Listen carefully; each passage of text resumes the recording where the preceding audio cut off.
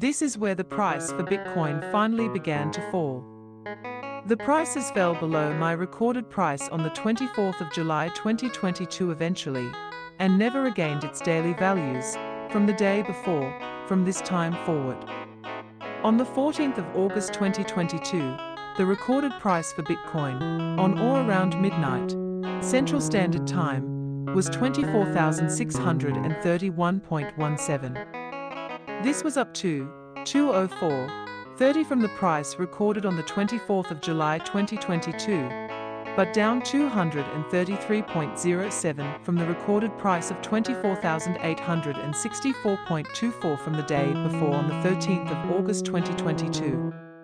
On the 15th of August 2022, the price recorded was 24,383.05, up 1,956.18 from the recorded price on the 24th of July 2022, but again down 248.12 from the price recorded the day before.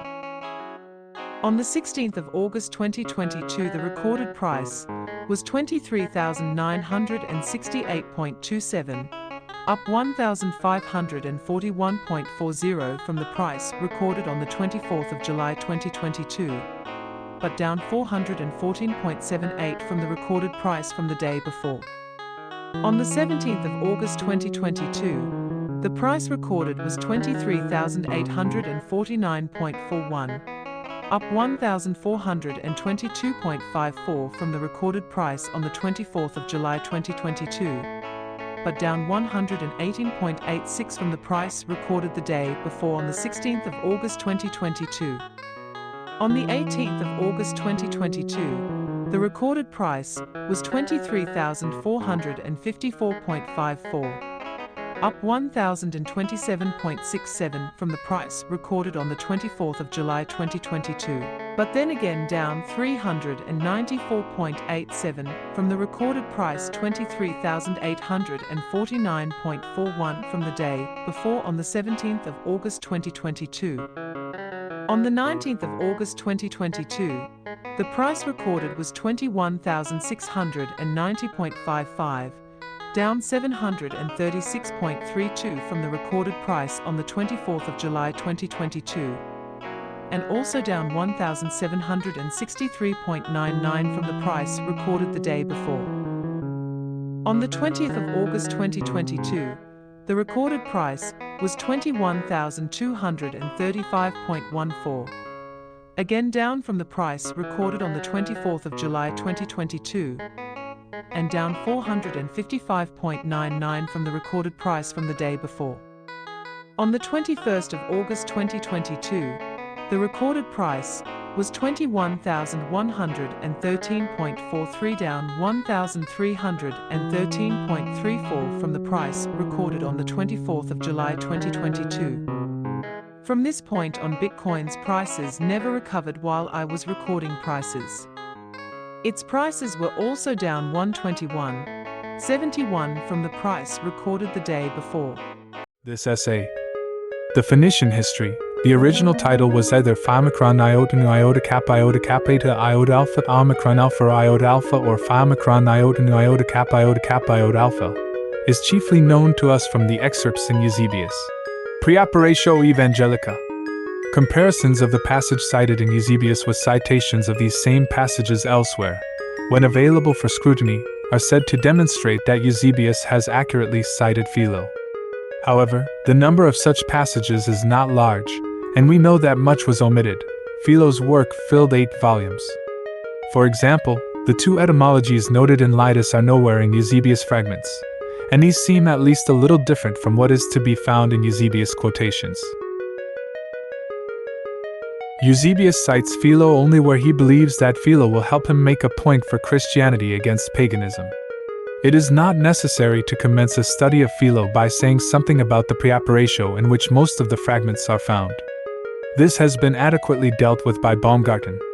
It is sufficient to observe that while this issue is crucial to a consideration of Eusebius' work, it is not essential when combing Philo for evidence of Phoenician religion.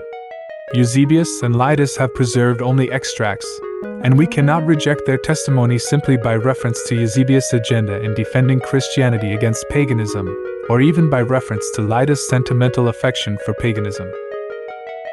When one turns to the Phoenician history itself, one is struck, on analysis, by the fact that it seems a heterogeneous document. As Baumgarten demonstrated, the cosmogony, together with the zoogony, is exceptional within the parameters of the work in that they are the only portions which are composed in the form of poetic parallelism. I would modify this only by adding that in the work as we have it, it is the only example of parallelism. However, Baumgarten's conclusion is surely correct. It would appear that Philo used various sources and probably sources of diverse origin and date in his writing. Another argument for the use of different sources in Philo is that the deity Mart's name is sometimes vocalized as mouth. When one takes into account the contents of Philo's material and its similarity to Ugaritic literature, Baumgarten is correct to conclude that the analysis of the form and style of Philo's cosmogony indicates its ultimate Phoenician source and suggests a date. Baumgarten, what Kauser being an ironworker shows is that Philo's sources are a mixture of ancient and more recent materials. It is not a better argument for the lateness of the material in Philo to say that Sanchuniathon is not attested before Philo, as so few Phoenicians are attested at all. Phoenician literature has not come down to us with very few exceptions. The vast majority of Greeks simply disdain the language and literature of their eastern neighbors. In Morris' pithy phrase, Hellenism sundered Greeks and Orientals. Porphyry, who was a lot closer to the critical moment than we are, and as I contended, was possibly literate in Phoenician, stated, Sanchuniathon of Beirut gives the truest account concerning the Jews, since it agrees best with their places and their names. For he took the treatises of Hieromobilus, the priest of god Ieuo, who dedicated his work to Abibolos the king of Beirut. Hieromobilus' work was accepted as correct by Abibolos by those who investigated the truth in his time. Although he argues against the reliability of this, Baumgarten provides grounds for its plausibility when he says, in view of the close geographical, linguistic, and ethnic connection of Jews and Phoenicians, works on the Jews might be approved by Phoenician scholars or Jews might be discussed by an author like Sanchuniathon. It has been often observed that here, Porphyry refers to a work of Sanchuniathon on the Jews, and not a Phoenician history. A more critical point is that according to Bickerman it was rare for a religious work of the ancient Near East to have a named author. Rather, this is a Greek practice. The upshot, then, is that Sanchuniathon's source is Hellenistic.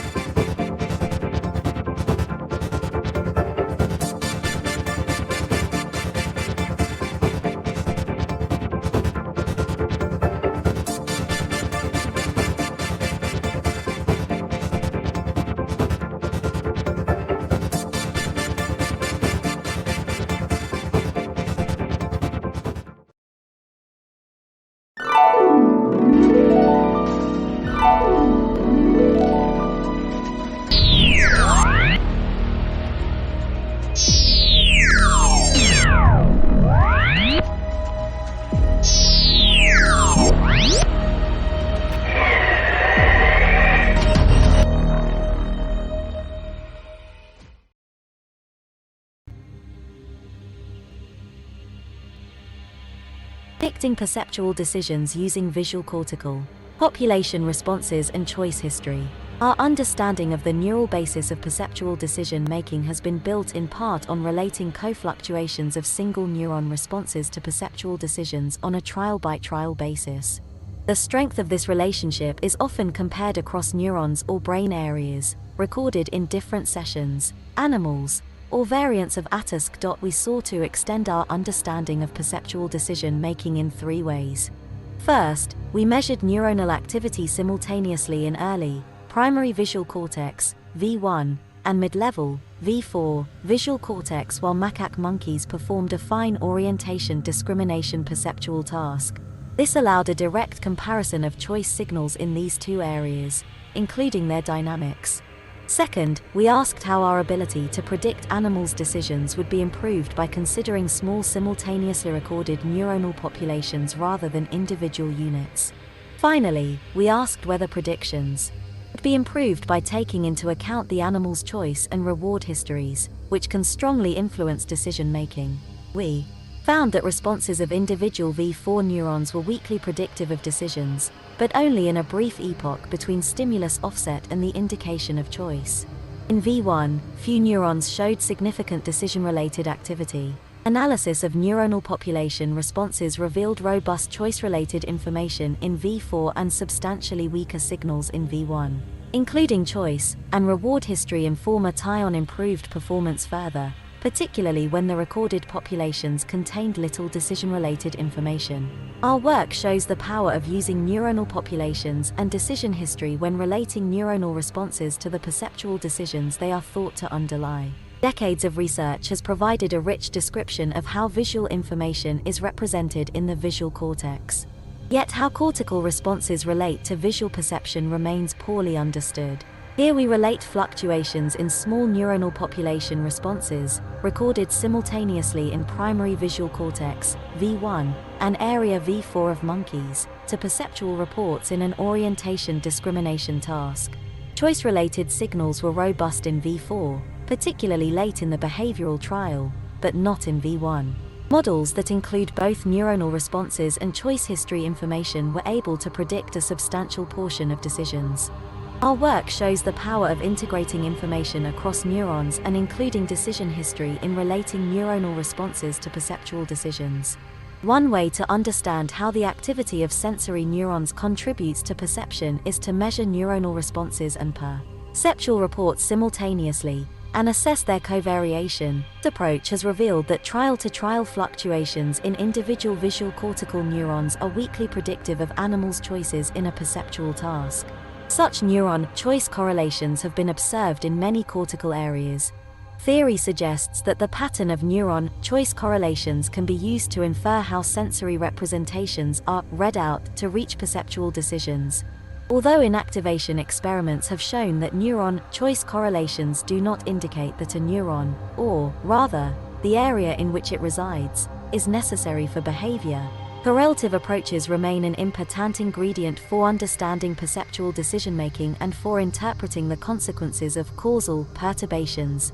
To date, much of our progress in understanding neuron choice correlations has relied on a stereotyped experimental AP approach, isolating individual neurons in an area of interest, tailoring the task in each session to the functional properties of the recorded neuron, and relating neuronal responses to perceptual reports using choice probability analysis. This approach has several limitations, which we sought to overcome in the current study.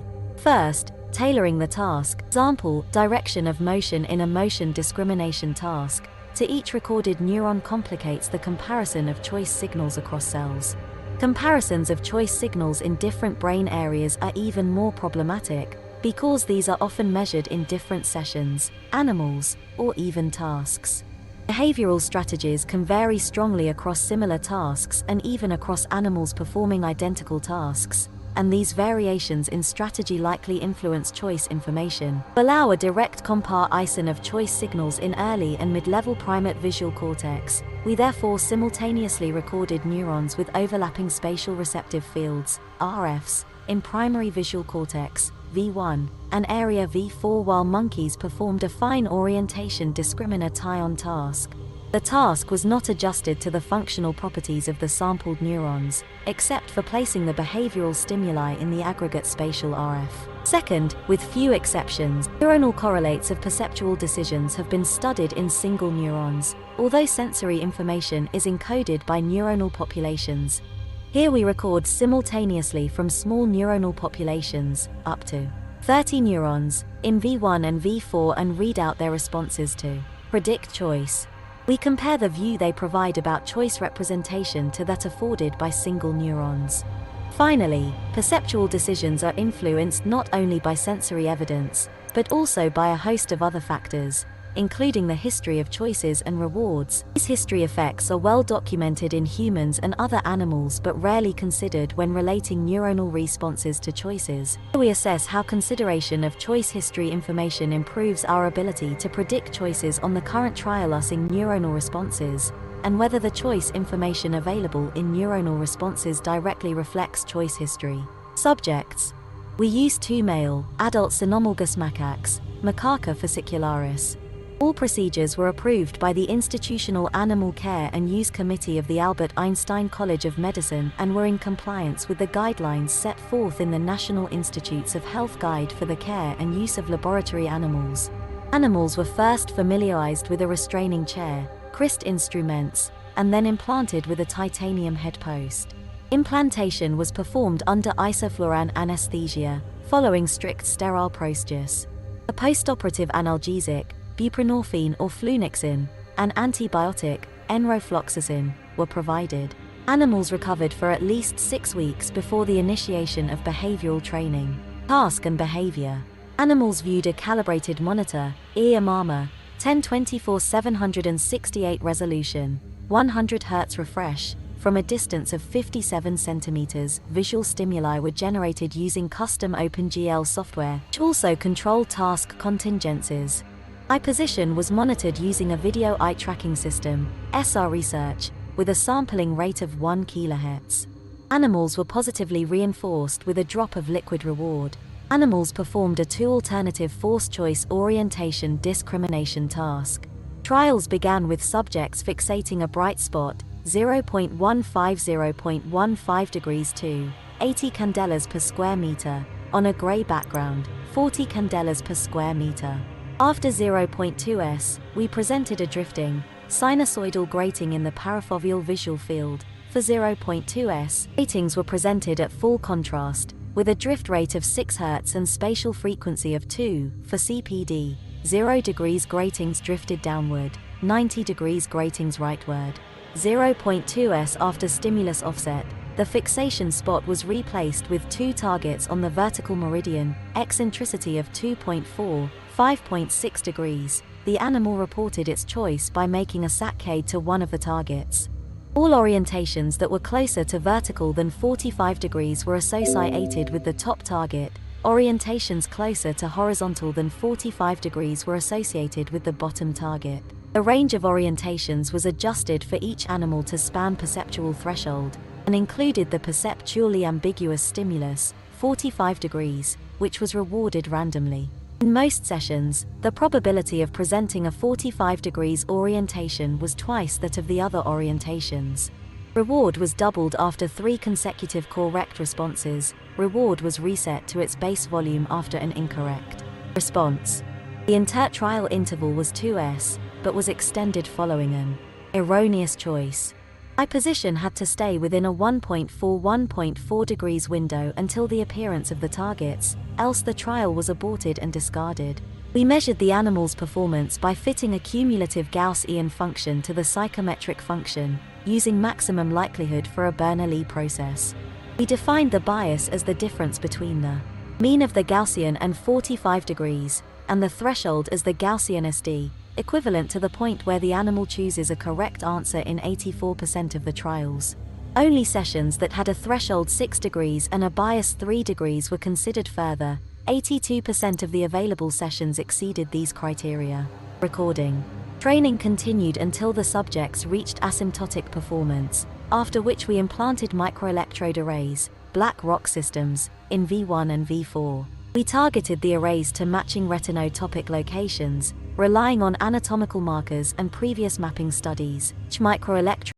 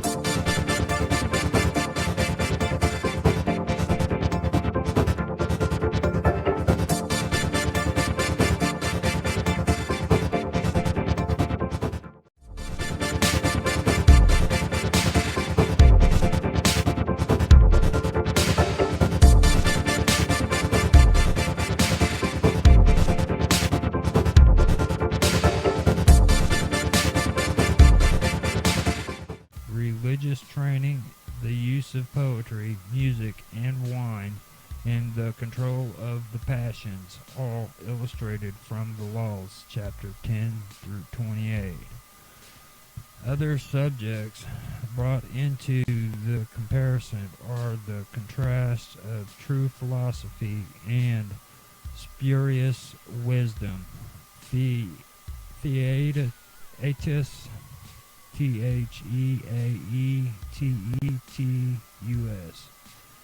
the education of women, which is republic, the passage of the laws and republic corresponding to the Hebrew proverbs and laws of Moses on the memory of the just, riches, and poverty, and the honor due to parents on slaves, landmarks, and thieves, chapter 29 to 42.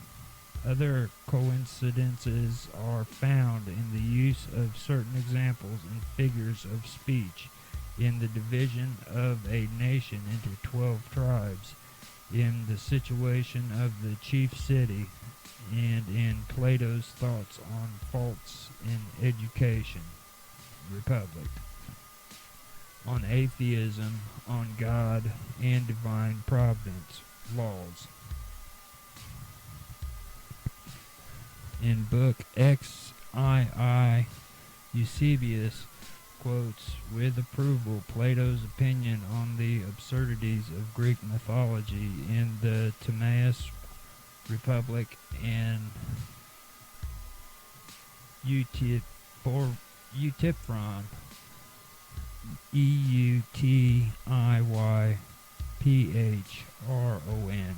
chapter 1 through 5. On steadfast adherence to truth even unto death, in the Crito and the Apology of Socrates, chapter 6 through 11, adding the testimonies of Aristobulus and Clement to the agreement of Plato and other Greek philosophers with the Hebrew Scriptures, chapter 12 and 13. The remainder of the book treats of matters in which Plato's teachings is condemned concerning the belief of the common people, Timaeus and Republic, a multitude of inferior gods and demons, the nature of the soul, Timaeus, criticized by the Platonist Severus, the worship of heavenly bodies, laws, and Timaeus, the treatment of women, laws and republic, unnatural vice, and laws of murder. In book XIV, the consistent truth of Hebrew doctrines adopted by Christians is contrasted with the contradictions and conflicts of Greek philosophers, showing how Plato criticizes his predecessors in the Theaetetus and Sophista, and was himself criticized by his followers in the successive academies, who in their turn are subject to the keen satire of Numenius, chapter 1 through 9. The subject continued in quotations from Porphyry, Xenophon, Plato, Plutarch, and especially from Aristotle's of philosophy against the schools of Parmenides, Parmenides,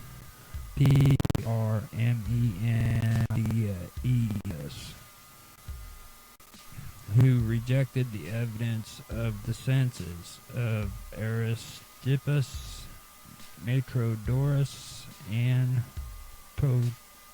Protagoras, who believed them alone, and of Pyrrhonists, who believed nothing at all. The doctrines of Epicurus are refuted from the writings of Aristocles, Plato, and Dionysius of Alexandria, chapter 21 through 47. In Book XV, the moral character of Aristotle is defended against the slanders of Epicurus and others by Aristocles. But where he differed from Plato and the Hebrews in regard to virtue and happiness, the ideas of God and his providence, the creation of the world, the fifth corporeal essence, the nature of heavenly bodies, and the immortality of the soul, his doctrines are severely criticized by Atticus and Platonists, chapters 2 through 9. His description of the soul as an intellitia is further criticized by Plotinus, Porphyry, and Atticus, 10 through 13. The Stoic philosophy is discussed by Aristocles, Arius, Didymus, Porphyry, Longinus, and Plotinus, 14 through 22. The remainder of the book is occupied with the long extract from Plutarch de Placitis Philosophorum on the various physical theories of the world, followed by the judgment of Socrates on such questions from the memorabilia of Xenophon.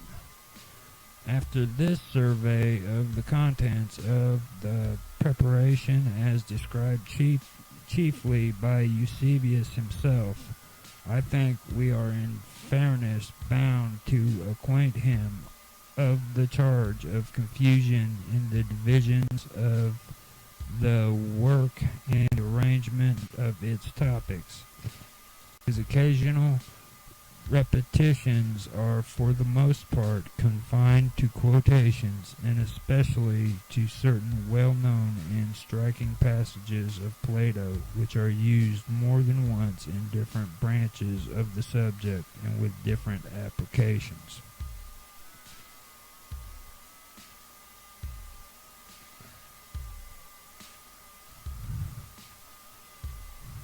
Okay, so now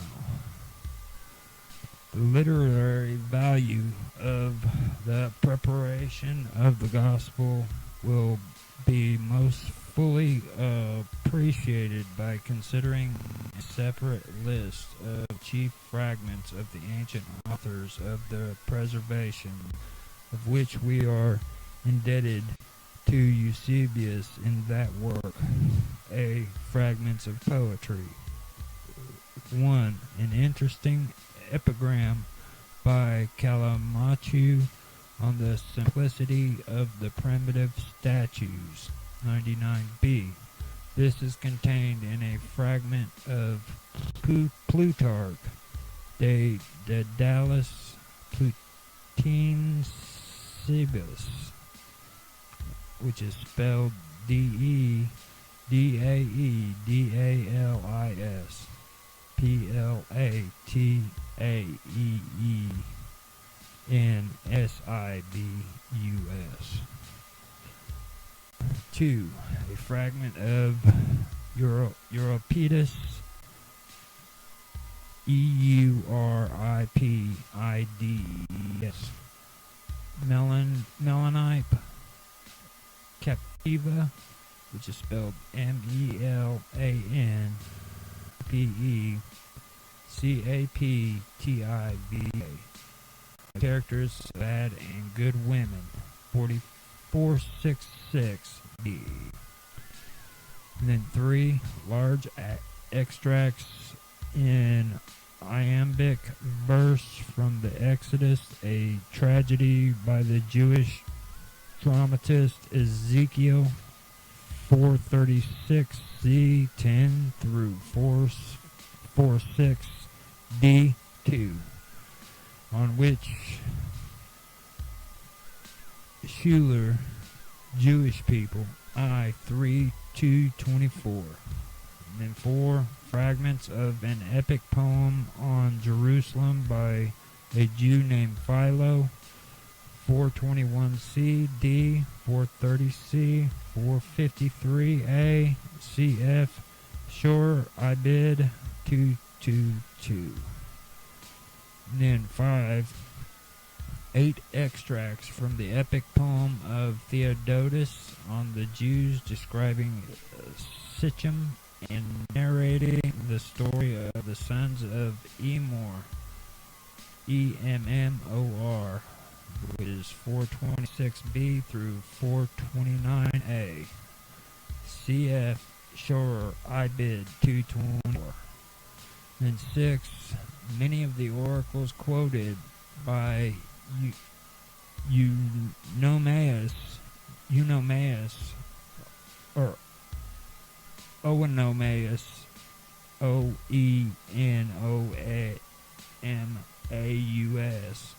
in the detection of impostors, 209c through 234a. And 7, all the oracles contained in the work of Porphyry on the philosophy to be derived from oracles, 123d through 124b, 145a through 146b, 168b to 175c. Or no, 168b and then 175c. These oracles, with their context, are carefully edited by Wolff in his work Porph de Philos, Porph, comma, or period, DEPHILOS,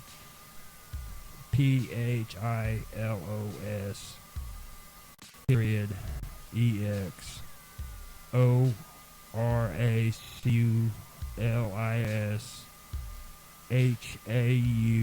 HAURIENDA, ex auriculis horrenda, of which they form the chief substance.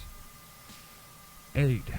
Pender FR insert 2 105. There's just a bunch of crazy stuff on that one. Okay. Basically, this is the quotations that's going through there. There's a whole bunch of them on there. On the conclusion, the work, which has been my chief occupation and my delight for several years, is now drawing to a close. I have to renew my thanks to friends already mentioned in the preface to Volume I, to Dr. Sunday, whose counsel and encouragement first led me to add to the English translation a revised text, to Dr. Redpath, by whose many useful suggestions and careful corrections of the proof sheet I have been aided throughout, to John Meyer, the professor of Latin in the University of Cambridge, and Dr. Joseph Meyer, to the Rev. W.R. Ing, one of the rare students of Plotinus, to Dr. H.H. Turner, F.R.S. Sullivan, professor of astronomy, and last but least to delegates, secretary, and other officers of the Clarendon Press, to whose unfailing kindness and invaluable help I am most deeply indebted. of the inadequacies of my own work, I am painfully conscious. To do full justice to so large compilation from all branches of ancient literature, the editor himself should be historian, poet, philosopher, archaeologist, astronomer, ethno, ethno, ethno, ethnologist, and I certainly am none of these. For all errors and defects which remain uncorrected, I can only trust to receive the indulgence for which old age not often pleads in vain.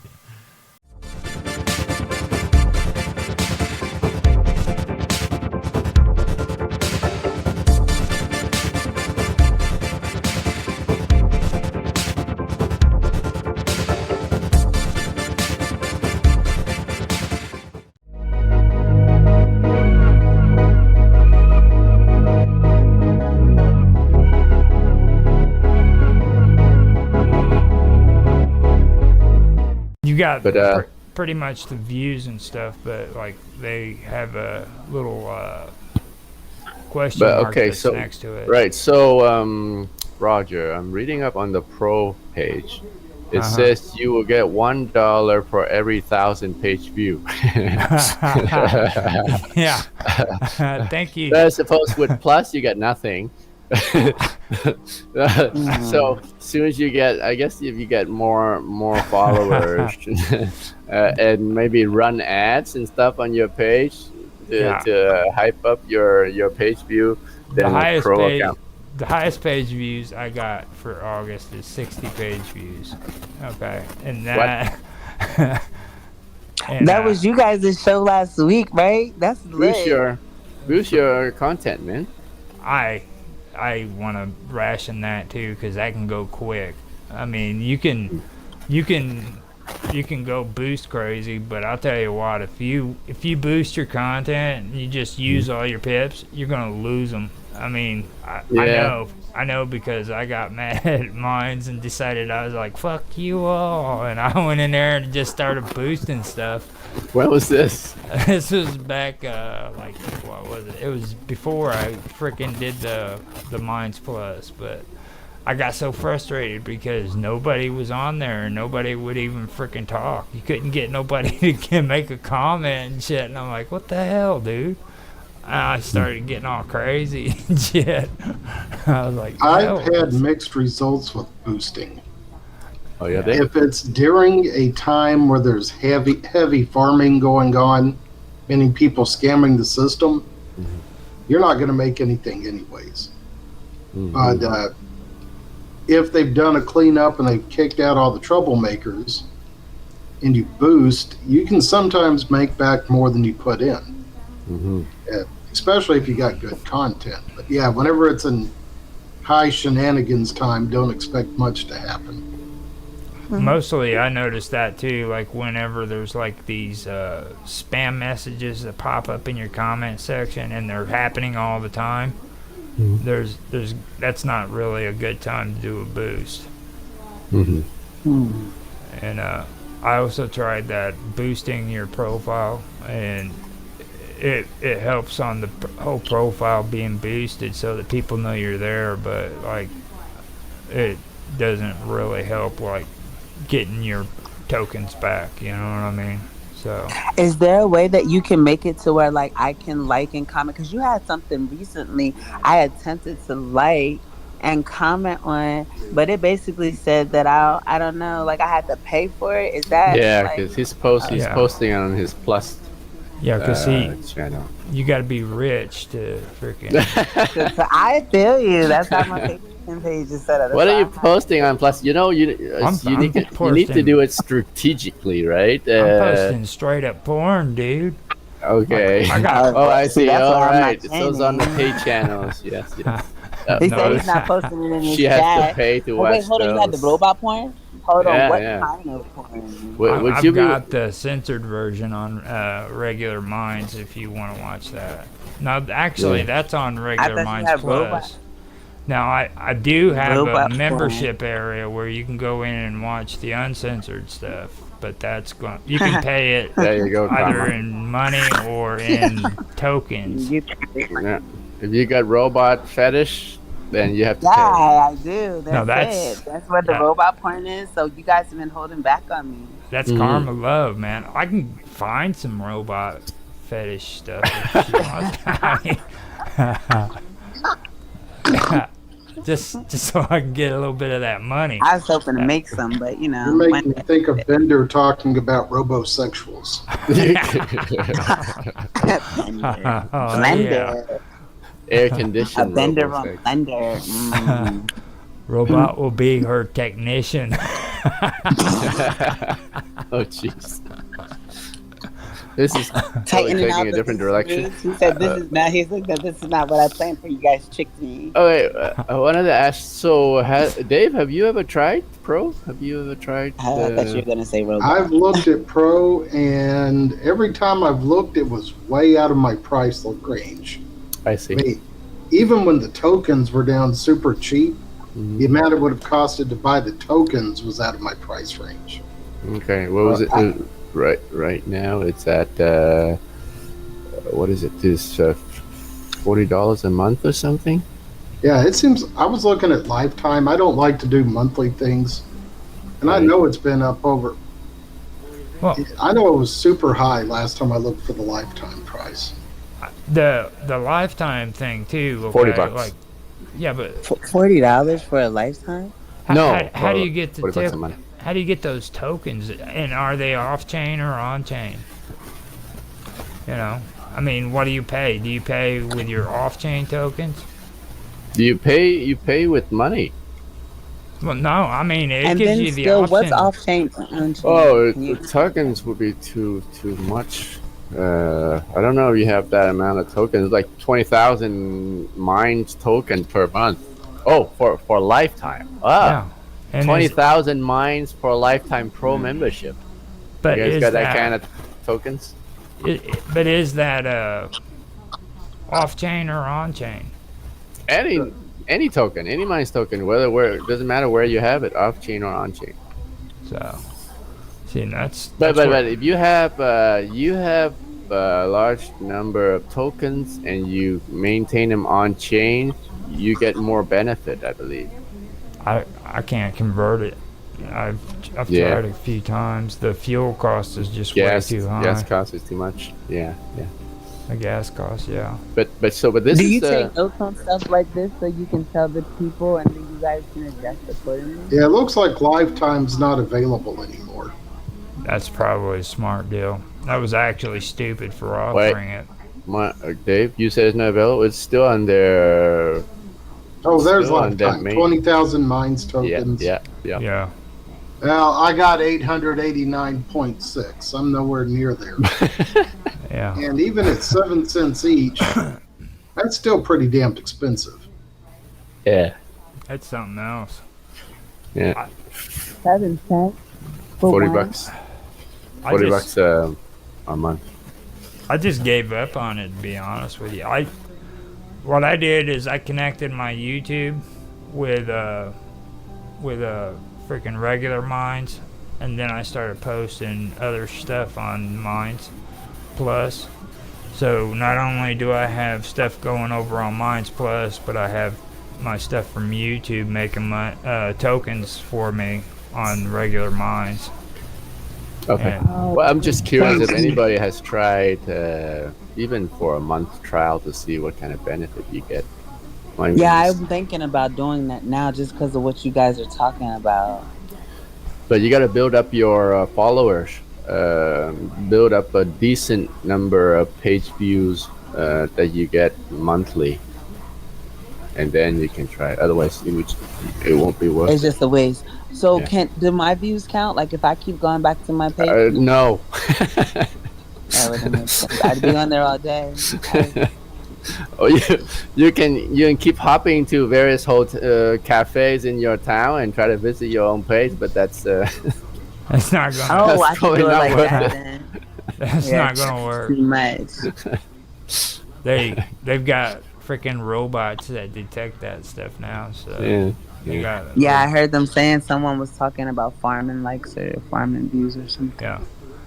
And like when I was talking about WLCs on there, I thought it was just common knowledge that everybody knew what a WLC was. Like I do it all the time, and it's not really manipulating anything. It's just like freaking, you know, group of people get on a group on Discord, and like if you watch my video, like it and comment on it, then I'll do the same for you. You know.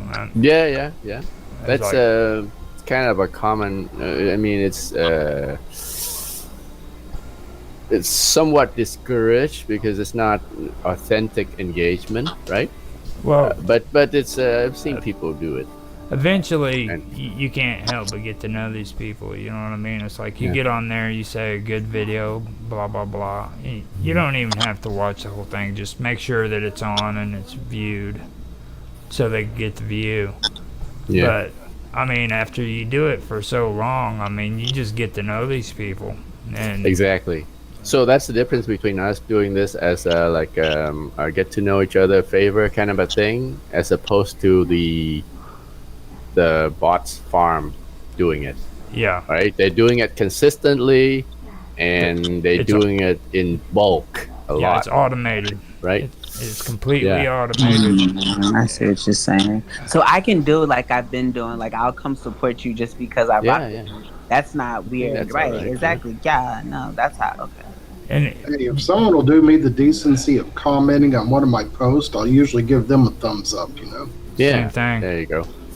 and just remember And the that's most fine, I think. just remember the most important part of it, okay, is I need the money. Okay, I mean, I need the money. I want to get rich. All right.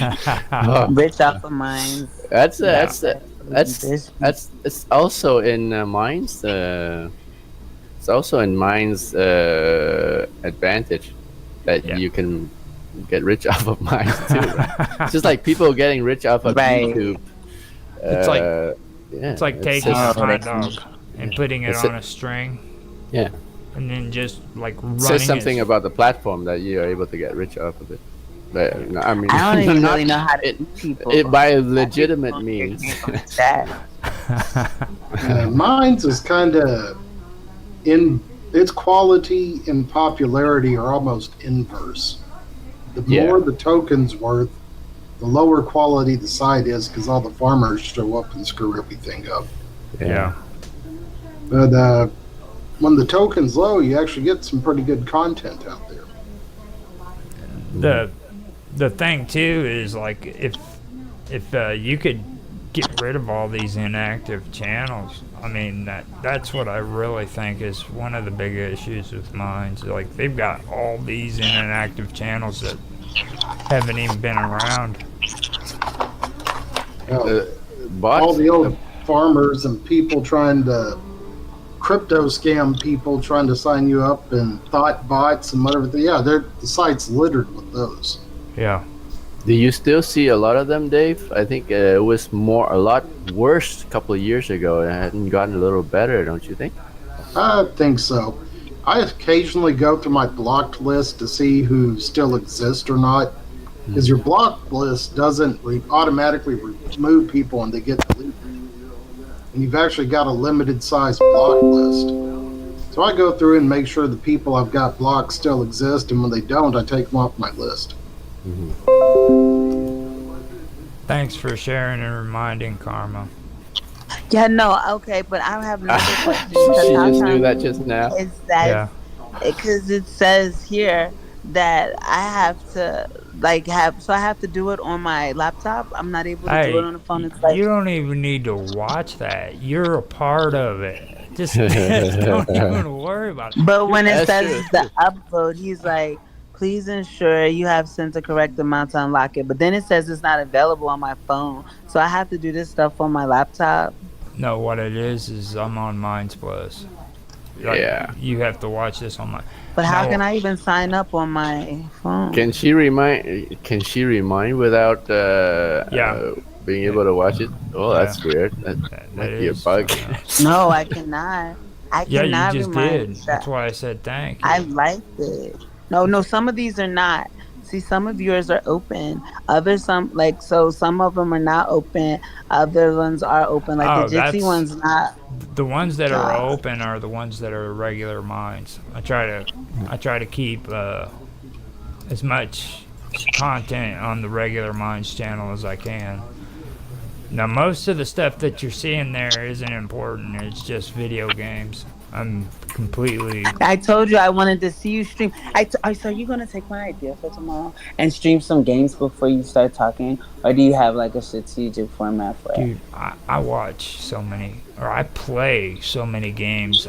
That's like old hat shit for me. You know what I mean? Like This looks like Spyro. Oh, it's Pokemon. I would rather sit and have a conversation with you guys about video games and stuff. Like me and Dave, we've been talking about the.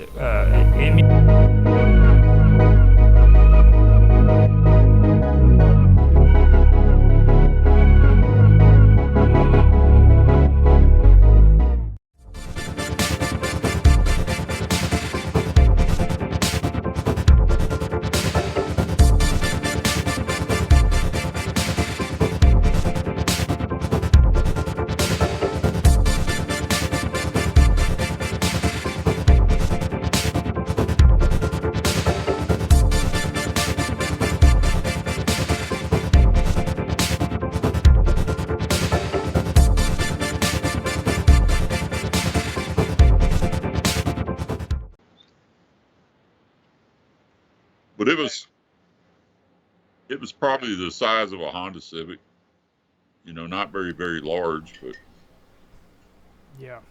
No. it's stuff like that you never put together until later on. At least I didn't.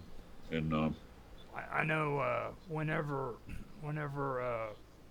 I pay attention to a lot of that stuff. They've had cases where these saucers have landed, and whenever they take off, the stuff around it doesn't grow up. I remember there was a story of a farmer yeah, who, yeah, who had it happen to him, and then years later, I think his wife, after he had died, his wife and his son, I believe, came forward and told everybody about it. And then there was that case with the police officers where they had that police officer and his partner found that landing site out in the desert. yeah. I don't know if you remember hearing those two stories, but that's what that really brings to mind with me. So Yeah, there's several cases. They said what was the guy that was cutting the trees down and stuff? Walton, was that his name? Walton. Yes, that was him. They said all the trees around that area started growing towards that spot where it landed at. It actually accelerated the growth of the trees. Yeah. And I thought that was very interesting. I know, if you take a section of the woods where grass has grown up and all these weeds and stuff, you set fire to it within just 2-3 weeks, it is green and lush, and as far as you can see across there, and it's almost like it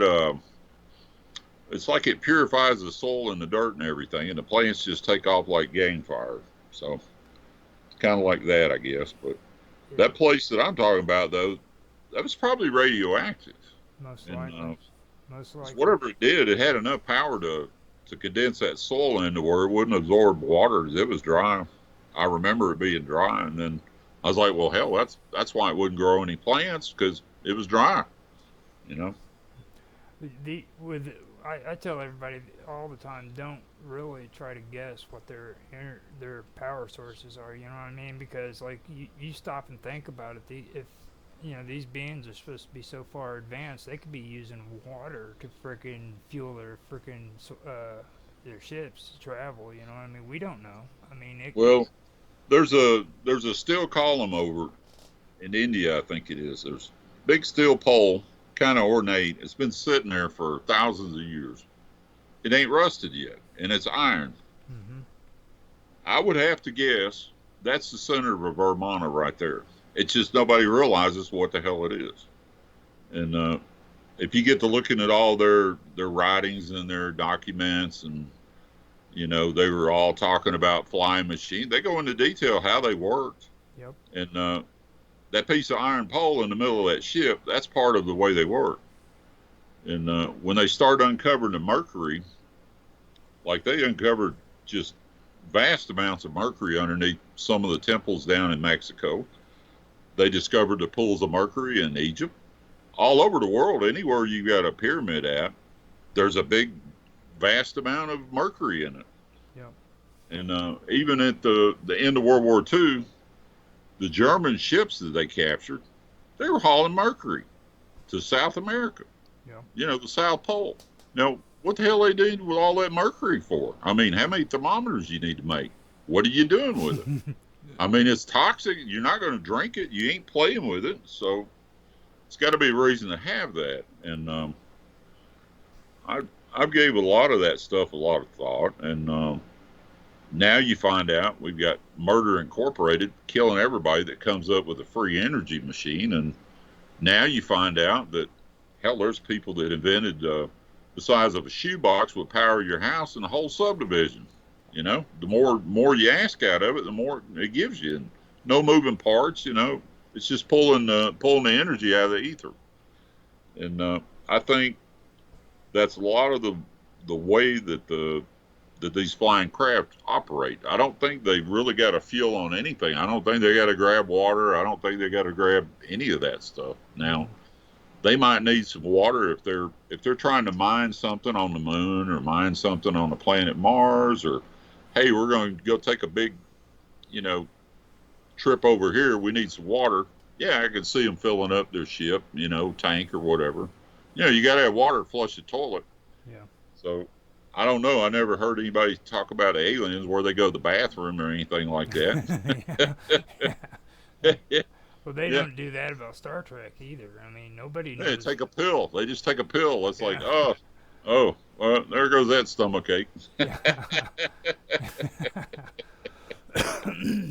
Or maybe they just get in front of a little machine that beams it out of them. I don't know. Now that you bring up World War II, it makes me think of the Foo Fighters that were spotted during air combat. You know, especially with you talking about orbs and everything. That's exactly how they described it too. There were orbs. Yeah. There's actual pictures in the newspaper of all those things, and they report them to be the size of a basketball, all the way up to larger. And you know, thinking about the description of them, and it matches a lot what I mess with out here in the yard all the time. And I'll send you this link to this video real quick. And this is the first time I discovered them. I didn't know they were there. I had no idea they were there. I was done recording for the night. I'll give you a link to it real quick. But this is my first encounter, my first video with these things. And there was 2 of them with a mark on the front of them. These are about, after I got a chance to measure them, they're about 2 foot in diameter is how big they are. Perfectly still, just sitting there.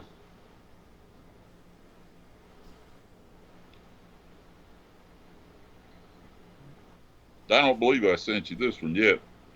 Did you see the one with the rod on it yet? Yeah, I did that one a second ago. I showed it on the stream. Yeah, that rod came out real clear. It's got 2 windings, one winding in the front, one winding in the back. Yeah. And it wasn't going that fast. I slowed it down to 20% speed anyway, but still, for a rod, you know how fast those things go. Yeah. I thought that was kind of neat because it was probably about 20 feet away when it came over in front of me, and I seen it go by, and I said, "Wow, that's a rod." Now, I and I see them all the time. I just don't bother, posting them. Now I know the story I told you about. I mean, it actually made it to local news, and I mean, if you know anything about all this stuff, which you do, I mean, that's a big deal. And if you can make it on local news, that means it caught somebody's attention. So, I mean, I thought that was pretty impressive.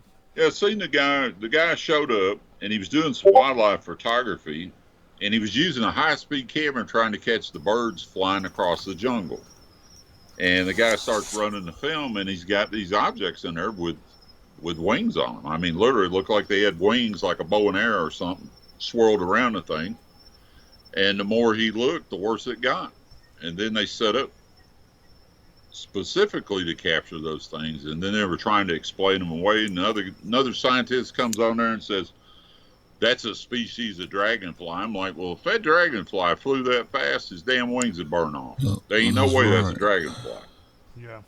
Because dragonflies are fast, but they're not that fast.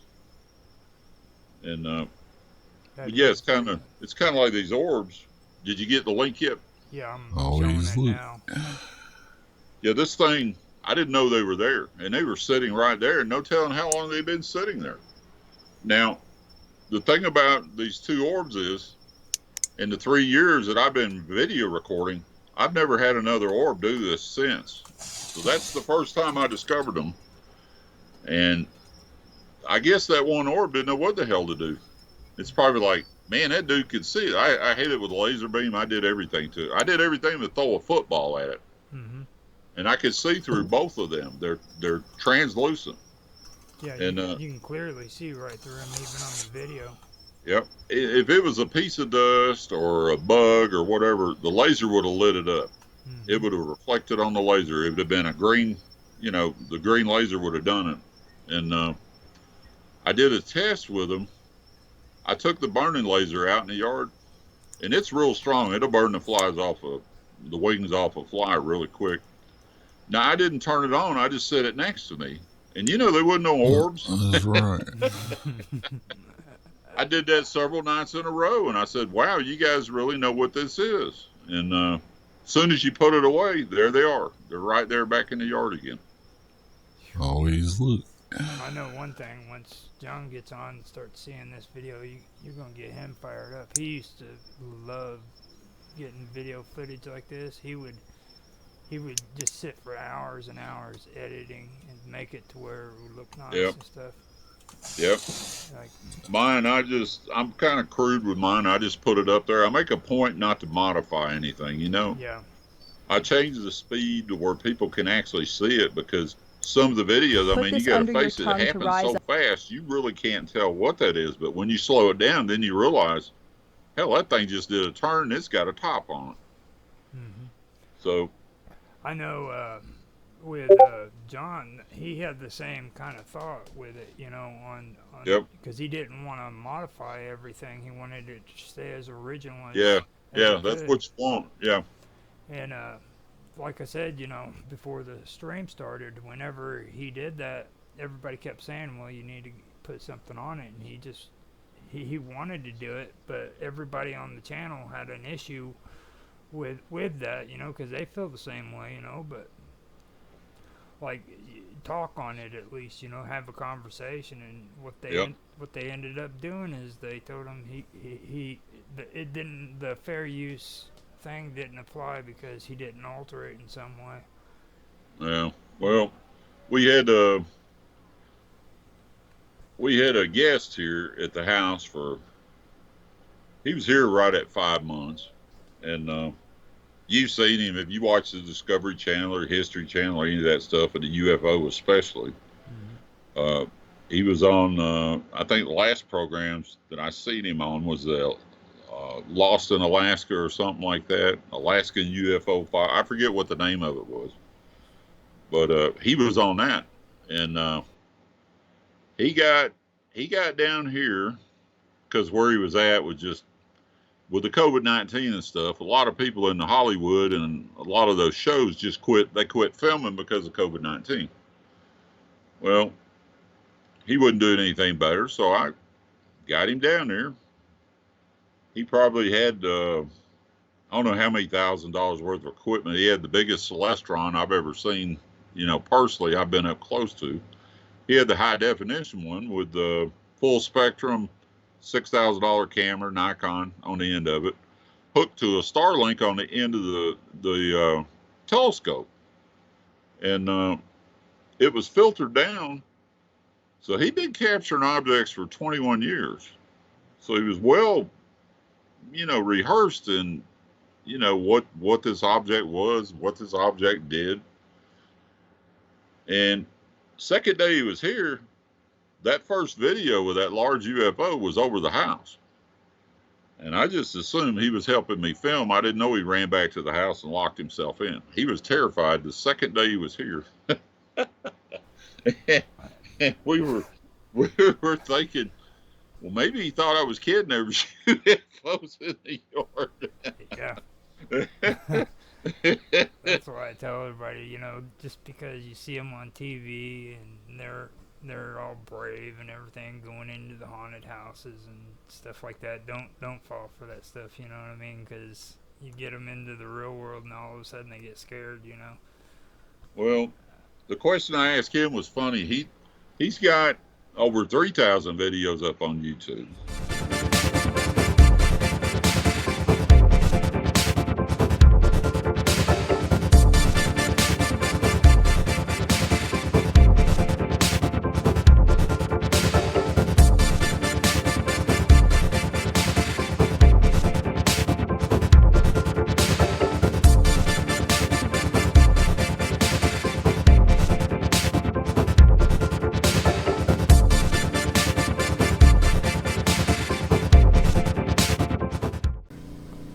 Hello everybody and welcome back to another episode of Wow Talk. Today I have some good stuff that I want to bring up for talking points, but before I get started with that, I want to kind of take time to go over some of the things that have been going on with the wonderful world of weirdness on YouTube, as well as what we've been doing with branching out and bringing the channel to other platforms as well.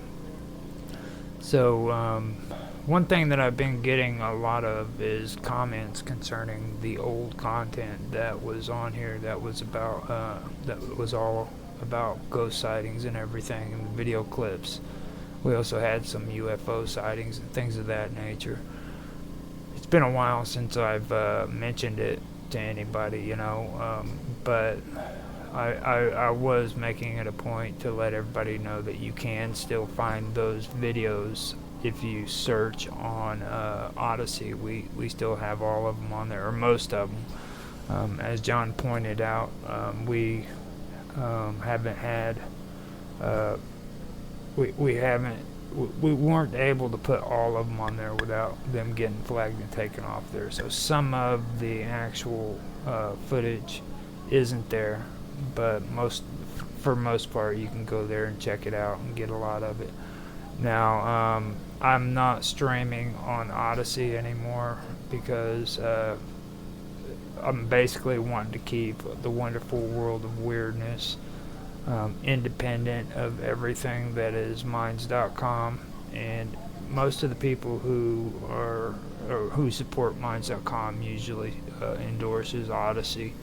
Now Odyssey was pretty cool a while back because you could sync the YouTube channels up and it could actually post the videos that you had on YouTube to Odyssey, but they stopped doing that.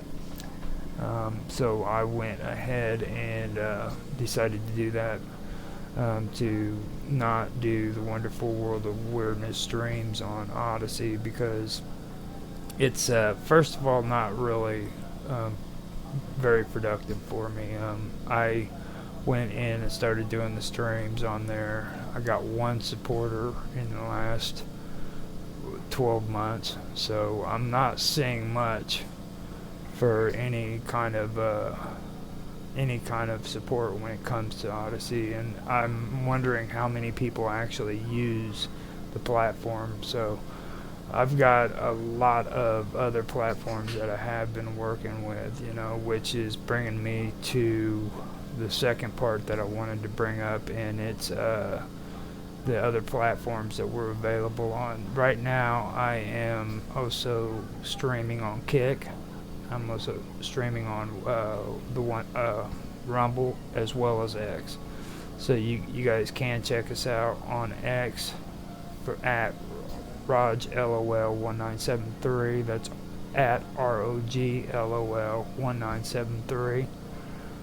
You can also check the wonderful world of weirdness out on Rumble. as The Wonderful World of Weirdness. And besides that, we are on Kick on my channel there, which is Roger_Hanson. Then, of course, we have YouTube, which has been the original and the first stream for The Wonderful World of Weirdness. And I just also want to bring it up to everybody that I know that the format has changed quite a bit when it comes to what it used to be. I really wish that I could, have that format from before, but that caused a lot of issues for John, as well as it caused a lot of issues for me when I was taking over when it comes to these short videos. Now, I know a few other people who do UFO sightings and stuff like that, but that's usually their content, okay? A lot of the content that was put on this channel was content that was picked up from other people. And Creative Commons has a stipulation in YouTube where when you do that, you have to alter the video in some way. You have to talk on it and make narrations and stuff of that nature. Now, that would have been great if it would have been done in the beginning, but it became an issue after we had the insane amount of videos that was available on here. They started hitting, YouTube started hitting the channel up, saying that we were no longer eligible for monetization and all that stuff. John was getting copyright infringements left and right, and finally he reached out to me and he said, look, man, I'm getting ready to just dump The Wonderful World of Weirdness. And I told him straight up, I was like, dude, please don't do that, just let me take over on it. I'd rather see the channel go on than have it deleted. So just so everybody understands, man, this is it. This is the last hurrah. If I don't make this channel work, it's done, okay? John was done with it. He was finished with this channel. I still talk to him on Discord and hang out with him and stuff. He's come on here like once or twice, maybe 3 times in the last year after we did Old Men Talking, but he is done with it. And I don't blame him one bit because of the things he's told me. He's put up with a lot of things with this channel. He's even had death threats made against him because of it. And I understand completely why he's done with it, but I'm wanting to, give this thing a chance and get it going. If you guys want to reach out to me and be a part of it, you're more than welcome to. I've told everybody this is a community-based forum.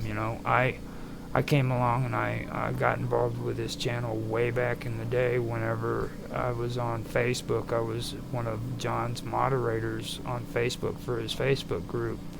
And I've loved The Wonderful World of Weirdness. I hated the fact that I had to delete all those videos, okay? So don't get me wrong when I'm telling you all this stuff, because the reason why I had to do it was because I had no other choice, all right? Now, I like I said, I understand where you guys are coming from that stuff, but this is the way it's got to be done for now, And if you guys want to come in and do your own shows, I more than welcome you. Reach out to me, let me know, man. I will schedule it into the week. If you don't know how to stream, I will do the streaming for you. Me and Summer Todd do that all the time. Austin's even thinking now about making his own shows and setting up his own content on one of my channels, and I'm helping him out. I'll be a cameraman for you, go through and let you do whatever you want to, any format you want. All I have to do is be there to make sure that the stream goes through. Get on Skype with me, and we can set up a Skype account. When you go in there, if you don't feel like live streaming, you just want to do a show with a recording, you just hit record right there on Skype and record your show. I'll make sure that it gets onto the channel, stuff like that. It's real simple. And if you guys are really interested and you want to get involved in the channel, then you are more than welcome to do it. I have no problem with that whatsoever. Now, Kindle Wonderland, thank you for making the comment in the YouTube chat section. When you asked why, I was wondering what that actually meant, because I've been going through quite a bit of stuff here, kind of recapping on some of the stuff that has been happening. So if you want, you can come on or you can come on in if you want to with the chat. Just let me know. But if you want to, just kind of let me know in the chat section what it was that you were talking about when you were referring to why, and I will answer that for you. But I also, like I said, was a part of this before, and John was nice enough to let me take over on it. But if it wasn't for that, this channel would have been gone a long time ago. So I don't know how else to put that. I'm not trying to say that I know what I'm doing or I'm even great at it, but at least I'm standing up and wanting to try to get this to work. I'm trying to bring in new content with different people. I've had interviews like you wouldn't believe within the last 2 years, man. And these are people who are involved in this stuff. That all the videos that you've seen of UFOs and of ghosts and stuff like that, I've actually brought people in who are talking about that stuff.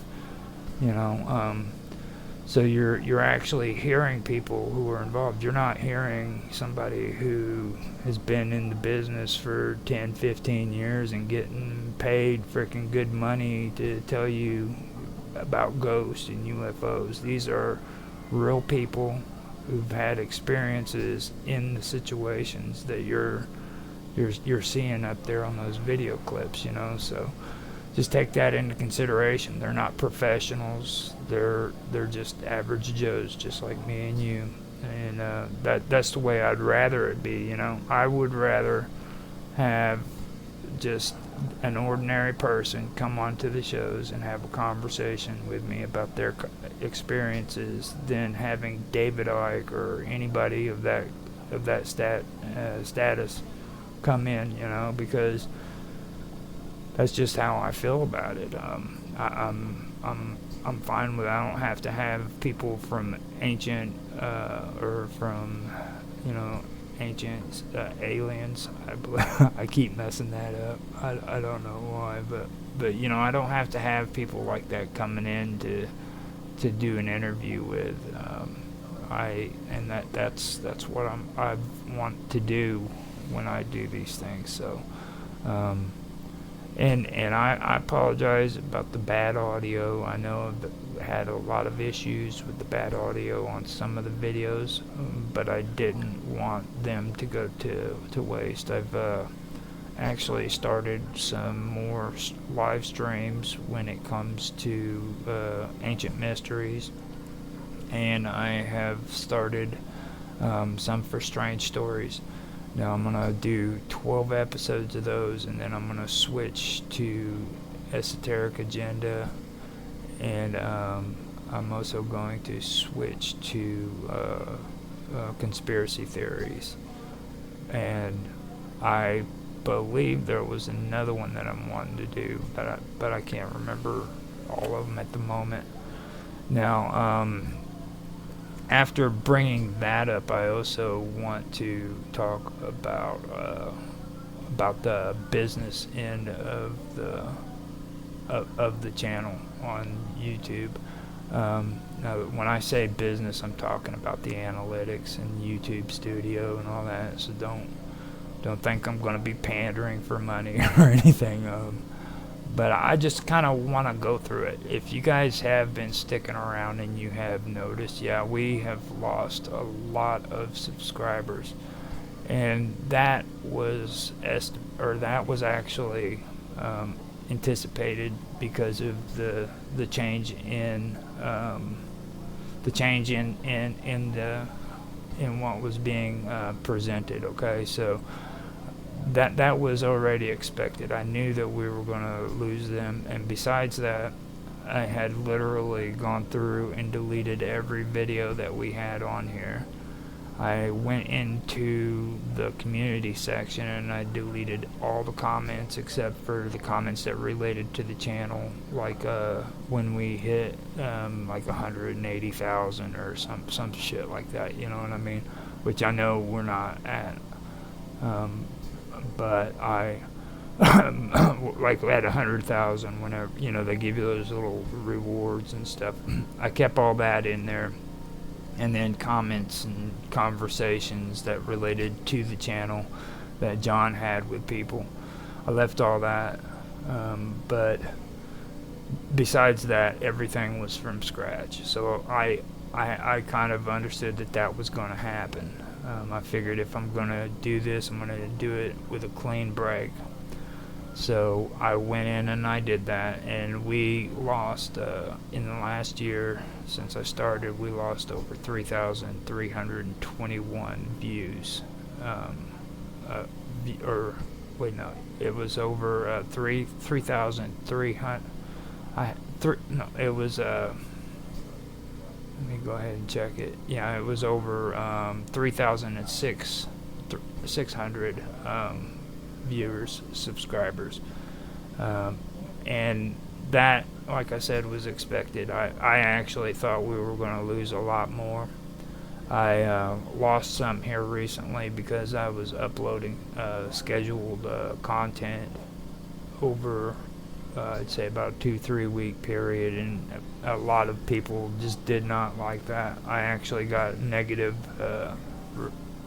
comments about it, and had to take care of that the way that I need to take care of it, because like I said, you know, when I first started this, I was told by John about some of the negative comments that were made.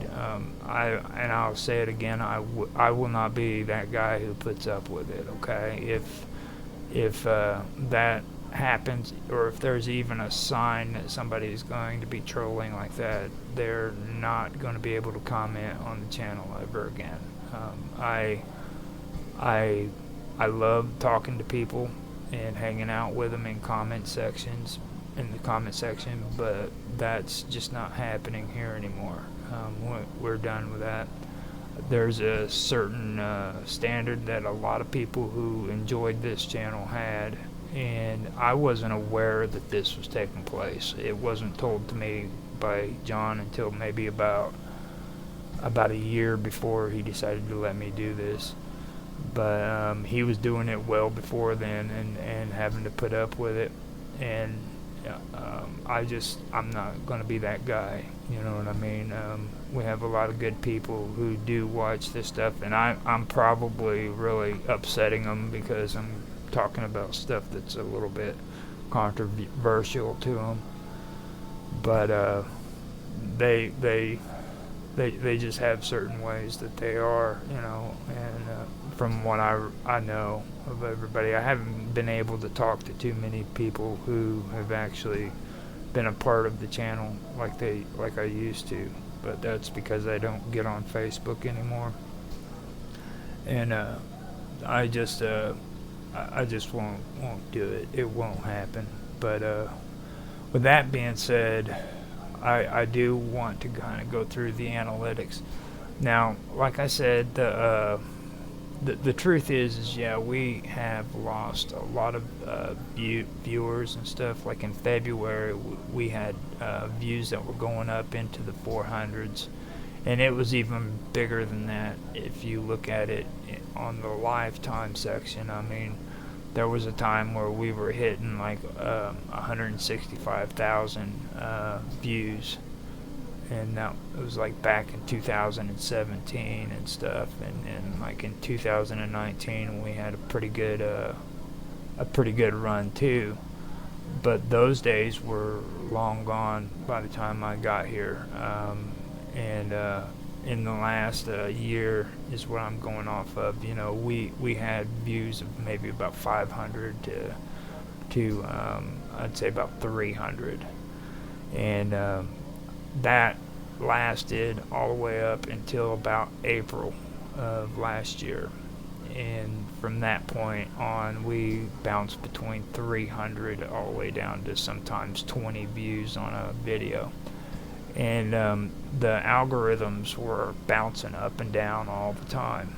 I mean, they were like, sometimes one day we would get like freaking 185 to 240, 328, and then the next day, bam, we were down to like 36 views on this and that.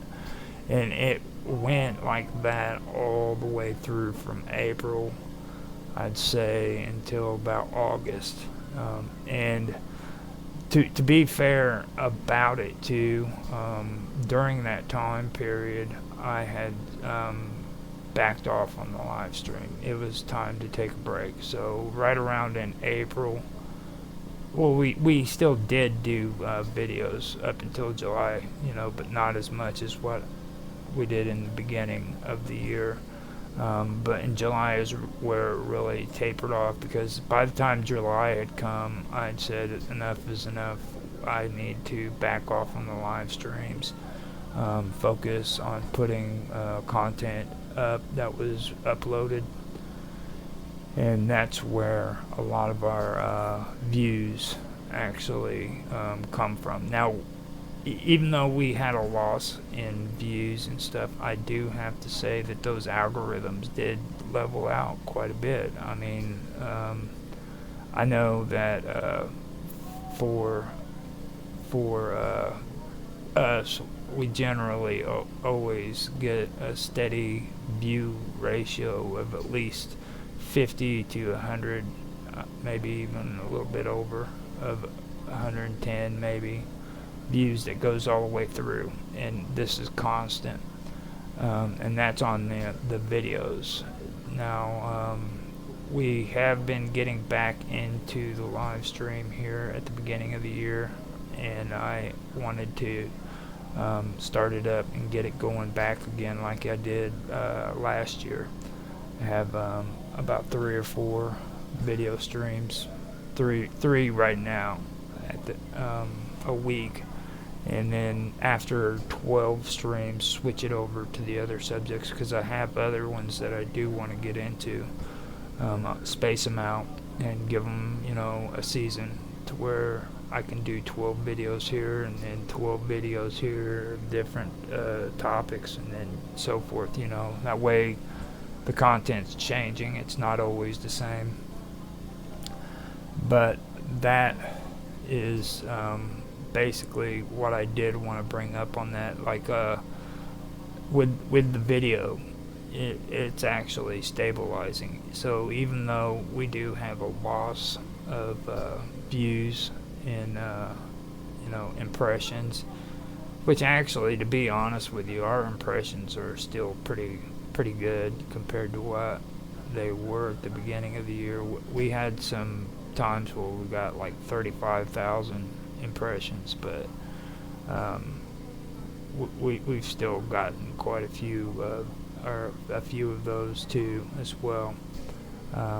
And like I said, even the impressions are on a steady, stable key, but the views are constantly between 0 and 200 at least.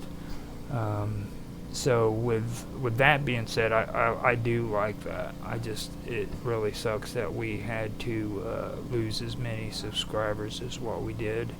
And I still hold firm to the impressions click rate, and just the click rate period, you know.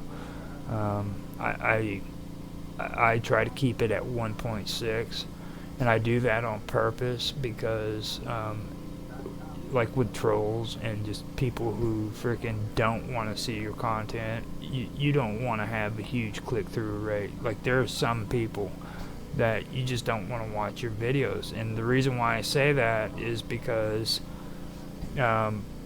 when you go in and you promote a video, for example, like you hit promote, you pay money for views, what happens is, like, everybody has to see what you're putting on the internet, okay? And everybody includes people who don't want to see ghost stories. Everybody includes people who don't want to see UFOs. They don't want to hear conspiracy theories. So with that, you're going to get thumbs down, you're going to get criticism in the comments section, and I get it sometimes here now with a click rate of 1.6, but if I actually had a huge click rate volume, I would get it all the time. People would always be bombarding me with trolling and bad, horrible comments and stuff of that nature. And I know we've got like a ceremonial troll who's been around since the beginning of the channel, most likely, but who likes to come in and downvote. And I'm not gonna name names, but I know who you are, dude. You know what I mean? It's like, let me just put it to you this way: we're okay. You know what I mean? You don't have to be a stalker. I'm okay with you actually being man enough to hang out and maybe even have a conversation, you know. I liked your shows too when you took over for John. So don't be like that, dude. You know what I'm saying? What happened between you and John is between you and John. Just let it go. You're not like being secretive or anything. I know who you are, dude. It's like just you know, don't be a dick. That's what it's all about. I mean, heck, I'm not stupid. You know what I mean? I know what I walked into when I got this, and I started doing it. You know, but that's just the best I can say about it. It was just like I can't believe that shit. You know what I mean? And you know who I'm talking about. Everybody who's listening to this knows who I'm talking about. But just putting it out there, you know, we got better things to do than to be like that, you know. Come on, man. If you want to come on and do your show, freaking let me know. It'd be nice to see you on here talking all crazy like you did before, you know. I'm sure John wouldn't have an issue with it either. As a matter of fact, you two need to make up, and that's my personal view on it. But you're old friends. You've been around one another for ages. You're like dinosaurs that are going to die together, you know. So I'm going to leave that alone. But yeah, I know who you are, and just actually, you know, come in and be a part of the community. Don't be like that. Just try to make something out of it, you know. I personally went through a lot of this stuff, and you had pretty good stuff going, but the only problem was you assigned a dollar bill to it, you know. Just some of this content was biting you in the butt, and you didn't know it until later on. So that's my encouragement to you and everybody else, you know. Stop getting so eager on that promote button. Allow your content to be organic, and it'll work itself out. So I think I did a good job at going through and covering a lot of this. Now, I do want to let everybody know that we have content scheduled all the way up until April for YouTube. We've got content on my channel on X for the Wonderful World of Weirdness, or for everything that I do. It's scheduled all the way up to April as well. On Rumble. I've got a lot of stuff of mine that's scheduled until March, and I don't know for sure how much of it is for the wonderful world of weirdness, but I can tell you that I have to do more of them because I've got a lot of content that needs to be uploaded. So it's not over when it comes to that, and we will have all of it. So everything is scheduled and ready to go. Now what I have to do is focus on getting these live streams done, and with that, I think we will have some good content coming for this year. Like I said, I've already started one. I've started some good shows so far. I did Mount Fuji and the Suicide Forest.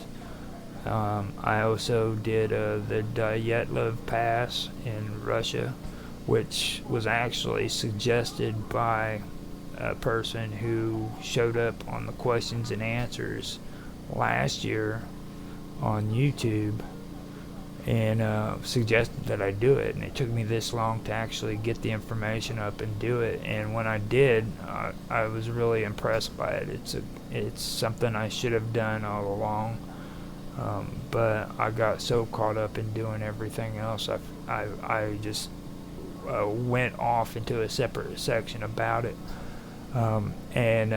It's sending me now down an avenue where I want to do the topics that I'm talking about now, which is actually this one has to do with the Monty in the Kanta, but it's just them. It's not about the Dyatlov Pass. There was a lot of information about these guys that I wanted to find out about, because I was doing the Dyatlov Pass, and these were the indigenous people that were accused of, or accusations were made that they were involved in the death of these explorers in that situation. And I'd done a deep dive on them previously, but I wasn't able to get anything out about them. And this time what I did is I went and I started pulling up the information. I got it together, and I just came together, and I wanted to share it and get it started. So let me see what we got here. Yeah, I am done with my business talk, and that's basically what I did there with the Dyatlov Pass. And then after that, I started doing some stuff with Mount Fuji and the Suicide Forest, and that is amazing stuff right there, about the actual volcanic veins that run underneath the forest itself. Okay, that right there on a spiritual pagan level, it just amazes me. And then the ground, okay, the ground is hard, and it's made out of volcanic ash, which creates an atmosphere where if you believe in the supernatural or the afterlife, whatever, in the pagan beliefs, it makes you think, it's a perfect environment for bad things to happen, because you have fire involved, you have water involved, which is the ice caves that are underneath the forest, and then you have wind caves that have moss growing out to the point where when you go in there you can't even hear your own echo, and that added to the ground, which is which causes a stillness over the Suicide Forest. It's completely silent. That was amazing. That also led me into finding other things out too. There's another mountain that's being worshipped in Japan, where at one time, supposedly, maybe they say that it's supposed to be like a lesson for children, but this other mountain is where people would take their elderly to abandon them. And story has it that the elderly volunteered for it. But that's just neither say, here or there, whatever. There's no way of really saying for sure if they volunteered to be, abandoned on a mountain, or if their family just did it. And there's supposed to be like paranormal activity that happened on this mountain too. So that kind of opened me up to a lot of things. Then that inspired me to want to actually do more in the whole subject of hungry ghosts and samsara. I'm really wanting to start something up concerning samsara and get things going on that. So I have that's possibly in the works as well. And from both of those put together, I want to start talking about the Muncie and some of the deities that were involved with them. Now, with that being said, I am going to go ahead and I'm going to start talking about it, and hopefully I can get some of this done. I just wanted to go through and kind of get all of it out and be done with it. So first I want to talk about Num Torum. Okay, Num Torum is a significant deity in the mythology and religious traditions of the Khanty and the Mansi people. They're indigenous groups from Siberia. Now these people are the ones that I was talking about just recently with the Dyatlov Pass and the incident that happened there. Now he's often regarded as the supreme god of or creator deity in their pantheon, embodying the sky and the overarching force of order in life. Num Torum plays a central role in the cosmology of these Uralic-speaking people, and his influence extends across their understanding of nature, spirituality, and the balance between the earth and the divine. Num Torum is primarily associated with the sky and is considered a celestial being who oversees the universe. His domain represents the uppermost levels of the cosmos, symbolizing purity, order, and divine authority. As a creator god, Num Torum is credited with shaping the world and establishing the natural order. He is also seen as a protector of humans, ensuring balance and harmony in their lives. In the Khanty and Mansi belief system, Num Torum is often depicted as a patriarch figure who governs the pantheon of gods and spirits. He is seen as a benevolent yet distant deity who interacts with the world primarily through intermediaries or lesser spirits. Num Torum is often contrasted with forces of chaos or malevolent spirits representing the principle of order in the universe. This duality reflects the Khanty and Mansi understanding of the world as balance between opposing forces. In the Khanty and Mansi cosmology, the universe is divided into several layers, often conceptualized as a world tree or a multi-tiered structure. You have the upper world, the domain of Num Torum and other celestial beings, symbolizing the heavens and the realm of the divine order. Then you have the middle world, the earthly realm where humans and animals live. This is the space of everyday existence and interaction with spirits.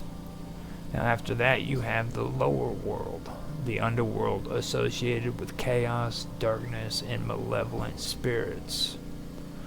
Nam Torum's family plays a significant role in maintaining the balance between these realms.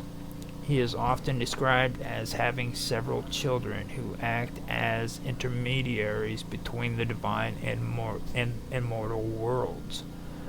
These children include Kal Alter, a son of Nam Turam associated with water and aquatic life. Turam's daughter, sometimes depicted as a mediator between the divine and human realms as well. Now, the worship of Nam Turam reflects the animistic and shamanistic traditions of the Khanty and Mansi people. Worship often takes place at natural landmarks such as mountains, rivers, and groves, which are seen as sacred spaces imbued with the presence of Nam Turam. Offerings to Nam Turam include food, drink, and symbolic items, often made to seek his protection or express gratitude. Shamans acting as intermediaries play a crucial role in connecting the people with Nam Turam. Through rituals, they seek guidance, healing, and blessing from the deity. Celebrations honoring Nam Turam are tied to the cycles of nature, such as the changing of seasons or significant events like the spring thaw, which are seen as manifestations of his power. Nam Turam appears in several myths and legends that illustrate his role as a creator and protector. In one creation myth, Nam Turam is said to have created the world by sending a divine bird or spirit to retrieve a handful of earth from the primordial waters. From this earth, he fashioned the land and established the natural order. Nam Turam is often depicted as battling malevolent spirits or forces of chaos to maintain balance in the universe. These stories highlight his role as a protector and upholder of cosmic harmony. The mythology of Nam Turam, central to the Khanty and Mansi peoples, include tales of his struggles to maintain cosmic balance against chaotic and malevolent spirits. While these stories often vary between regions and are preserved primarily through oral tradition, a few notable conflicts and themes are constantly highlighted in their folklore. Below are some of the examples of these conflicts, along with the role spirits play in the mythology. You have Kul, a malevolent spirit associated with the underworld, and is often depicted as a force of chaos seeking to disrupt the natural order. In one tale, Kul attempts to expand his domain by encroaching upon the middle world, which is Earth, and the upper world, where Nam Turam's realm is. Nam Turam intervenes, sending his children or lesser spirits to push Kul back into the lower realms. This struggle represents the ongoing tension between order, Nam Turam, and chaos, Kul. In Khanty and Mansi mythology, water spirits known as Vishki are sometimes portrayed as capricious and dangerous beings who cause floods and disrupt the lives of humans. Nam Turam is said to have tamed the spirits by commanding his son, Kal Alter, a deity associated with water, to mediate and restore harmony. In one legend, fire, a divine gift of humanity from Nam Turam, is stolen by the spirits of darkness. These spirits wish to plunge the world into cold and chaos. Nam Turam sends his messengers, often birds or heroic figures, to retrieve the fire and return it to humanity. The Yaqui, spirits of the forest, occasionally defy Nam Torum's authority by hiding animals meant for human survival or causing hunters to lose their way. Nam Torum, through shamans or his divine offspring, resolves this disruption by teaching humans rituals to appease the forest spirits and restore their favor. Yami, a spirit of the winds, becomes uncontrollable, wreaking havoc by causing storms that destroy villages and hunting grounds. Namtorum binds Yami using a magical chain or commands one of his sons to subdue the spirit. In some versions, Yami is only partially tamed, reflecting the unpredictable nature of the wind. A celestial firebird, sometimes interpreted as a rogue spirit or an emissary of chaos, threatens to consume the light of the upper world.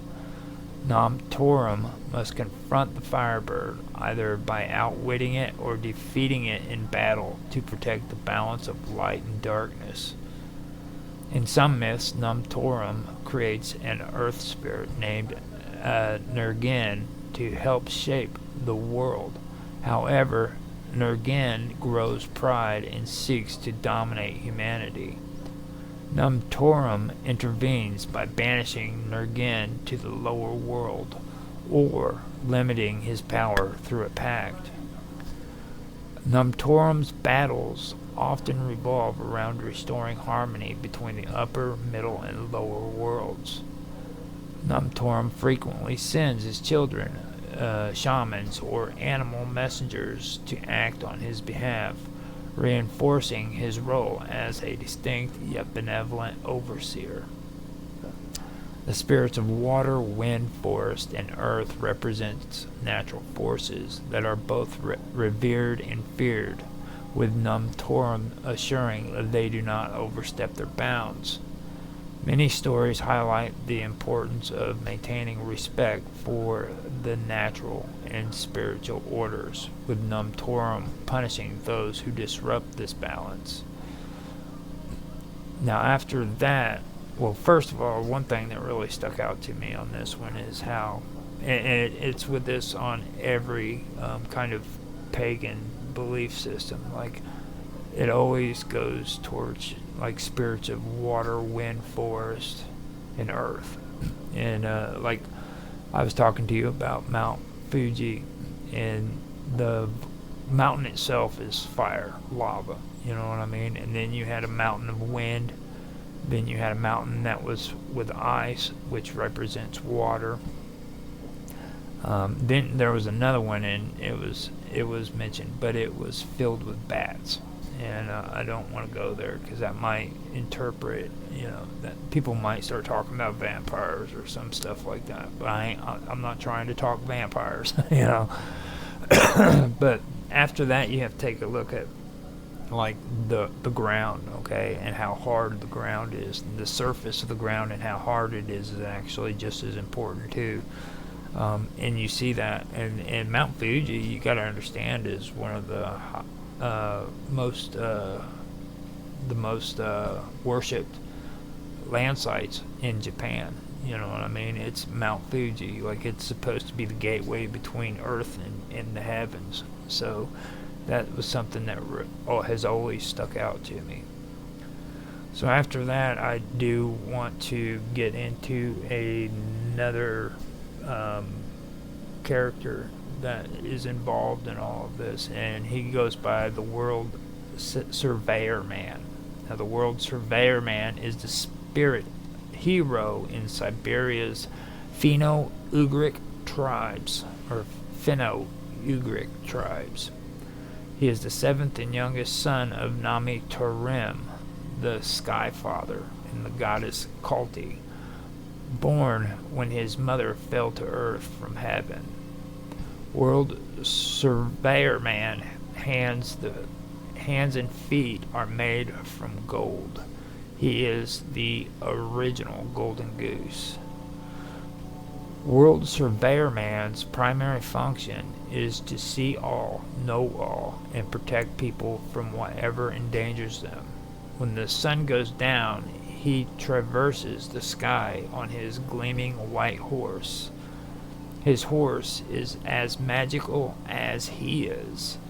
If he turns his horse's nose towards someone, that person is healed. Alternative versions say that the horse is Goldor, that Surveyor Man rides in a sleigh drawn by swans, geese, ducks, or horses. World Surveyor Man gives shaman their power. In some Siberian cultures, this is meant abstractly, but in others, it's literal. He gives it directly to the shaman while they are entranced. World Surveyor Man lives in a 7-sided house with 7 doors inside a sacred forest.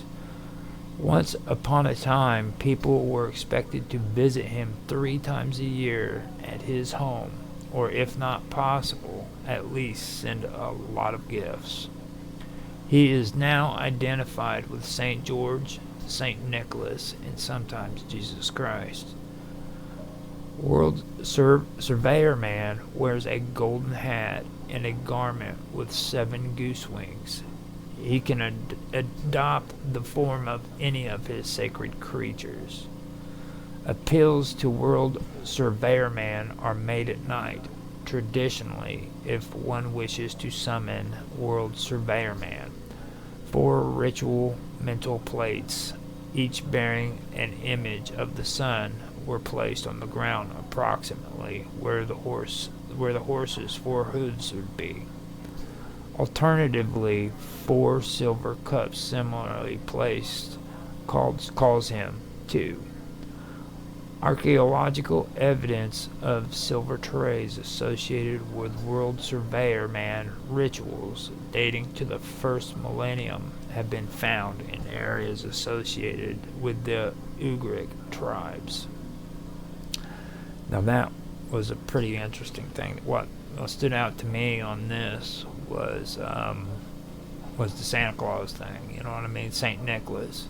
I've been having to do some things with Jeffy Ryder from the World Pirate Radio Network, and he does. Well, if you guys know, I've been doing like the marathons with him, and he's real big on Santa Claus. And St. Nicholas is something that I was always curious about, because I knew that there was a lot deeper roots when it comes to Santa Claus than what people actually know. And it goes even deeper than just, Christian beliefs and stuff of that nature. So that's something that I really did appeal to when I seen that. Now, Kalti, that's who I want to move on to now. Now, the moon exerts its pull on earthly tides and women's menstrual cycles. Kalti is the beautiful spirit who meditates this relationship between Earth, the moon, and women.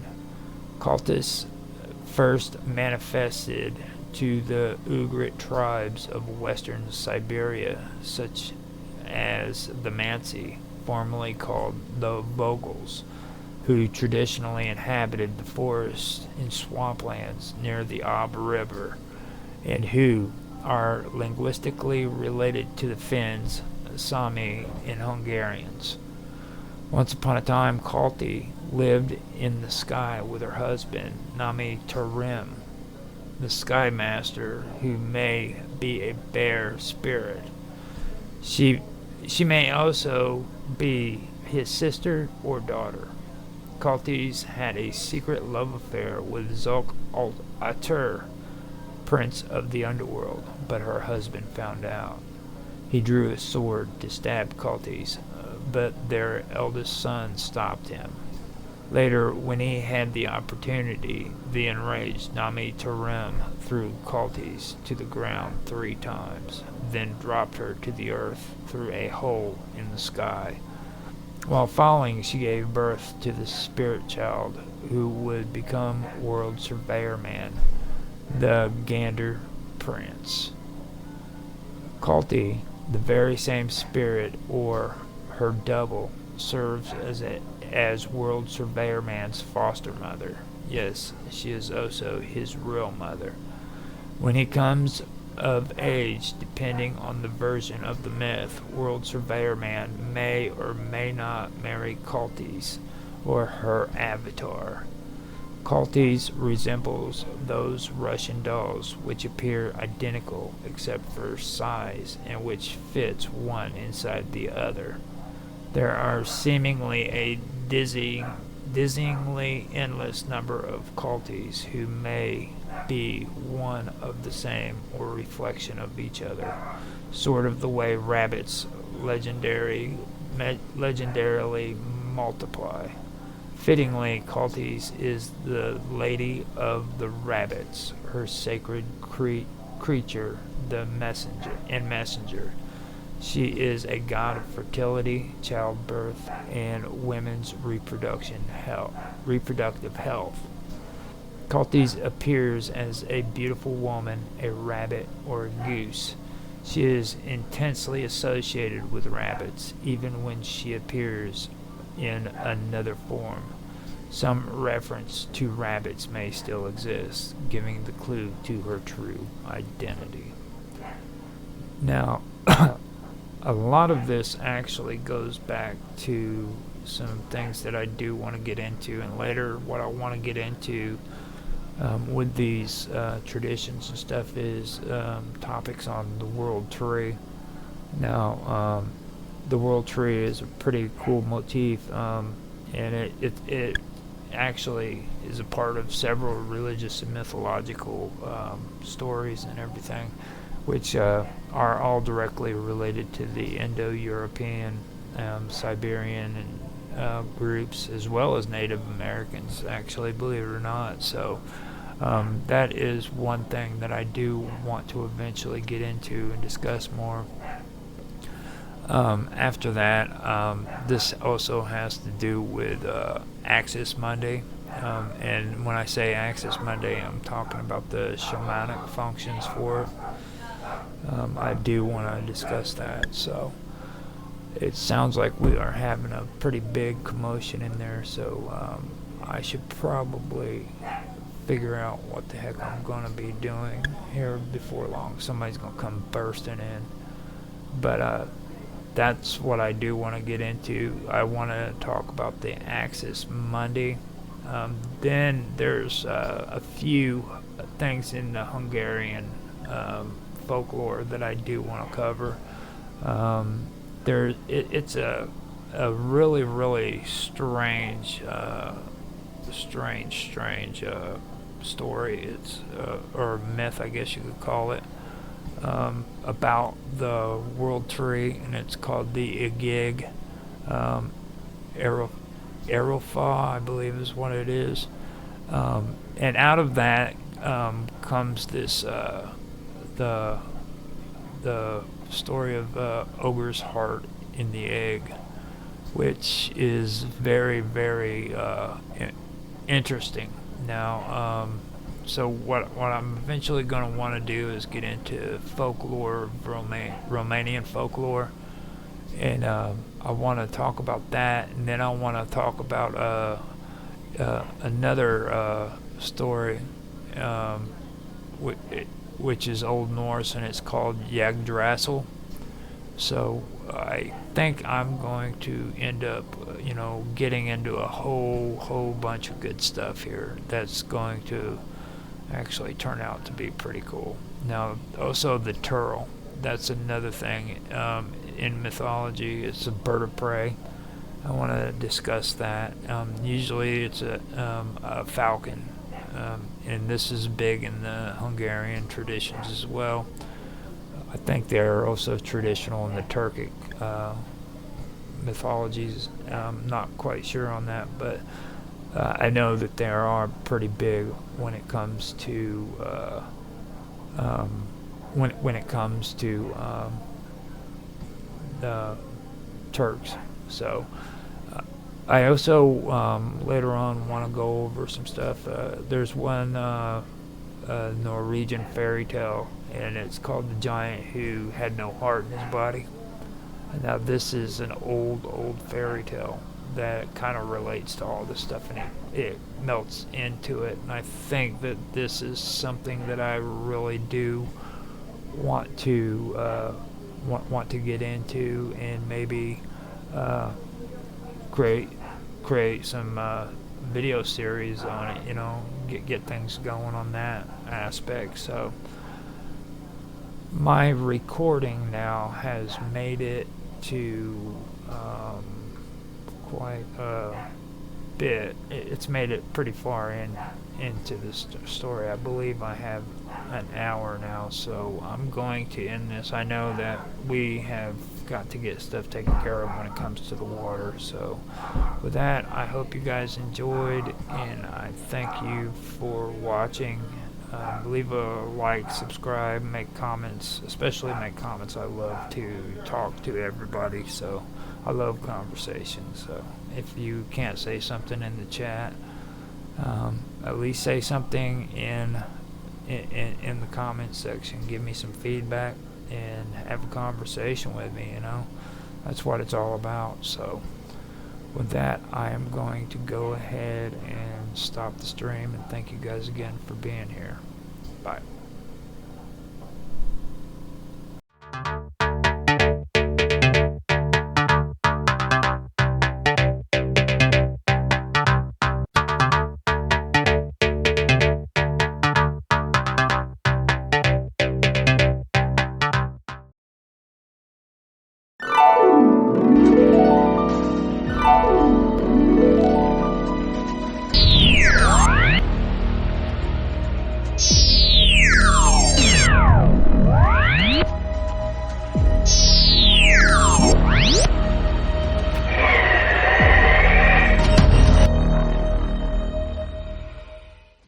You want to say Yes, hi, Vegas? Hello, I'm here. Okay.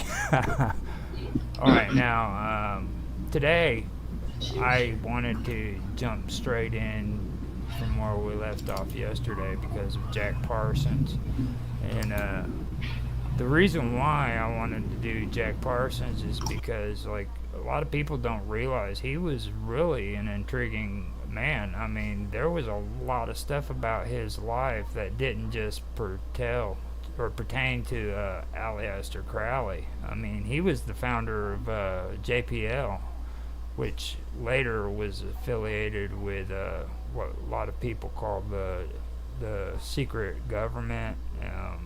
Also, they were involved in dark projects like reverse engineering and stuff like that. And I just think that those are things that really people don't latch on to, you know. And also, another fact that a lot of people aren't aware of is Jack Parsons' ex-wife actually married L. Ron Hubbard, who eventually established Scientology. And believe it or not, Just drawn to the occultism, aren't they? yeah. And eventually, I know with the conversations we have, eventually Scientology is just going to have to pop into the whole equation when it comes. I don't know which one is going to come into, either conspiracy or, you know, strangeness, but you really can't avoid it. I think that's what scares the shit out of scientists the most. It's like when in chat we were talking about, you know, science being a religion. Yeah. I think what really scares a lot of people who think scientifically is they think Scientology and the way Scientology is going and stuff. See, the interesting thing about science being a religion is it's not always a religion to those who practice it. There are people who practice science that aren't religious scientists, and there are people that basically we're going to call themselves atheists that practice science that are religious. Yeah. So there's a line there because science is very much a method that is non-religious. But certain people cross the line with it. It's almost like the LGBT thing. There's gay people, and then there's religiously gay people. Now there's a whole difference in science. Kind of lines up the same way. What do you say are the differences? Like, how would you describe the separation between the two? Between someone who practices science, Yeah. it has to do with faith. If you practice a scientific method, you can have any belief system you want and practice the scientific method. It's a proven, tried thing. But people who say certain tests cannot have a result that disagrees, once you say there can't be a God, you're now saying you've eliminated an outcome based on feelings and opinion and not the scientific method. Without work, exactly. Right. So by research, eliminating the scientific outcome and not accepting a possibility, you've declared you're not a scientist. And that's when it becomes religious. Are all Scientologists scientists? Scientology is completely separated from science. Scientology is first and foremost a religion, and it was actually a scam if you follow what L. Ron Hubbard did. The entire religion was created on a bet. It was a bar bet. Pretty much like Dogecoin. but they didn't say Dogecoin. It all starts with the bet. Then anyway, that was just fun. Hubbard bet someone that he could get a bunch of people to follow a religion if he established it, and damn it, he was right. I heard the same thing about Jesus Christ and being able to reestablish the Roman Empire. Granted, that was through a documentary that I just recently engaged with, but I heard the same exact thing, to where Jesus Christ was actually responsible for establishing Christianity, and he was not a Christian, but he was in order to bring back dignity to the Roman Empire. How true it is or not, I still have more research to do. That was just one notation, but it makes a lot of sense in regards if you look at the timeline and the fact that one of the biggest emphasis was the part of quote unquote Jesus's life who is not where we don't know much. It was like 17-year time span that he pretty much does nothing. The whole and then thing, Karma, the whole thing about like bringing back dignity to the Roman Empire. I mean that's something that's kind of hogwash. Have you ever heard about how the Roman Empire was actually formed? Completely formed. And like no, I mean the two brothers, Caesar. Cronus and Cromulus or something. I forgot. No, I haven't heard of them. They were two brothers, and they were basically abandoned by their father. And, yeah. And this isn't the same story. And basically fed to the frickin' wolves, basically, is what it comes down to. And they had to fend for themselves in the wilderness. And I mean, well, I don't know that I necessarily believe what I'm hearing just so far. The whole thing with with their dignity, Rome never had dignity. They were pretty vicious from what I've been discovering. It's not just a cliche. They really are those people that you hear about when it comes to the viciousness, and that's wild to me because allegedly that was the whole point. And they were talking about the sex parties. It's funny because they were talking about the sex parties and a lot of the incestuous things that were happening and stuff like that. And but my whole thing is, how we will not do that research. That's not even a story that we're allowed. I've never been allowed to engage in stuff like this. When I was a kid, it was you go to church, you read your Bible, and that's what it is. And that's probably Yeah. what started my willingness or desire to, almost a need, but I don't like to say need, but you understand, to like to discover more, to learn more. Because if you're telling me this is like this, I know you're hiding something else. You're telling me not to look Yeah. over there, but why don't you want me to look over there? Like, what's over there I'm not supposed to look at? Almost kind of like the whole eat from the tree of life type of thing. But that's the whole 360 degrees compared to the 33 degrees that the Masons stand on, even though that they Well, represent the 360. I just wanted to point that out about the Romans, and They've like been trapped. No, I don't mean to say it like with that. with Jesus and a lot of that, like Jesus, there's plenty of facts that go farther back than Jesus, from the resurrection and But even freaking they said that things like that. his practice Like of meditation. who was it? Horus. Horus was the one who climbed up the ladder into uh, it was the goddess of the sky. Like Sun god is Ra, but the goddess, when you're talking about goddess, is somebody different. That sounds like a woman. uh, Cleopatra, no. Egypt believed in the goddess of the sky, and the father of it was Earth. It was the opposite from a lot of cultures, and that's the resurrection. Then you had Ishtar. So I mean, But even out of the Jesus. biblical sense, they were attempting to kind of correlate it to where the Bible kind of just incorporated what actual facts into bibliology.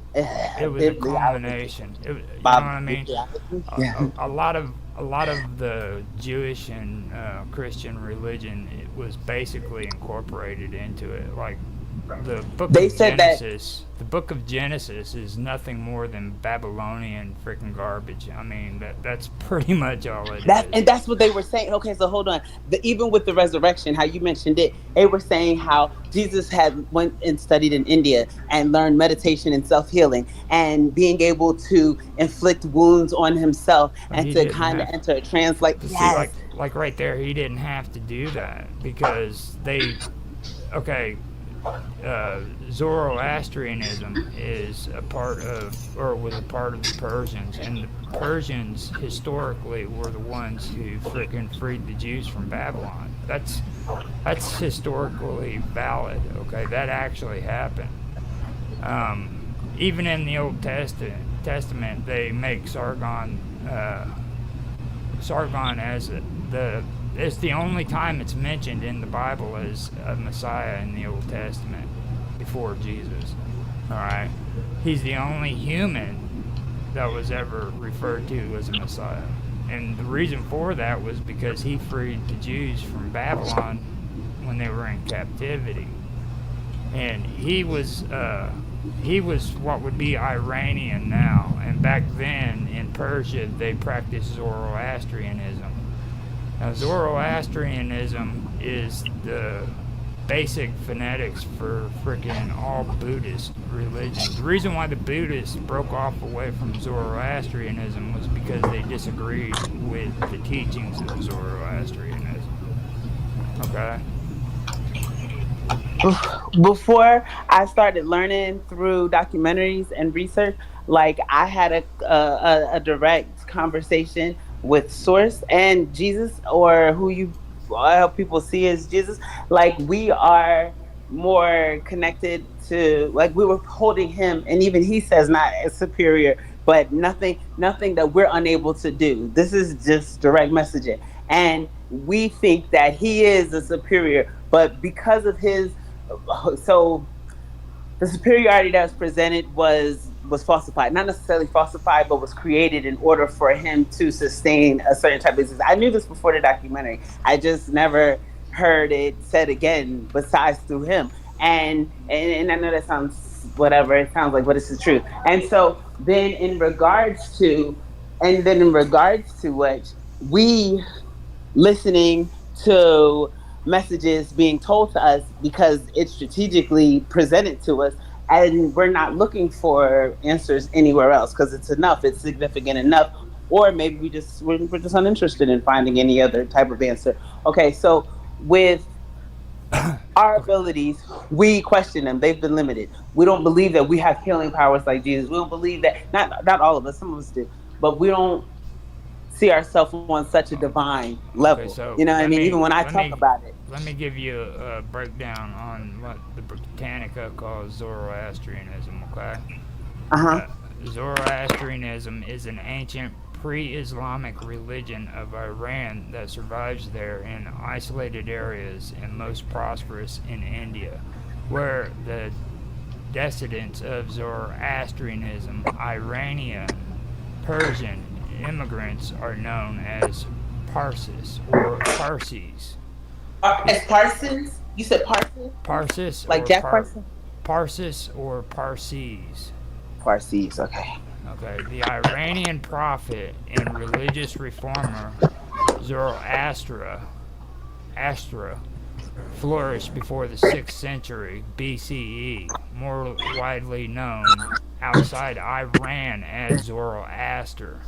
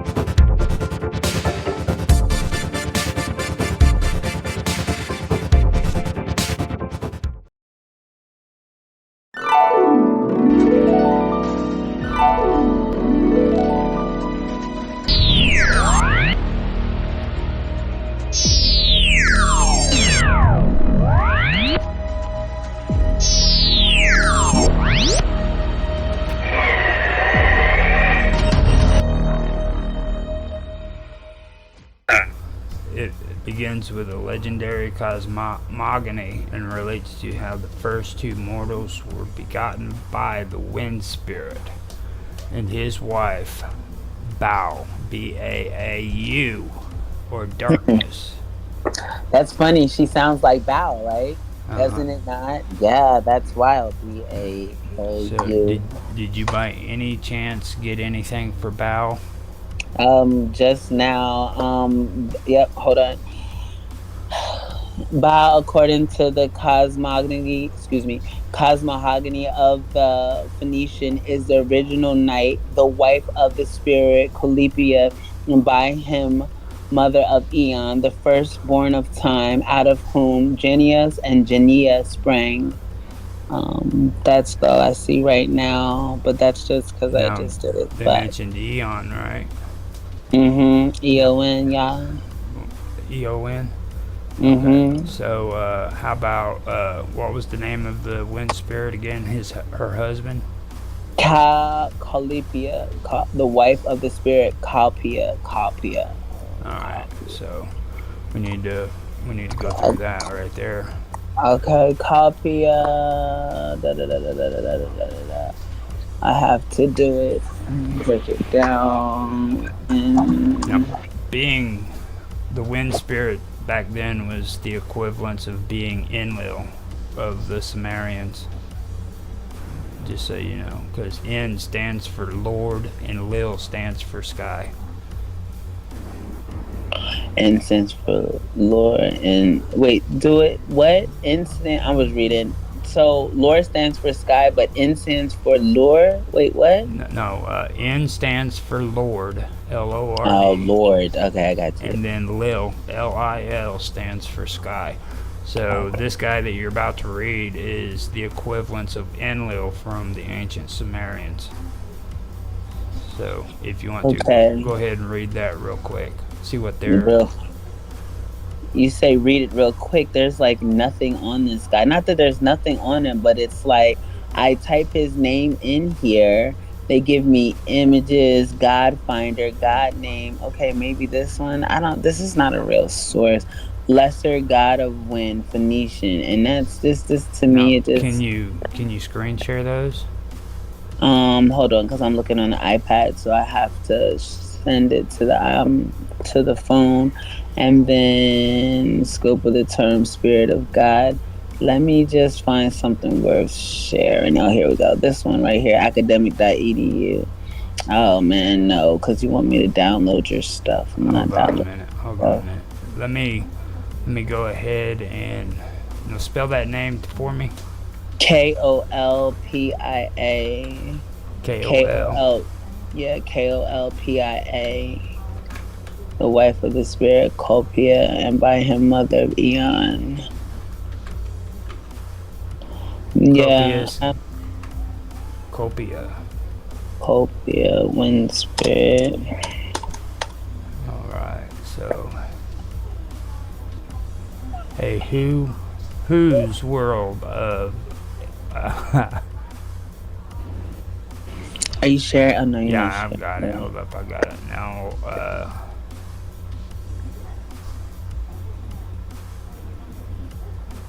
Oh wow, it looks like a girl. It says images for Kolpia wind spirit. Yeah, that's what I'm getting to. That's wild. Yeah, here we got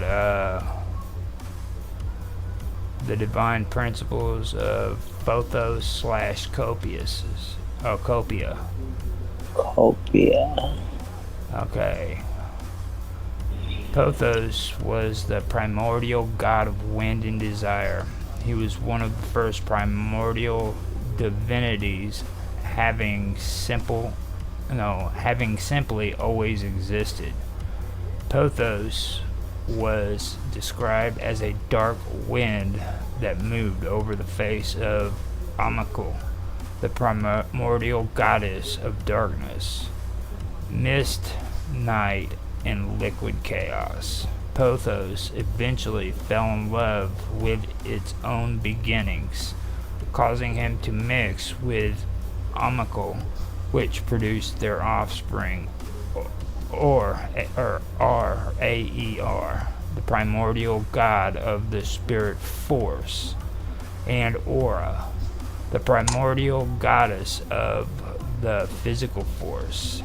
In Sanetunathian's account, their union also produced the underworld, referred to as Mot, M-O-T, and described as mud, or the putrefaction of water, of a watery mixture, from which the universe and living creatures originated, as well as giving birth to the gods Aeon and Protagonus.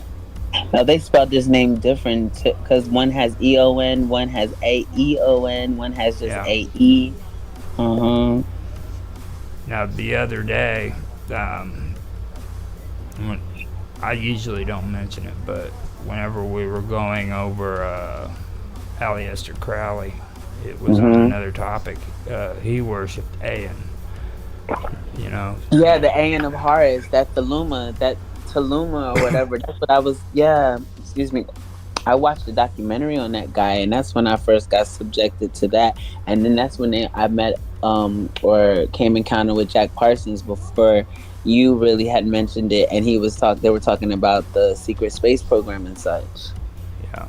Now, the one thing that I do want to point out is this is kind of what I was talking about before, where a lot of these people they read the Canaanite and the Phoenician. They crisscross the signals, they get it mixed together. And like Zechariah Sitchin, there's a good chance that a lot of his writings were inspired by these teachings, but a lot of people think that he actually, studied the Sumerians and stuff, and that's not what happened, because a lot of his stuff has nothing to do with the Sumerian history. But if you come through here and you read some of the stuff out of here, you can kind of relate it to him. You know what I mean? Not saying that anything he wrote was true or not. I'm just saying you can see where he was getting a lot of his information from. It's even crazier because they were talking about how, you remember how when we were talking about Santa Trinithian and Robot was like he hadn't even heard of him, and then not even in the encyclopedia it talks about how they thought that he was a myth, and then they were able to find out the actuality of who he was, and they say that he should be belonging more to the legend than to history. Yeah. Which describes Santa Trinithian as belonging more to legend than history. And well, I mean, you've got to grab at anything you can get. You know what I'm saying? I mean, you've got lost history too. So like, it's when it gets that ancient, you can't just depend on facts. You know what I'm saying? Like, this is our history. These are stories that freaking inspired an entire world. I mean, we wouldn't be who we are today if we weren't them. So it gives us a chance to look back at them and say, this is how we were during that time period. Right. Right. So. Because a lot of the stuff that's derived from their culture and just their practices, and even just like the works itself, religion itself. I mean, like, it's obvious it came from somewhere. So when it aligns accordingly, you have to give credit where credit's due. Now, do you have any way of typing in the word pothos? Pothos. Okay. See what that says for you. Pothas. OS. S.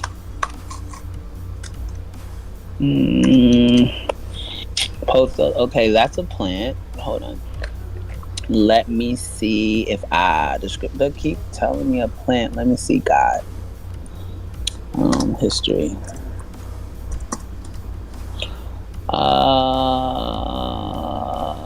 Phoenician. Let's try. It says it's a plant for good luck. Just a plant? Yeah, that's what it keeps saying. But and it goes back to Santa Trinithian. That's wild.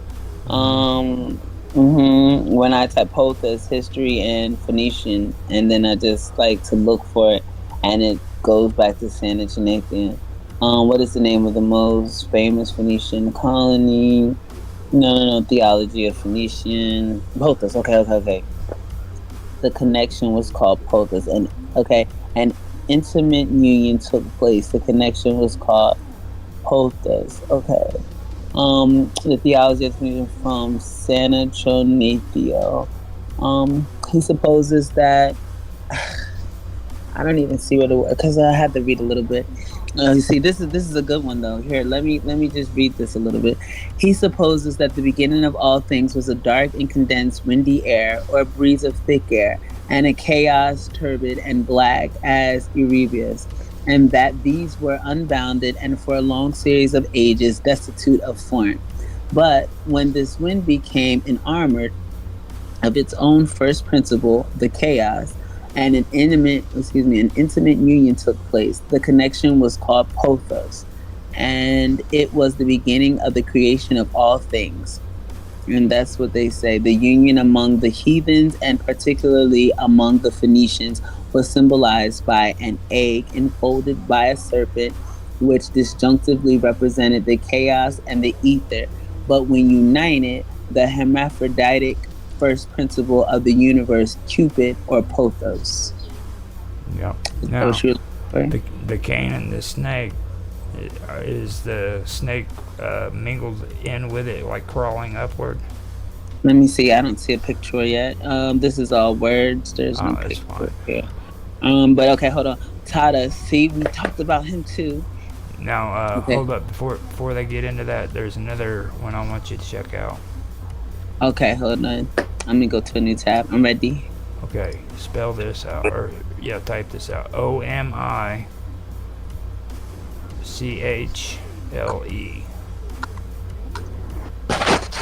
It's Omichle. It says, "Do you mean Omega?" No. Okay, here it is down here. The right one. Oh gosh, Lord of mercy, Miss Cloud. Hold on, because the way they have it is just like something like different. It's not written like anything. It's just all symbols, and then it says fog. From ancient Greek to Proto-Indo-European, Miss Cloud. Compare Albanian, Polish. Yeah, it says like a mist or a cloud. Is that? Yeah, that's what it's talking about. Now, name off all those civilizations and countries again. Okay. From ancient Greek, from Proto-Indo-European, Miss Cloud. Compare Albanian, Majegil, Polish, Megla, Latvian, and Lithuanian, Migla. Compared to Armenian, Persuasion.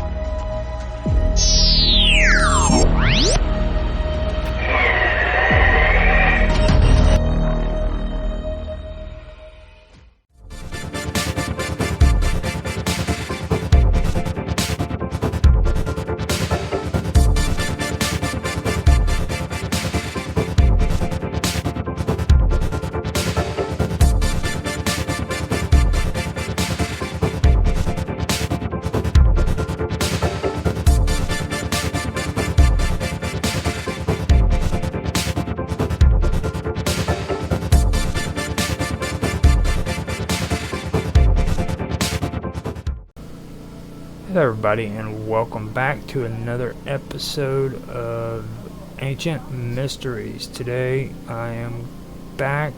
I'm going to continue where I left off. I believe I was talking about Chrysor in the last episode. Now, this is where we start going deep. I mentioned a lot of stuff concerning ancient Greece, the Phoenicians, mostly about the Phoenicians and Greek. Mixed together, I was able to pull out some of the Indo-European stuff, but later on I'd like to come back to more of the Indo-European parts of it, but there was just so much information that I had on this stuff already that I actually, when I started doing the edit and pulling it all together today, I started at 3 p.m. and I just now finished 5 hours later. So I'm doing this late at night. It's 10:49. I started the stream right around 10:30. I had to jump off and get me some coffee, drink a cigarette, and use the bathroom so that I could come in here and do the episode. So I am back and I am ready to go.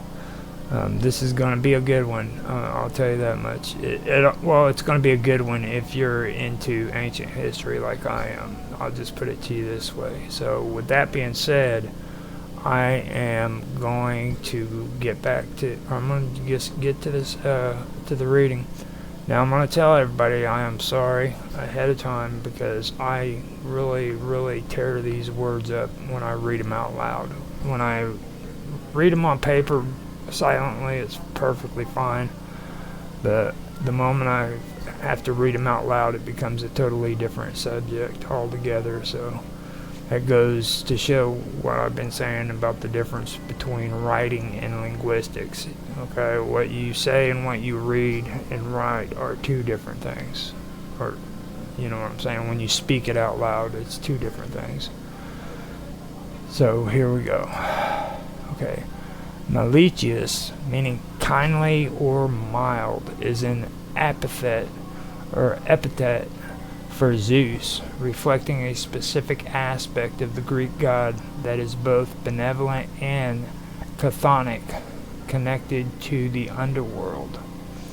This title reveals Zeus in a role distinct from his familiar Olympian identity as the ruler of the sky and heavens. Instead, Zeus Malicious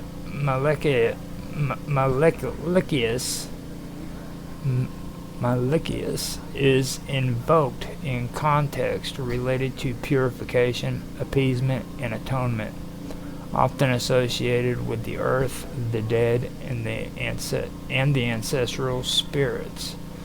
The concept of Zeus Malicious arises from ancient Greek religious practices that sought to reconcile the human experience of life, death, and the afterlife. The epithet Malicious highlights Zeus's capacity for mercy and kindness, but also his potential wrath when not properly honored. Zeus Malicious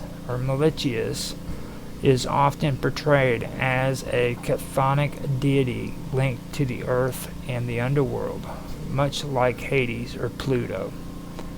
He is invoked in rites seeking forgiveness for transgressions, purification after guilt, and protection from misfortune. His presence reflects the duality of divine forces, capable of both punishing and protecting, much like other Greek gods with dual roles, like Apollo as a healer and bringer of plague. In agricultural societies, Zeus Malicious was worshipped as a protector of the island and its fertility. Appeasing him ensured bountiful harvests, and the prosperity of the community. He was also linked to ancestral spirits. Manus in Roman tradition, and often honored at household altars or family tombs, emphasizing his role as a guardian of familial continuity. Unlike the typical Olympian Zeus, who is depicted as a regal and majestic figure, Zeus Malicious often takes on more symbolic forms. One of the most common depictions of Zeus Malicious is as a serpent, symbolizing his chthonic and protective aspects. Serpents in Greek culture were often seen as guardians of the home and symbols of renewal and fertility. Occasionally, he is shown as a bearded man holding symbols of abundance, such as a cornucopia, further connecting him to agricultural fertility and prosperity. The worship of Zeus Malicious was distinct from that of Zeus Olympus. His rituals often took place in local shrines, domestic altars, or open spaces rather than grand temples. As a chthonic deity, Zeus Malicious was honored with sacrifices of black animals, often sheep or bulls, whose blood was poured into the earth. Offerings of wine, honey, and milk were common, emphasizing his mild and nurturing aspects. Cakes and grains were symbolic offerings of the harvest, appealing to his role as a protector of agriculture.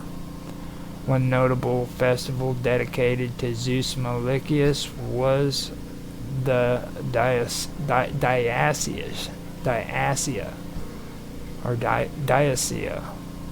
celebrated in Athens. It was a rural festival where families made offerings to appease the gods and seek his blessing for prosperity and well-being. Zeus Malicious was also associated with justice, particularly in cases of personal or communal guilt. His role as an arbiter of justice tied to purification and atonement made him a central figure in legal and moral contexts. People swore oaths by Zeus Malikius to emphasize their sincerity and truthfulness, invoking his wrath if they lied. His chthonic nature made him a potent force in curses, particularly those aimed to ensure justice or avenging wrongs. Worship of Zeus Malikius often focused on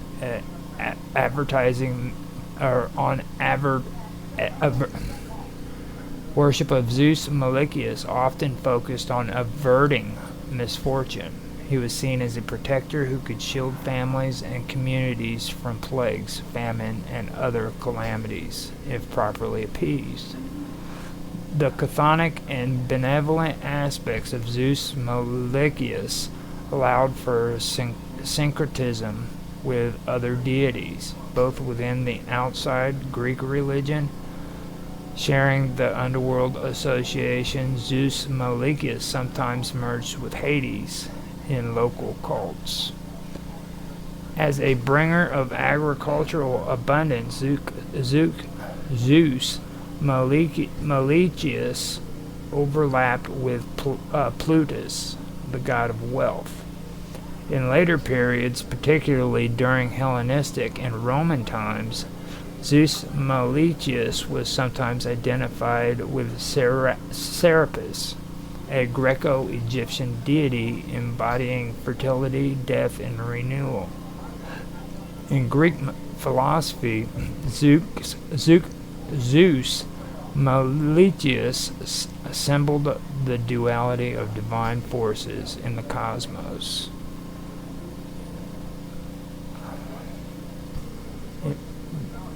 His capacity to both protect and punish reflected the balance of order and chaos in the universe.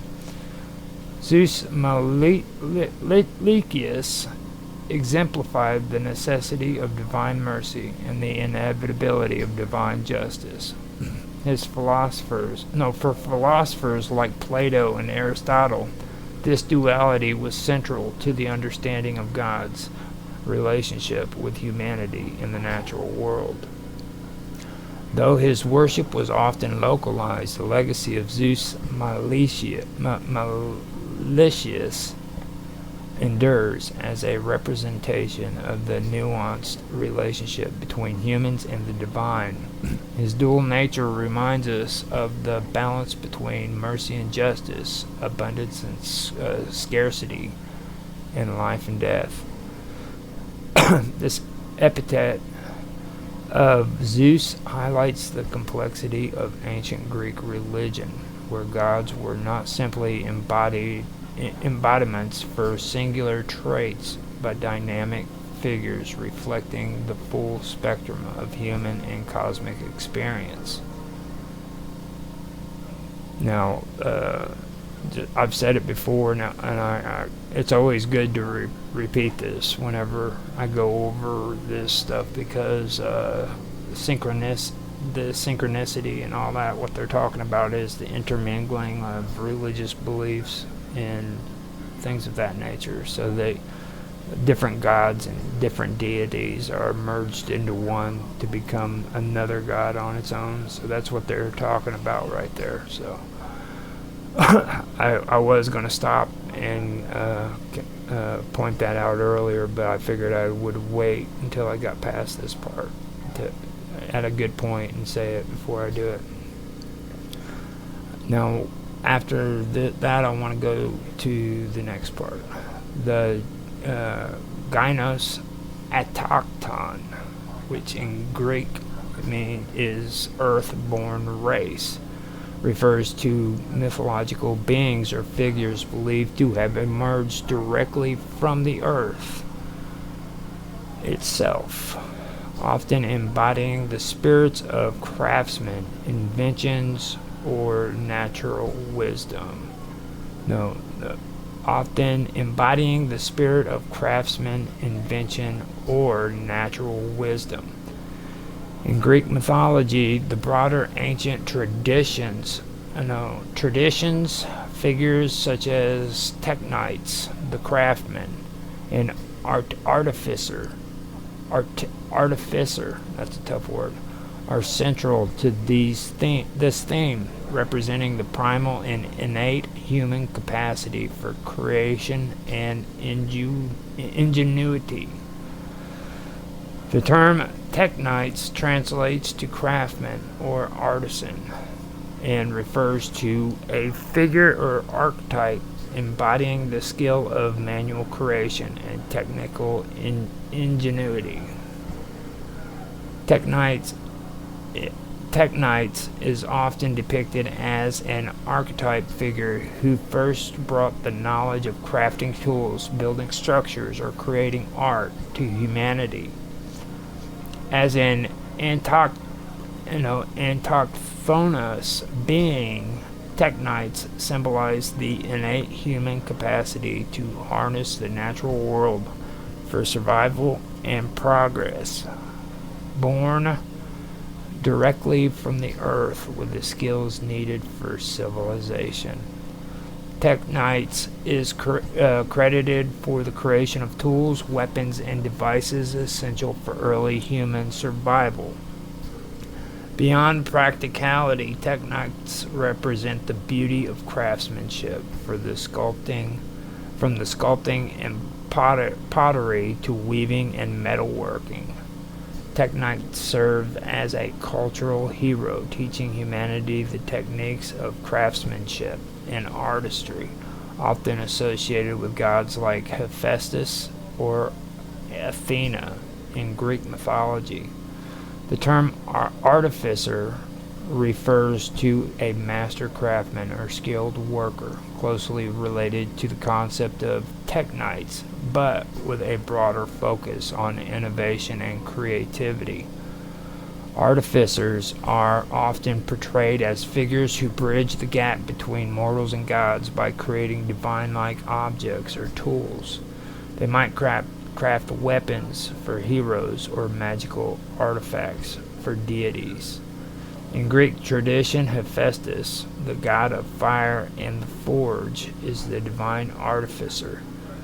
However, mortal figures like Daedalus, the builder of the labyrinth, also embody this archetype. Artificers create objects that can be used for both good and ill, reflecting the ambivalent power of technology and craftsmanship. Artificers symbolize humanity's ability to transform raw natural materials into tools, art, and structures. The genus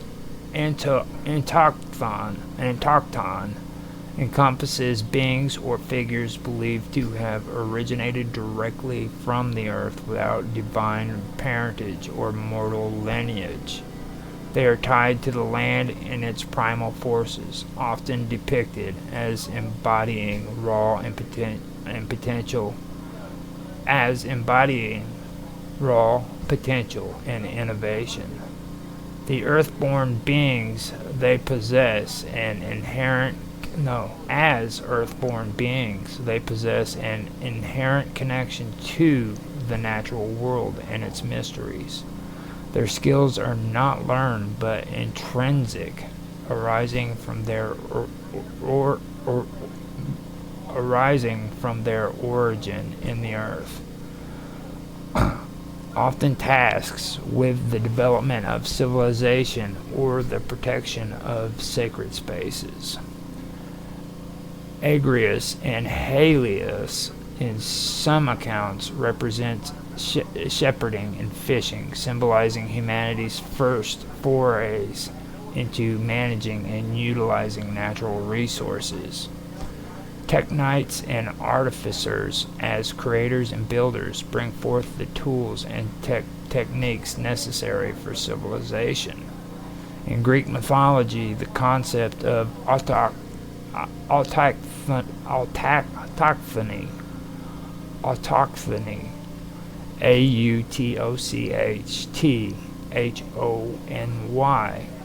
often emphasizes the deep ties between a people and their land.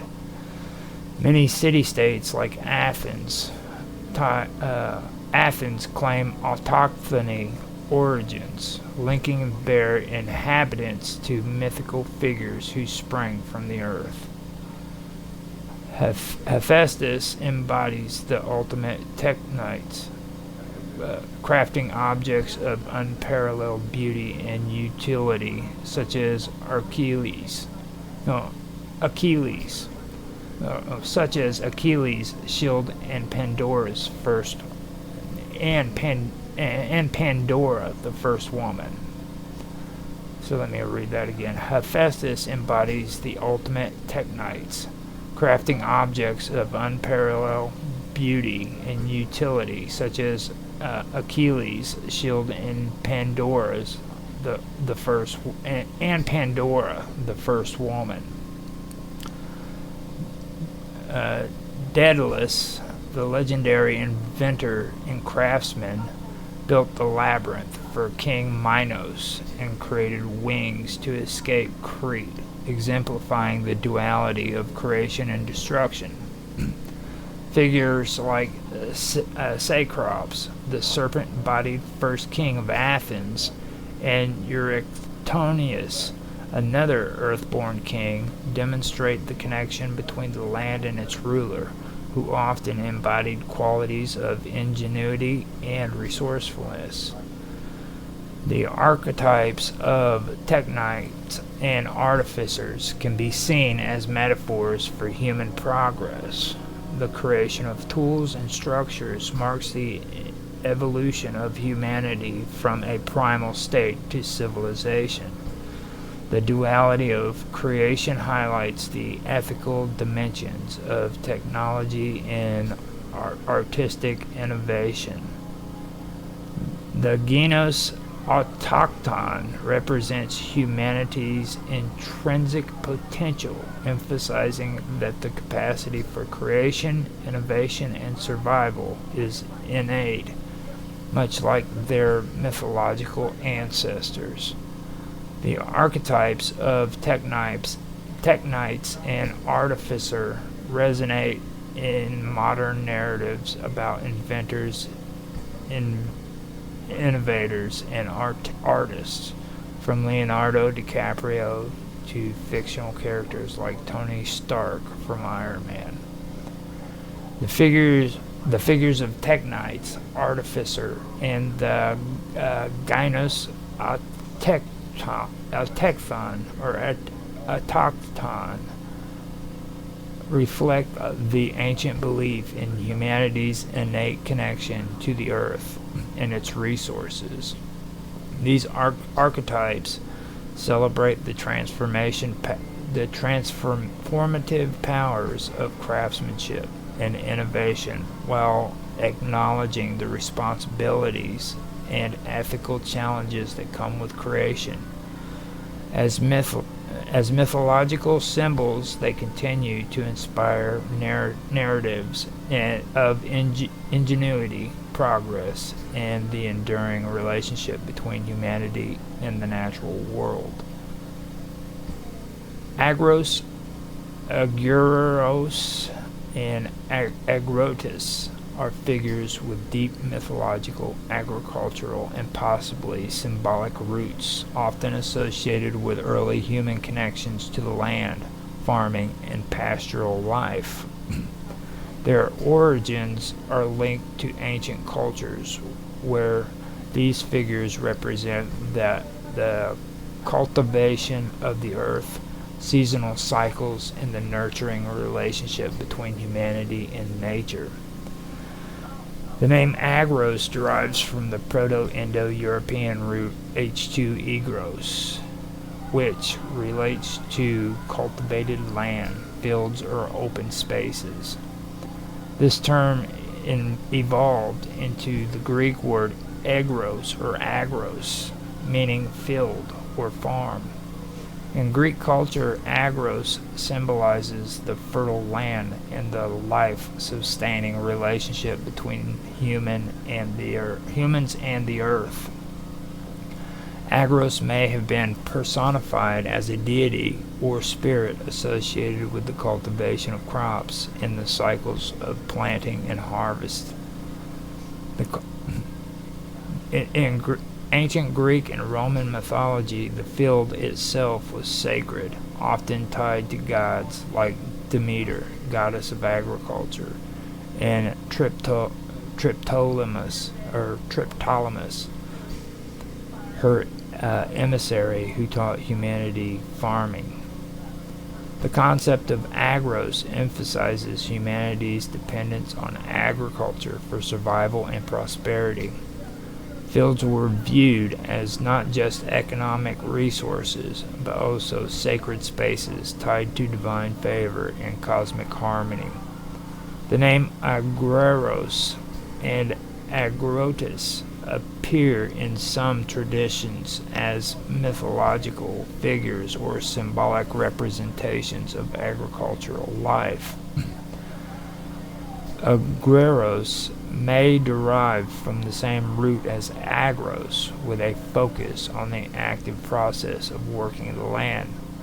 The name suggests a connection to the physical act of farming and tending fields.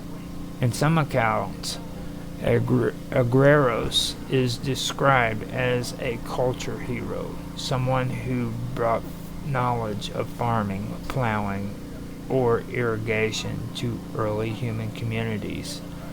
Agrotus translates to farmer or peasant and is a more direct representative of agricultural workers. In mythological contexts, Agrotus is sometimes personified as a rustic deity or a symbol of the humble yet vital role of farmers in sustaining civilization. Agrotus is occasionally linked to fertility rites, seasonal festivals, or agricultural ceremonies that honor the earth's bounty. As a figure, Agrotus may represent the idolized pastoral life, emphasizing simplicity, hard work, and harmony with nature. Agrotus and agreros are associated with rustic and agrarian traditions. Agrotus is depicted as one of the Kabiri, a group of ancient deities or spirits connected to fertility, agriculture, and the mysteries of the earth. These figures are often tied to the worship of El, the chief deity of the Phoenician pantheon, and represent foundational aspects of human civilization. Both names are associated with early human advancement, such as the domestication of plants and animals, the establishment of farming practices, and the veneration of the earth as a sacred source of life. They symbolize the transition from nomadic lifestyle to settled agricultural societies, a critical step in human history. These figures embody the vital role of agriculture in human development, serving as symbols of sustenance, stability, and growth. Their stories highlight the sacred relationship between humanity and the earth, emphasizing respect for nature's cycles and the need for balance. Agreros and agrotus often appear in contexts that blend the practical and the spiritual, representing both the hard work of farming and the divine blessing required for a successful harvest. They are linked to fertility rituals, offerings of agricultural deities, and festivals celebrating the harvest. These figures remind us of the balance between labor and reward, effort and sustenance, reflecting the broader themes of harmony in ancient mythologies. Many modern harvest festivals trace their roots to ancient rituals honoring figures like Agrotus. These names echo through myths that emphasize the sacred nature of the earth and the interconnectedness of the life. As archetypes, these figures remind us of the fundamental importance of agriculture in shaping human history and culture. Ammonus and Magus are figures that appear in fragments of ancient tradition, often tied to mythological, cultural, and possibly allegorical narratives. While their specific details are not universally agreed upon due to the fragmented nature of their mentions, they have associations that reflect the values and beliefs of ancient civilizations. The name Ammonus derives from the Greek root ammon, meaning to defend or to ward off. It is connected to the idea of protection, defense, or resistance. In ancient Greek, the word ammonos could be associated with guardianship, a defender of a city, or even a deity invoked for protection. Ammonus may have been a minor protective deity or hero in ancient Greek mythology, associated with safeguarding people or places from harm. He could symbolize the act of resistance against chaos, aligning him with other figures who embody order and defense in mythological contexts. Ammonus might have been venerated in a local cult or tradition, particularly in contexts emphasizing the protection of the polis, the city-state, or individuals from external threats. Protective rituals, offerings, or dedications may have been made in his name, reflecting a desire for safety and stability. The term magus, plural magi, has its origins in the Old Persian word magus, which refers to a member of the priesthood class within the Zoroastrian tradition. In the Greek context, magus came to denote a wise man, astrologer, or magician, often with connotations of mystical and esoteric knowledge. The Magi were priests in ancient Persia responsible for performing religious rites, interpreting omens, and serving as advisors to rulers. They were deeply associated with the worship of Ahura Mazda in Zoroastrianism. In Greek and Roman traditions, magus evolved into a term from someone skilled in magical arts, often viewed with both fascination and suspicion. In later Christian tradition, the Magi were identified as the wise men, or three kings who visited the infant Jesus, further embedding the term into Western religious narratives. The figure of Magus represents the pursuit of knowledge, both spiritual and practical. This includes an understanding of natural phenomena, celestial movement, and divine mysteries. In mythological or allegorical contexts, magus often symbolizes enlightenment, transformation, and the bridging of the human and divine realms. While Ammonus and Magus may seem to represent distinct concepts, defense and wise, they can be linked through their symbolic roles. Ammonus, as a defender, could represent the protection of knowledge, traditions, or sacred spaces, while Magus embodies the wisdom needed to guide and sustain those traditions. Ancient leaders often needed to be both protectors, like Ammonus, and wise counselors, like Magus. suggesting these figures might represent complementary qualities of ideal rulership or heroism. Both figures could be invoked by rituals, Amunis for physical or spiritual protection, and Magus for insight, divination, or connection to the divine. Amunis could have been a local or lesser known deity, hero, or guardian figure invoked for protection against invaders, disasters, or malevolent forces.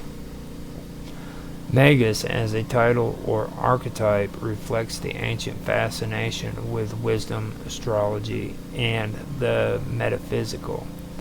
His presence in stories or rituals emphasizes the importance of understanding the cosmos and humanity's place within it.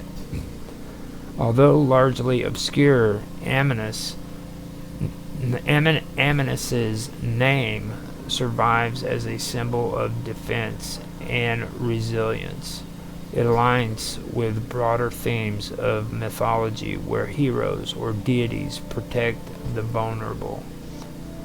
The concept of the Magus has endured through history, influencing depictions of wise men, sorcerers, and astrologers in literature, religion, and popular culture. The term remains evocative of mysticism and the pursuit of knowledge. Amunis and Magus, while distinct in their origins and roles, reflect universal themes of mythology, the need for protection, and the quest for wisdom. Amunis embodies resilience and guardianship, while Magus represents the transformative power of knowledge and insight. Together they symbolize complementary forces that safeguard and enlighten humanity, making their stories and roles enduringly relevant. Mysore and Sudak are figures mentioned in the works of Sanchuniathon, an ancient Phoenician historian whose writings survive only in fragments through later Greek translations, particularly by Philo of Byblos. These figures are part of a larger mythological and theological framework that reflects the cosmology and religious tradition of the ancient Near East, particularly those of Phoenician culture. The name Misr, sometimes rendered as Mysore, is believed to derive from a Semitic root meaning upright, just, or lawful. This aligns with his characterization as a figure embodying order and justice. Mysore is depicted as the progenitor or symbol of justice and order in the cosmological system described by Sanchuniathon. In the Phoenician tradition, he represents the principles of lawfulness and righteousness, a contrast to chaos and disorder. His offspring, according to Sanchuniathon, contribute to the development of civilization by introducing important cultural practices and techniques. Mysore may symbolize the foundation of structured society with laws and ethical practices that guide human behavior. He reflects the broader Near Eastern emphasis on cosmic and societal balance, often maintained by deities or figures associated with justice. The name Sudak, or Siddiq, spelled S-Y-D-Y-K instead of S-U-D-U-K, the way I've been reading it, is derived from the Semitic root S, D, and Q, which means righteousness or truth. This name aligns with his role as a personification or deity of justice and truth. Sudik is often linked with Mysore as a complementary figure.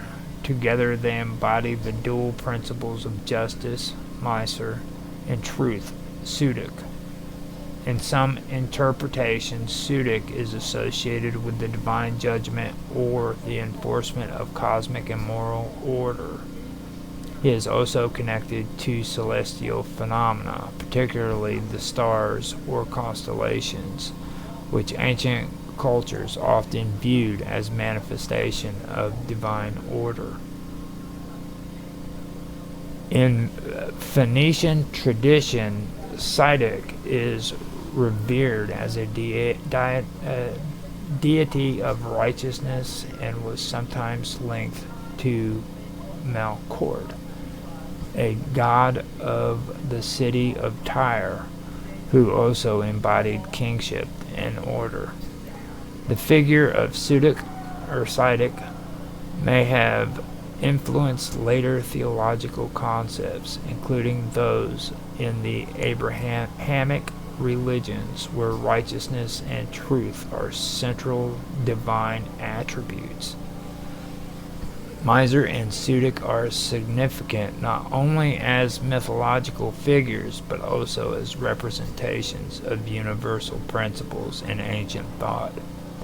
Their narrative serves to explain the origins of justice, law, and truth as divine or cosmological forces essential for the harmony of society and the universe. According to Sanachuniathon, the offspring of Mysore and Sudik played crucial roles in the development of human civilization. Mysore is said to have followed Thoth, who invented writing and is associated with wisdom and knowledge in Egyptian and Greek traditions. These descendants reflect the transmission of divine principles to humanity, allowing for cultural and technological advancement. Mysore symbolizes justice as the structure or framework that maintains societal order. Sudik represents truth as the moral and ethical foundation of that structure. Together they embody the interconnectedness of law and morality, emphasizing that one cannot exist without the other. Like many ancient mythological figures, Mysore and Sudik are tied to celestial phenomena, suggesting that justice and truth are eternal and universal principles reflected in the heavens.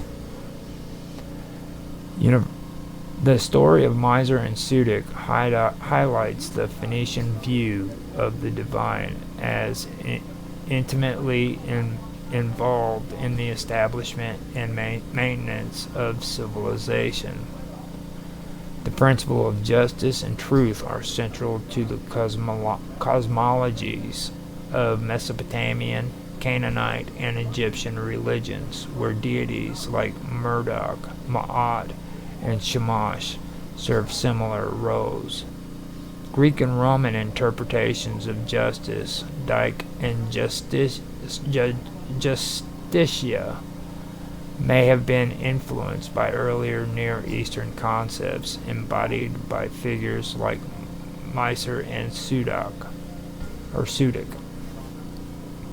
The Semitic root of these figures resonate in the Hebrew Bible, where righteousness, tzedek, and truth, emet, are key attributes of the divine. Mysore and Sudik serve as archetypal. They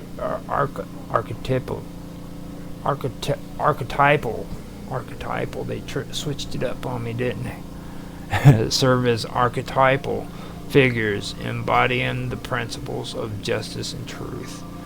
Their narrative underscores the importance of these values in ancient Phoenician thought and their role in shaping human civilization.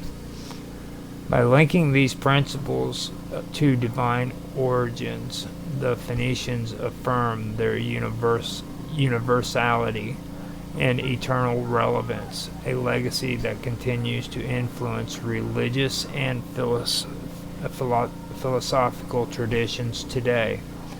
In Phoenician theology, as preserved through the works of Saint Ignatian, Tuatis, sometimes rendered as Tuatos or Thoth or Toth in later interpretations, or Toth, is a significant figure credited with introducing foundational elements of civilization. He is portrayed as a divine or semi-divine figure who contributes to humanity's advancements by imparting knowledge and culture.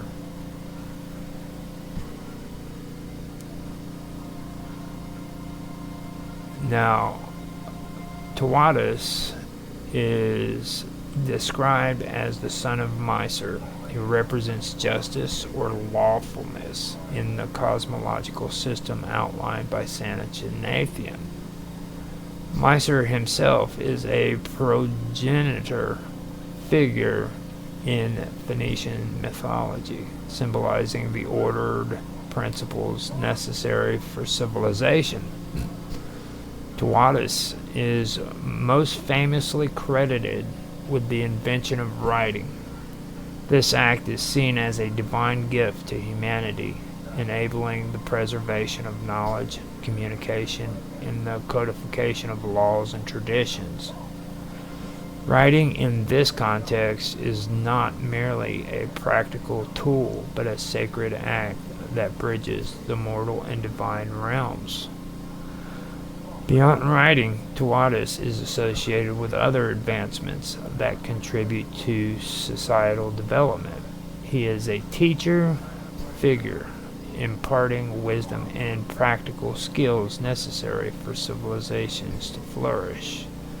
In some interpretations, he is seen as the originator of symbolic representations, including letters, hieroglyphs, and other forms of recording sacred knowledge. Tuatis is the embodiment of wisdom and intellectual advancement.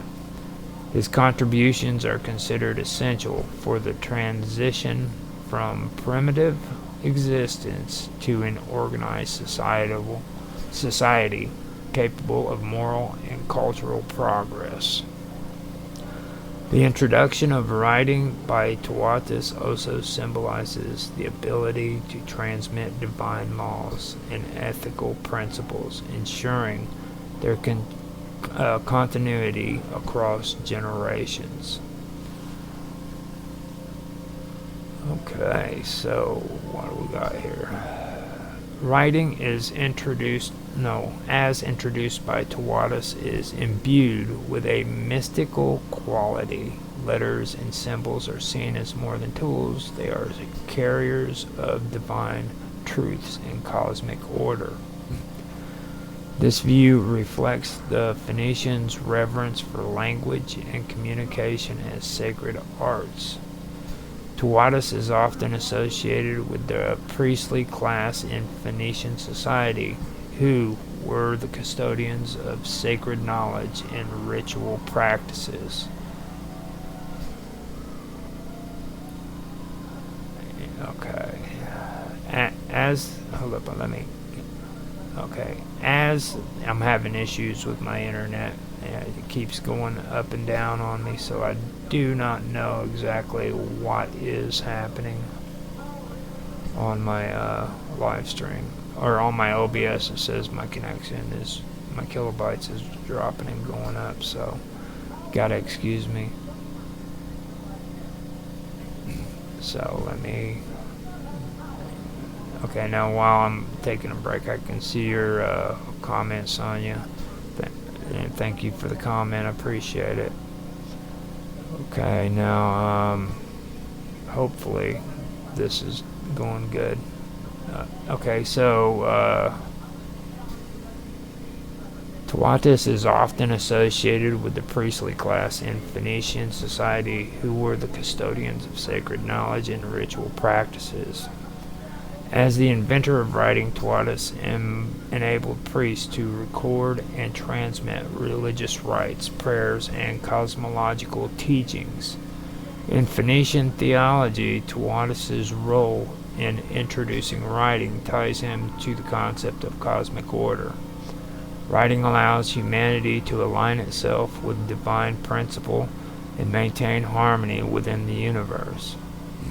The Phoenicians, known for their seafaring and trade, were also pioneers in the development of the alphabet. Tawatis' mythological role as the inventor of writing underscores the importance of literacy and communication in Phoenician culture. The Phoenician alphabet, derived from earlier forms of writing, became a fundamental script that influenced many subsequent writing systems, including Greek and Latin.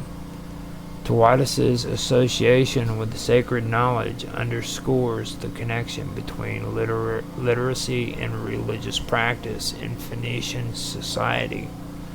Writing was used to inscribe prayers, record temple rituals, and document divine laws. Tawatis is part of a broader pantheon that includes figures like El, the supreme god, and Baal, a storm and fertility deity. His role complements theirs by focusing on the intellectual and cultural aspects of divine influence. While deities like El and Baal govern natural and cosmic forces, Tawatis represents the intellectual and creative dimensions of human interaction with the divine. Unlike warriors or kingly figures in Phoenician mythology, Tawatis is a bringer of knowledge rather than a conqueror or ruler. His contributions are peaceful, intellectual, emphasizing the civilizing power of wisdom. Tawatis' contributions to writing and knowledge reflects the Phoenician emphasis on literacy, trade, and communication. These qualities were essential for their success as a maritime power and cultural bridge between different civilizations. The sacred nature of writing, as attributed to Tawatis, reinforces the idea that the Phoenicians viewed their alphabet as a divine gift and a cornerstone in their identity. While Tawatis is specific to Phoenician theology, his association with writing and wisdom has parallels in other ancient traditions. However, within the Phoenician context, he remains a uniquely intellectual and civilized figure. In Phoenician theology, Tawatis is a pivotal figure who represents the intellectual and cultural achievements of humanity, particularly the invention of writing. His contributions underscore the sacred nature of knowledge and its role in maintaining cosmic and societal order.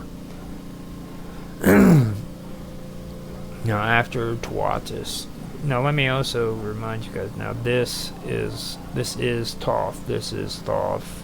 A lot of you guys who talk with me and know all the stuff that I do concerning my channel about the wonderful world of weirdness and everything there, know about the Emerald Tablets and all of this stuff. This is the same guy. Okay, so from my research and what I found out, Tawatis was the first name of Thoth, or Thoth, or Thoth, or however you pronounce it. That his name was actually Tawatis, and he originally came from the Phoenicians and I'm sitting here, the Canaanites, religions and stuff of that nature. and then eventually he made it into the Greek philosophy as well as into the Egyptians. And when I first started doing research on this stuff, I wasn't aware of that. I was actually way off about it, and I didn't realize that I was. But now, after doing this for quite a while, I finally realized that it is. Me and Karma discussed it last year on the Praetorian when I was doing ancient history with her, and it's in the previous episodes that are being put on the Wonderful World of Weirdness, and it's pretty good. It's a pretty good thing. We had some issues with audio and stuff of that nature because that was back when we were first starting out, but we covered a lot of good stuff.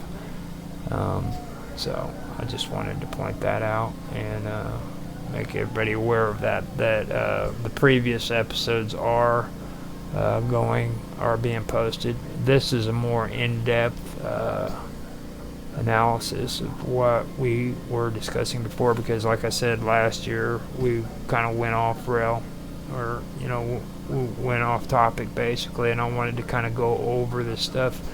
I'm almost through revisions, and it's like I said, I've got tons of good stuff. This stuff is getting a lot better. Now, I want to continue going, but I don't know if I should, to be honest. Because, this is where I probably could end up, keep on reading, and this could be the point of no return. I've covered Tuatas. Now I'm going to go through Dioscuri and Caballari and Corabantes. Now this is some interesting stuff right here.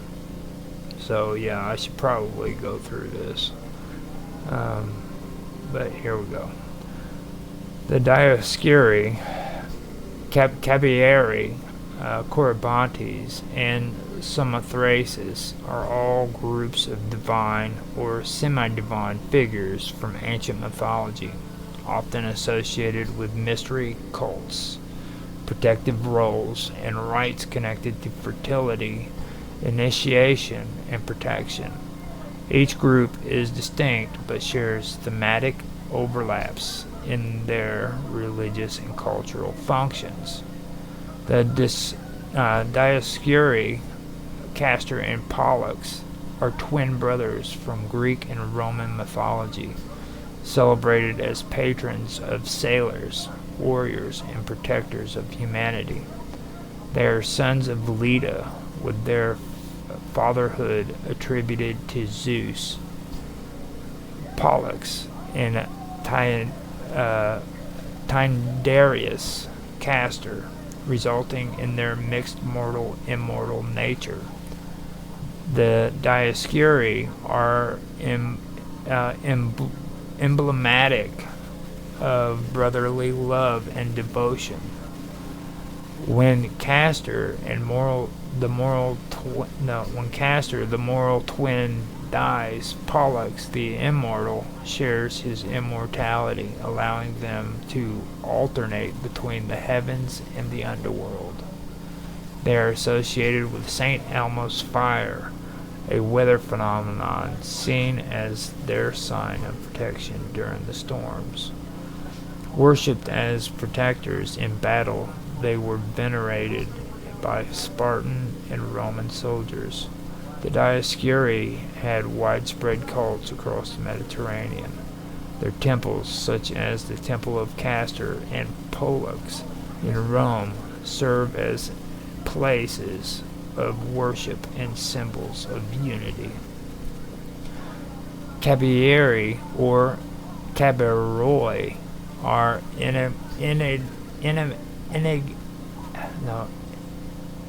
enigmatic deities or spirits associated with the islands of Samothrace,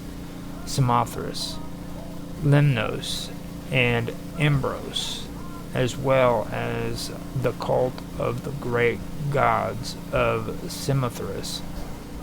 They are often linked with the mystery religions of the Aegean and Asia Minor. This is where the words start getting hard. The Cabiri were central to the initiation rites of the Thracian mysteries, which promised initiates protection at sea and possibly in the afterlife. The Cabiri were seen as protectors of seafarers and associated with the underworld, fertility, and the forging of metals.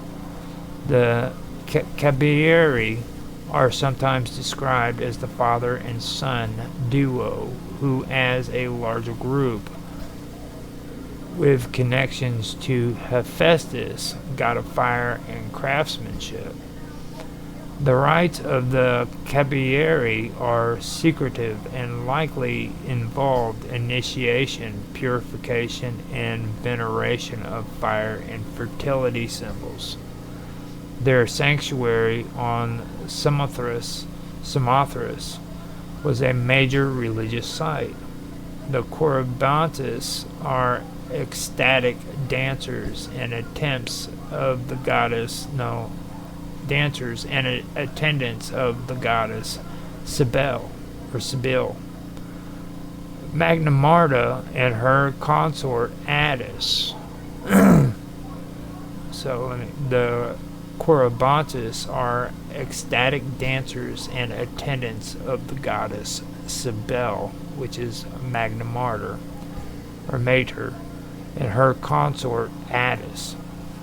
They are often portrayed as wild and frenzied celebrants, known for their rhythmic dances and clashing cymbals.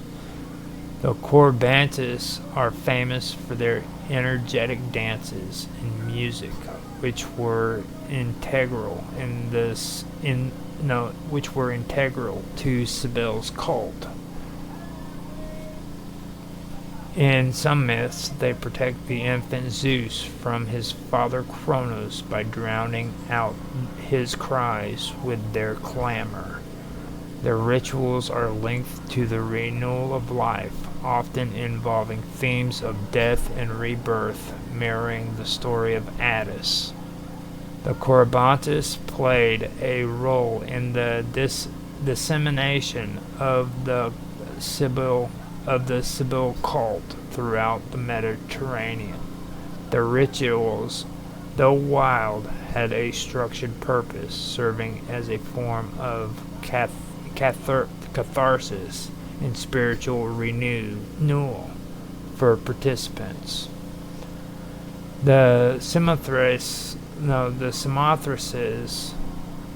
or the great gods, were worshipped on the island of Samothrace, particularly at the sanctuary of the great gods, one of the most important religious centers of the ancient world. The exact identities of the deities remain mysterious, but they were closely associated with protection, especially for sailors. Samothracian mysteries were open to all, unlike the exclusive Eleusinian mysteries, and promised initiate safety at sea and possibly in the afterlife. The gods of Samothrace were connected to both the underworld and the sea, reflecting their dual role as protectors and guarantors of safe passage. The mythology of the great gods often include themes of sacred marriage, symbolizing cosmic harmony and fertility. Initiates underwent purification rituals and received secret teachings. The exact nature of these teachings remain unknown due to the secrecy surrounding the mysteries.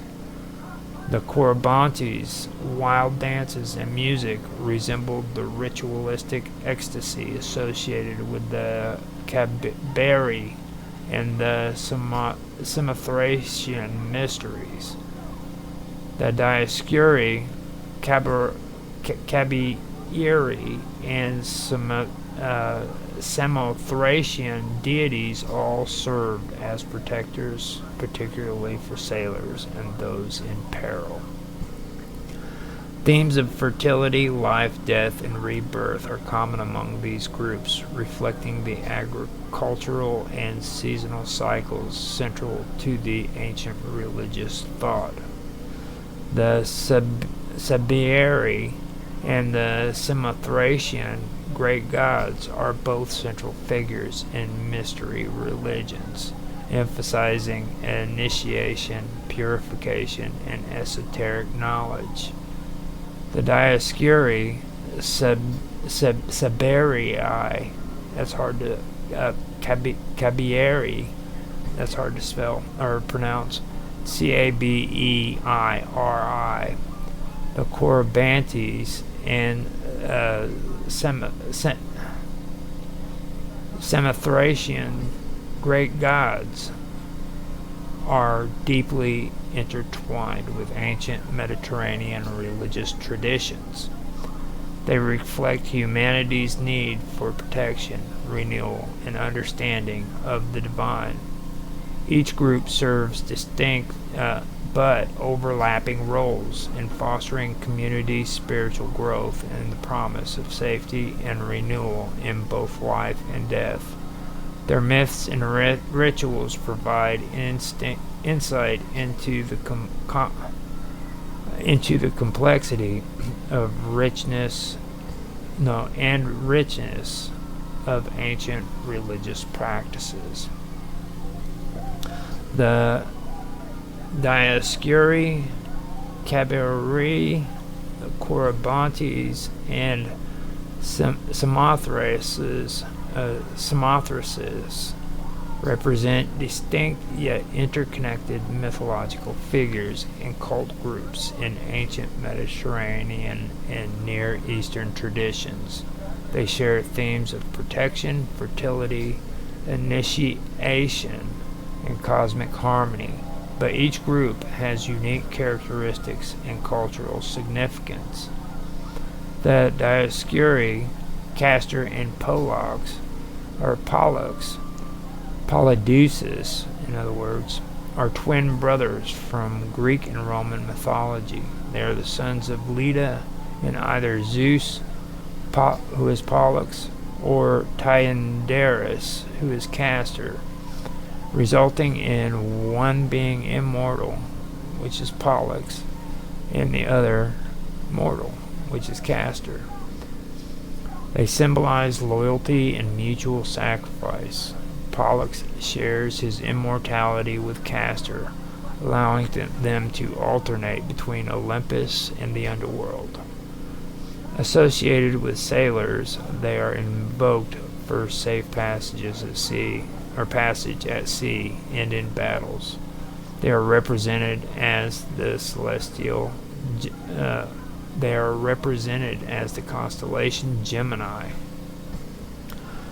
The Dioscuri were worshipped in temples, particularly in Sparta and Rome. Their festivals often involve equestrian contests, emphasizing their martial and protective roles. The Sabiaries, or Cabaroi, are enigmatic deities or spirits worshipped primarily on the island of Samothrace, Lemnos, and Imbros. They are often associated with metallurgy, fertility, and mystery cults.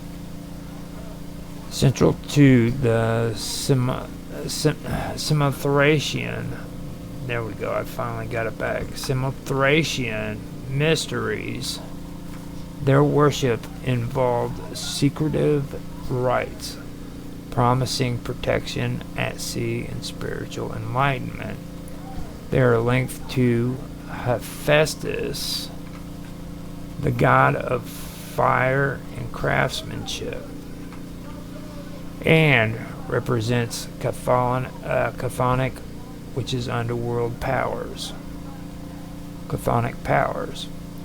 They are protectors of the land's fertility and human reproduction. The Sabraries cult, or Cabaris cult, were widespread but centered in sanctuaries like the one in Samothrace.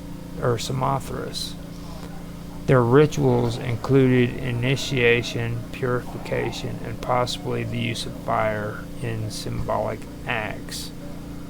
The Corybantes are ecstatic dancers and attendants of the Phrygian goddess Cybele, which is Magna Mater. They are often confused with similar groups like the Sorites and Dactyls, known for their frenzied dancings, clashing cymbals, and wild music, which were thought to induce states of divine passion. In some myths, they guard the infant Zeus, drowning out his cries with their noise to prevent Kronos from finding him. Their dances and rituals symbolize the renewal of life and fertility. The Corybantes were integral in the Cybele cult, which spread throughout the Mediterranean. Their rites were known for their intense physicality and emotional release, offering catharsis to participants. The great gods of Samothrace were deities worshipped on the island of Samothrace, particularly at the sanctuary of the great gods. Their precise identities remain unclear, but they were closely tied to the Siberii and maritime protection. Mystery religion cults promised initiates protection at sea and spiritual salvation. The rites were open to all, including slaves. Chthonic and maritime powers were associated with both the underworld and the sea, reflecting their dual protective roles. Some myths describe a sacred union among the gods, symbolizing cosmic harmony and fertility. The Samothracian mysteries were a significant religious movement in antiquity, attracting pilgrims from across the Mediterranean. The sanctuary was a center for initiation involving purification rituals and secret teachings. So the Dioscuri safeguard sailors and warriors. The Cabareri and the Samothracian gods protect seafarers and initiates. The Corybantes, as guardians of Zeus, protect divine order. The Cabiri and Samothracian gods are central to mystery religions, and the Corybantes' ecstatic rituals can be seen as initiatory experiences. The Cabiri,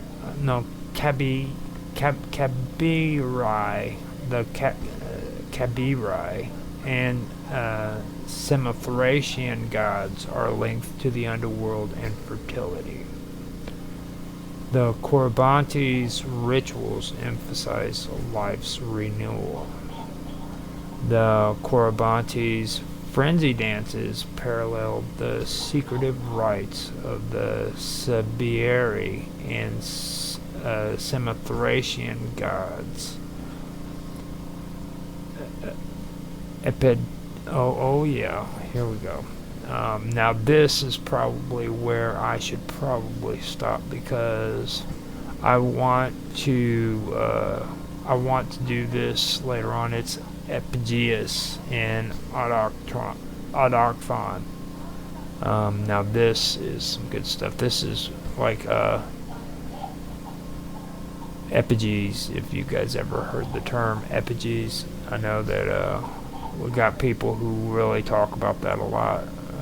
Jaffe's one of them who likes to talk about root words and what they symbolize and things of that nature. And this is actually the part where we start getting into a lot more of that. We've covered some of it, and I wanted to get through the basics and start covering like the parts in here that are root words, where a lot of these deities come from, and the nature, fertility. If you notice, they were talking a lot about fertility rites, things of that nature, and agriculture. I wanted to get into the agriculture part of it because a lot of people in today's world forget the basics, like the fact that the calendar in the first place was set up according to the harvest and according to agriculture and bringing in a good crop and being able to plant seeds at the right time of the year, things of that nature.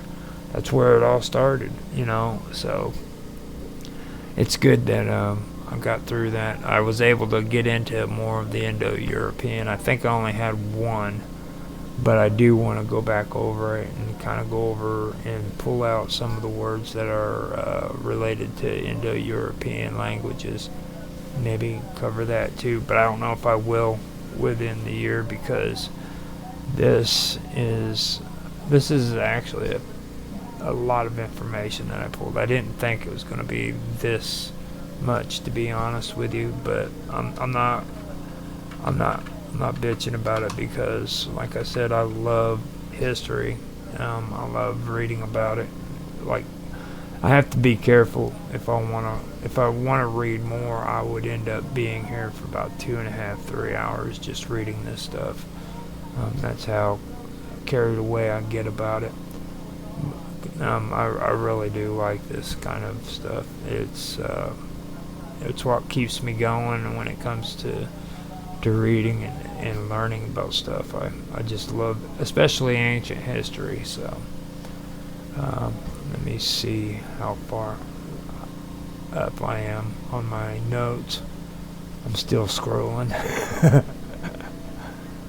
I'm pretty sure I've got the right episode. No, I got the wrong episode. I was almost positive this was episode 13, but apparently it's episode 16. So my next episode is going to be episode 17, which I usually don't like saying on stream in the middle of the show, but I'll let it slide this time. So let me go in here. I'll check and see if I have any more comments. Sonia Galactic left her message. She said that ladies love the voice. They just love this voice. It drives them mad. Keeps them coming back. And I do not have any comments from Kick, which is fine. I have 7 views off of X. Thank you guys for watching on X. Twitch, I have 1 viewer. And I do appreciate everybody who have followed me on Twitch too. I appreciate that a lot. So I've been trying to get people on there to at least, I'm supposed to have like this thing where 3 or 5 3 people are supposed to get on there and chat together some ridiculous tasks they want you to do, and that seems to be like the hardest thing you can do on that channel, is get 3 people into the actual chat to talk. At least that's my experience. So we have 6 people who are concurrent viewers on YouTube. Sonia has given a comment. Thank you, Sonia. And we have 112 views. I appreciate the views on there, guys. I hope you guys did enjoy this. If you did, do me a favor, man. Hit like, subscribe, and all that good jive, you know. But most important, you know, freaking leave a comment, because in the comment section of the video down below, man, I love talking to people in the comments section. Ask Sonya, she'll tell you the same thing. I'll get on shows, man, and I'll just sit there in the middle of the comment section and just talk forever, because I like doing it. So if you guys want to help me out, do that. Also on Rumble, click the link, man, and watch it. You know what I mean? Because that's actually the only place where people who are content creators can start straight out and start earning. So that link right there is what freaking helps people freaking earn something on Rumble. So not just me, but anybody, man. Click that link, you know, help a brother out. You can't say that about YouTube or Kick or any of the other ones, but you can say it about Rumble. You can't even say that about X, you know, so remember that. And with that, I am going to shut up, and I'm going to end this stream, because I have hit an hour and 18 minutes, which means that I have done what I'm supposed, an hour and 18 minutes of recording. So I've done what I'm supposed to do. So I've got an hour and 42 minutes of live stream according to my OBS, and according to Rumble, I have been streaming for an hour and 38 minutes. So I am going to end this, and I am going to check to see if everything came out great. I do want to mention that this is my second time using Rumble Studios. It's kind of interesting. I'm not going to say it's great. I'm not going to say it's bad, but it's interesting. I'm gonna keep using it and see how it works out. So, and believe it or not, after the show, my background video for Ancient Mysteries is finally finished uploading on there. I can go ahead and put that on there and let you guys look at it maybe, but first I gotta put the name on it and then save it. Ancient Mysteries. Yeah. And then have the video loop and save the library, and then create the video. So let me switch this over. And that's what it looks like right there. So we have liftoff. That is my background video for Ancient Mysteries. So the only bad part about it is nobody on YouTube gets to see it, guys. I apologize about that, but you guys have a better one, in my opinion. I made that slideshow on my own, so that's my creation. I did that and I love it. Well, they're both my creations, but that one is one that I really like the most. It's my slideshow, which I have that on both of them, but it's good. With that, I am going to end the show, and thank you guys for watching.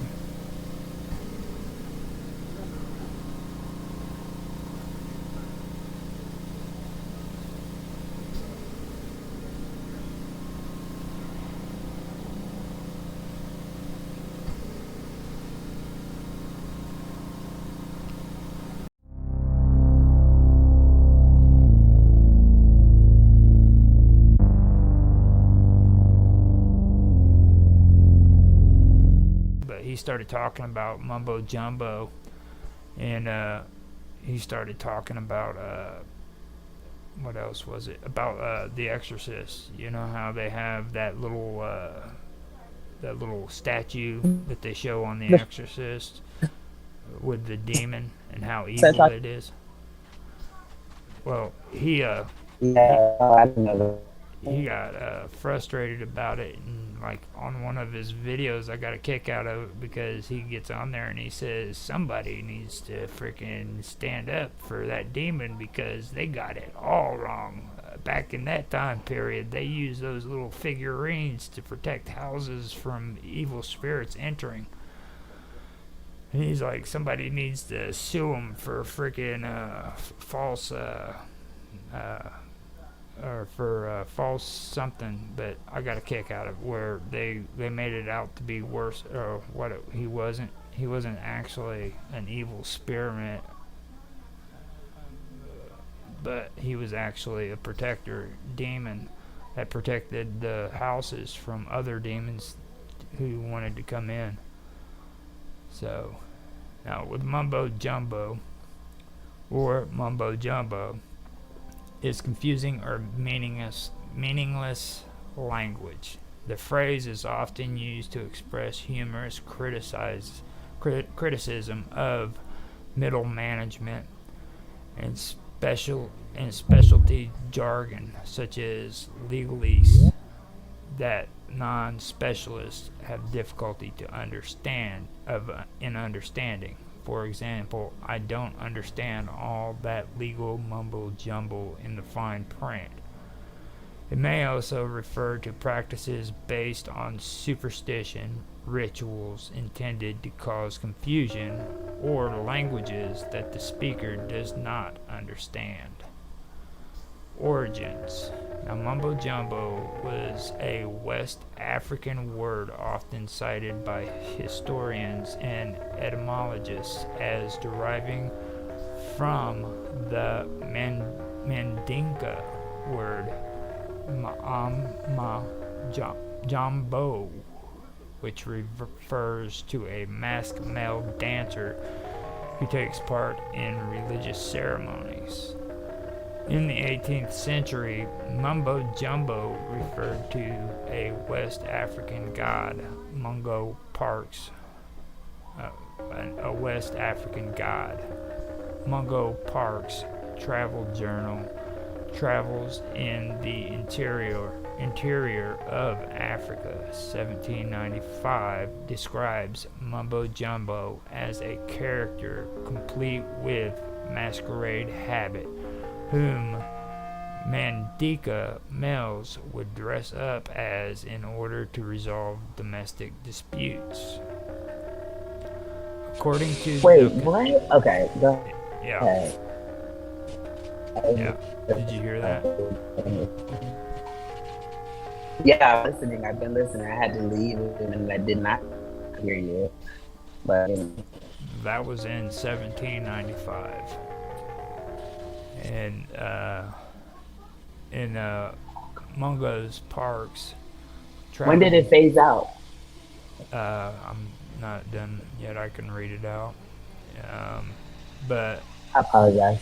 I'm ahead of myself. According to the concise Oxford English Dictionary, mumbo jumbo is a noun and is the name of a grotesque idol said to have been worshipped by some tribes.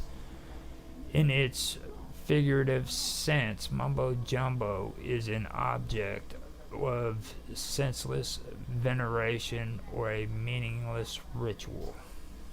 According to the 1803 supplement of Encyclopedia Britannica 3rd edition, mumbo jumbo is a strange bugbear employed by the pagan Mandingos for the purpose of keeping their women in subjection. Polygamy being allowed among these polygamy being allowed among these people. Each man marries as many wives as he can conveniently maintain, and the consequence is that family quarrels sometimes rise to such a height that the husband's authority is not sufficient to restore peace among the ladies. On these occasions, the interposition of mumbo jumbo is called in, and it is always decisive. the strange minister of justice, who is either the husband himself or some person instructed by him, disguised in a sort of masquerade habit made of the bark of trees and armed with the rod of public authority, announces his coming by loud and dismal screams in the woods near the town. He begins his pantomime at the approach of night, and as soon as it is dark, he enters the town and proceeds to the Bentong or marketplace, at which all the inhabitants immediately assemble. The ceremony commences with song and dances, which continue till midnight, about which time Mumbo fixes on the offender. This unfortunate victim, being thereupon immediately seized, is stripped naked, tied to a post, and severely scourged with Mumbo's rod. Amidst the shouts and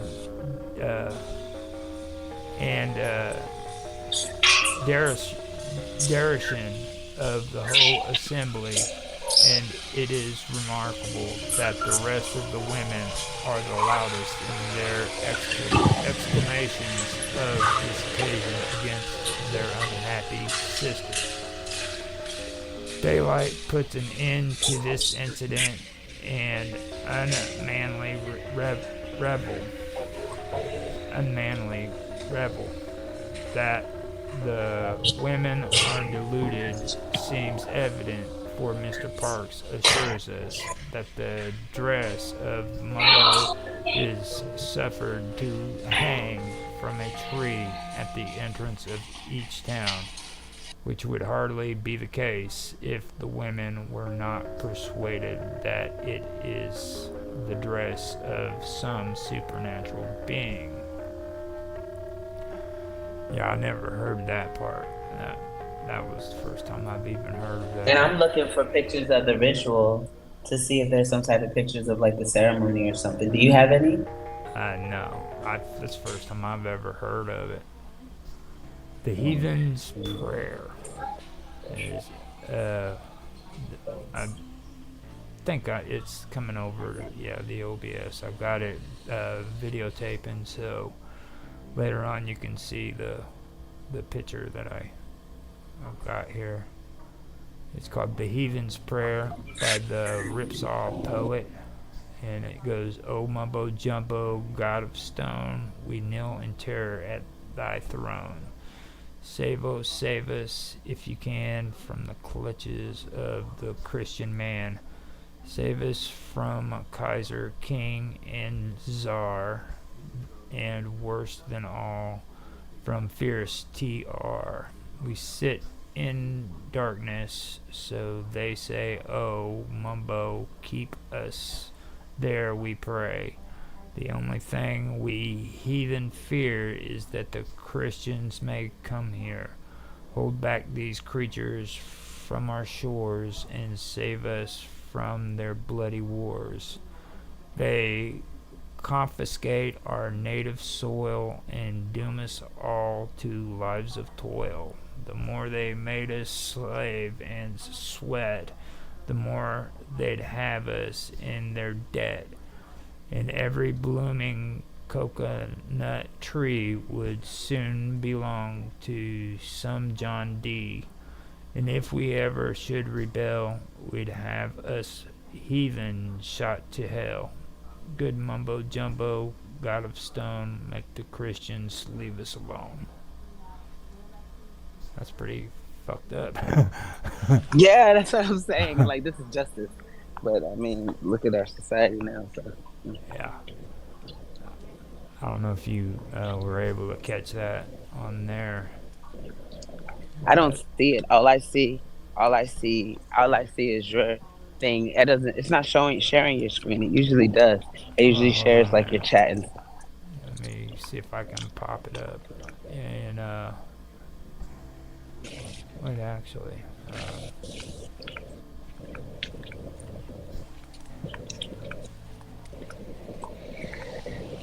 Cancel that out. I could probably get it back I'll on look. by I was going about to say in. I don't want you to put you too far out of your way because I know when you do the stream, I usually last night I didn't watch any of our streams because they do you listen to WPNR or WRP on Minds, the news people. Yo, you should be there. Like I feel like you are there. There's this one guy that reminds me a lot of you. Well, Like I'm here, just here saying, recently, here recently, I haven't really been into all this stuff. like, excuse me, I haven't been into all this stuff like I used to. At one time, I think it would have been something that I'd been interested in, but just here lately, I've really had a different look at everything. So, what what kind of different look? I apologize. This stuff is intriguing. Well, a lot of the stuff that's being covered is like rehashed stuff from freaking 50 years ago. You know what I mean? And when you really get into this stuff and you start looking at it, like you just kind of have to look back and say, hold up, didn't so and so say this like 20 years ago? You know what I mean? Yeah. So for me, there we go. I got it. Can you see that? Okay, I see it now. The Heathen's Prayer. Yeah. Now I can zoom it in. Maybe that'll make it look a little bit better. But this is basically the photo that I've seen on there. I want to make sure that's coming through on the recording. Yeah, it's on. I'm just screenshot it so I can zoom a little bit. But I can zoom a bit, but I want to have it for my documents. That's the thing too about Encyclopedia Britannica. They've got a lot of liberal tones about what they're talking about too. So, like mumbo You got to jumbo. be careful and try to weed it out. Like, is it being biased or is it being neutral? Yeah, I get what you're saying. That's my biggest thing about finding research from anywhere outside of source, because people are going to make it fit what they're looking to convey. And so that's why it's just one of those things you literally can get the same answers if you in tune. And then when those answers parallel, then I understand the alignment. But when the answers differ, then I kind of always usually mean with the source no matter what's written. Like just because mumbo jumbo takes its place going all the way back to the Sumerians. I mean, when it comes to exorcism in the Sumerian culture, okay, that was very important to them. Sumerian. Hey, and if my background ever gets too loud, please ask me to mute. And if you can mute me, then just mute me. Because, what might not seem loud to me might be loud to you. Like, right now, is it loud right now? Because there's glitter in the background. Is it loud? No, it's not. Okay. I'm just making sure. Just make sure you let me know and mute it if it's a problem, because I attempt to keep it unmuted so I can respond to you and ask my questions. Because sometimes I'm fumbling to get the unmute, and you're on to the next thing, and oh man, hold on, wait a second. So I just let me know though if it's too loud. Say, hey, can you turn that down, or you can turn it down, because I think you can. I don't know. I was like, she should be able to, because you control the room. That's loud. I know that's loud. Now, here we've got ancient origins, and they talk about demonic exorcism in the temple schools of Mesopotamia.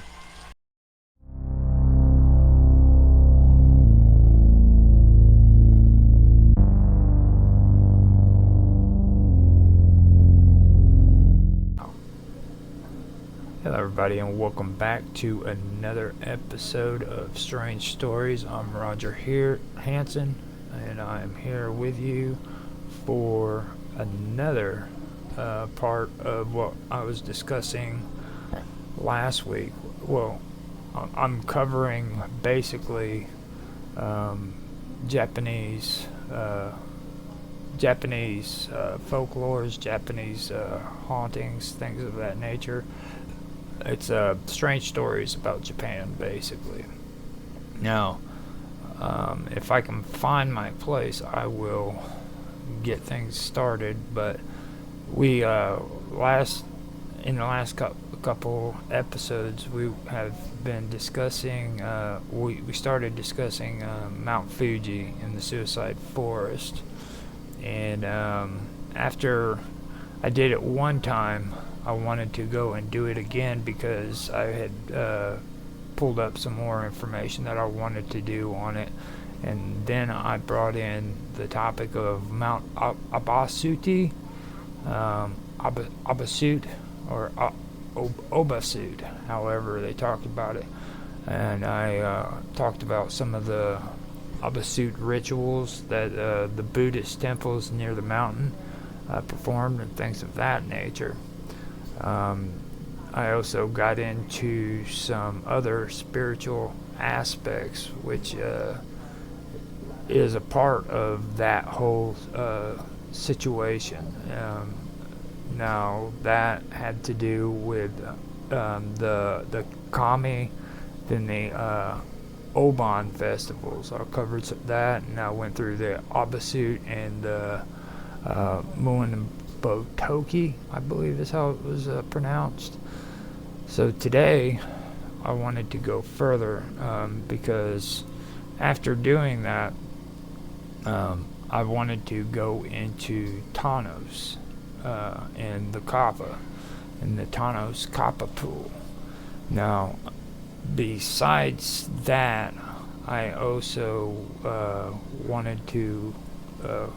I was talking about this last week, and I decided that I'm going to, because at first I was like, I don't want to bring a lot of the scary stories and stuff like that are fictional into this topic. But then I said it even last week. I said, hold on, man, this is strange stories. This isn't strange history or the 10 scariest places in Japan. This is strange stories, so why not incorporate that stuff into it? So I've decided to put at least some of it back onto the stream. That way we can have a pretty interesting topic, and it'll make it even better, because there's a lot of stuff that's influenced by Japanese folklore and in their heritage. There's a lot of anime, a lot of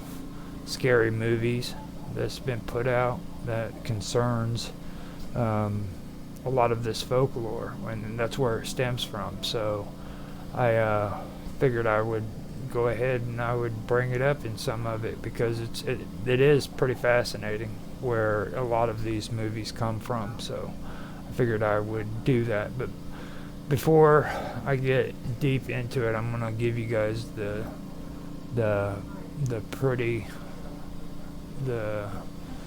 clean, the anime version of what the Kappa monster is. And that, by doing that, what I'm going to do is I'm going to just read some information concerning the Tanos Kappa pool, which is in Japan. It's in the Owati prefecture. Now, this is after the time where the Buddhists finally came down into Japan, or came over to Japan, however you'd say it. This is the beliefs of the Kappa after the Buddhists kind of tamed them down, where they are more of mischievous or devilish and things of that nature, and they're not according to what they originally were. So let me go ahead and I can go through some of the stuff that I already pulled up together now. Now, the city of Tano is what I was talking about. It's in Owati prefecture, and is well known for its local legends, beliefs, and traditions. The folklore of the people was immortalized in Kunio Unagati's Tano Monogatari, the legend of Tano.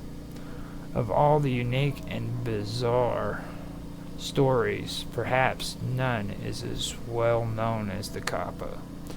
This monster can supposedly be found all over Japan, but Kappa Buchi, but Kappa Buchi Pool in Tano is probably the most famous Kappa hangout across the nation.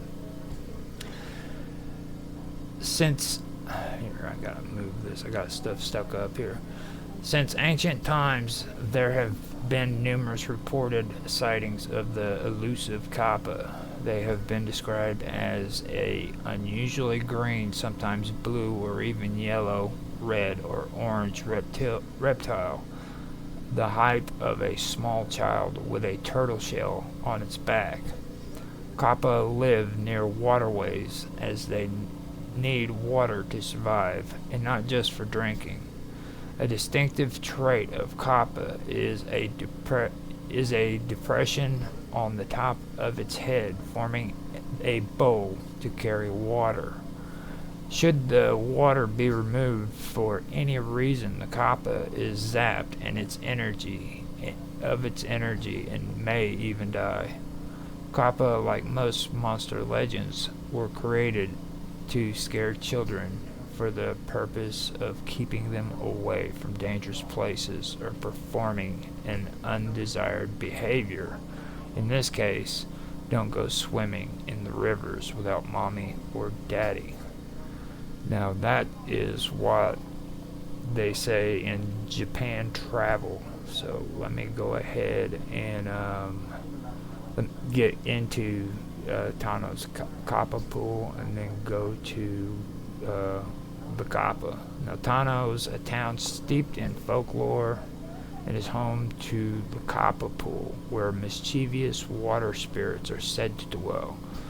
Kappa, known for their trickery and dangerous antics, are a staple in Japanese mythology.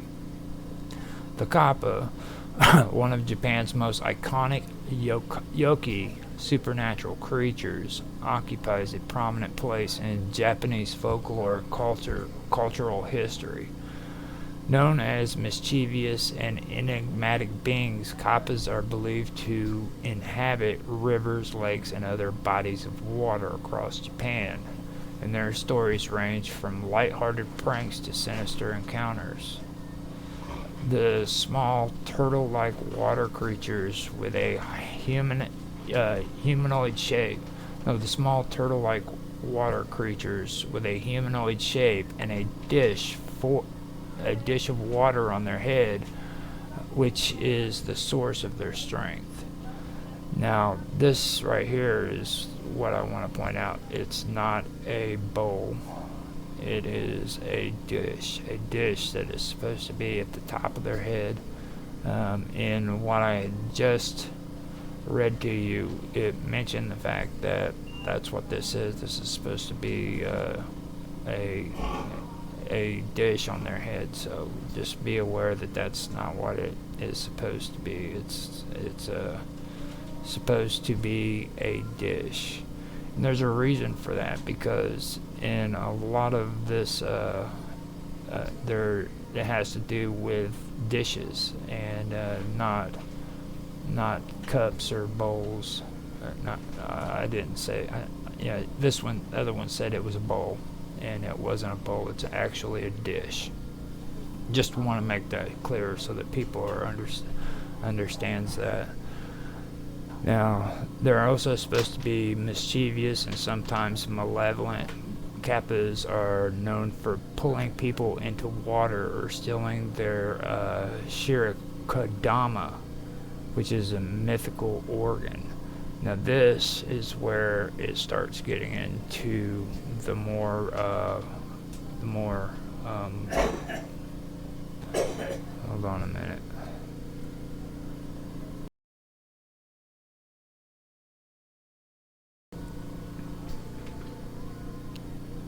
Okay, now this is where it starts getting into the more sinister part of the whole myth. This goes back to the belief in the I got a little distracted, in the Kappa before Buddhism actually moved into Japan. All right. Now, before they were basically pacified and made into little creatures or monsters that the Japanese would go to these pools to give offerings to. They were actually malevolent, and the Kappas were known for pulling people into the water and stealing a mythical organ that was supposed to be within the human body. But they can also be helpful if they're treated kindly, according to legends. Now, I don't know if that was the older tradition or if it was changed after the Buddhists kind of made it more passive, I guess you could say. But it is said that they can also be helpful if treated kindly. So that is something right there that I do want to bring up. Now, the word Kappa translates to river child in Japanese. It's a fitting name for these water-dwelling entities. The Kappa is thought to have its origins in ancient Japanese animism, and where natural features like the rivers and mountains were imbued with spirits. Now, these early beliefs eventually merged into Buddhist and Shinto traditions, giving the Kappa a dual role as both a protector and a potential threat. Shinto is the beliefs that was around before Buddhism came into Japan, and that's what I was discussing the last time, where it merged together basically. And the weird part about the whole deal was when Buddhism and Shinto merged together, there was no conflict, like no physical conflicts about it. Whereas, and don't get me wrong, there were people who probably disagreed with it and everything, but there was actually no conflicts about it. They kind of married one another pretty good, you know. That was something that I brought up the last time. I'm not going to ponder on it too much, but I did want to bring it up again. These earlier beliefs eventually merged with Buddhist and Shinto traditions, like I said, and that gave the Kappa a dual role as both the protector and a potential threat.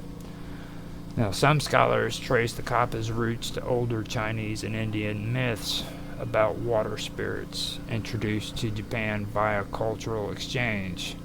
Now, these influences likely helped shape the Kappa into the multifaceted figures they are today.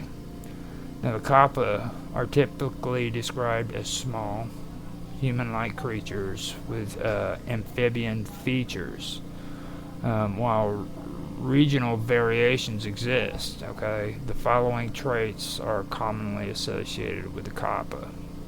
Now, Kappas have a child-sized body resembling that of a human, though often with exaggerated or grotesque proportions.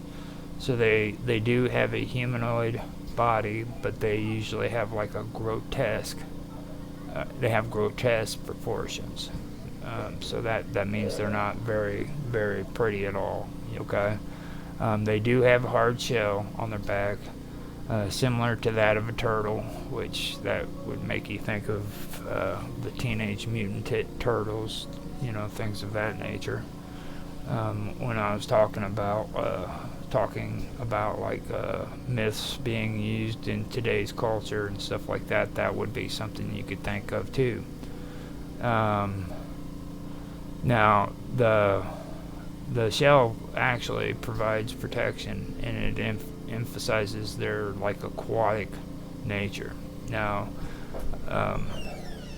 they also have web feet or web digits, which aid in swimming, and it makes them agile in water. Now, the kappas often have a beak-like mouth and skin that range from hold on a minute.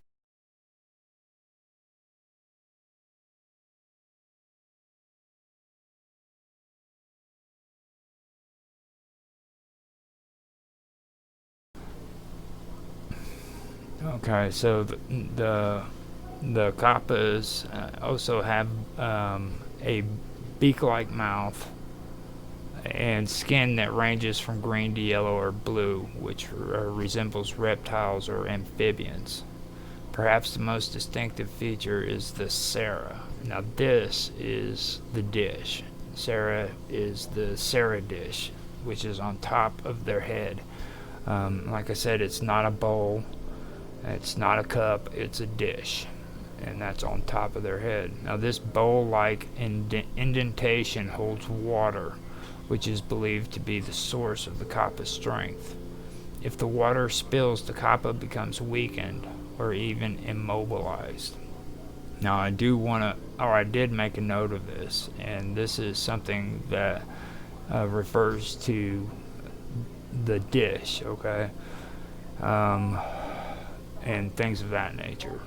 This also goes into a lot of folklore that eventually became stories that was incorporated into the Japanese literature and then plays and stuff of that nature.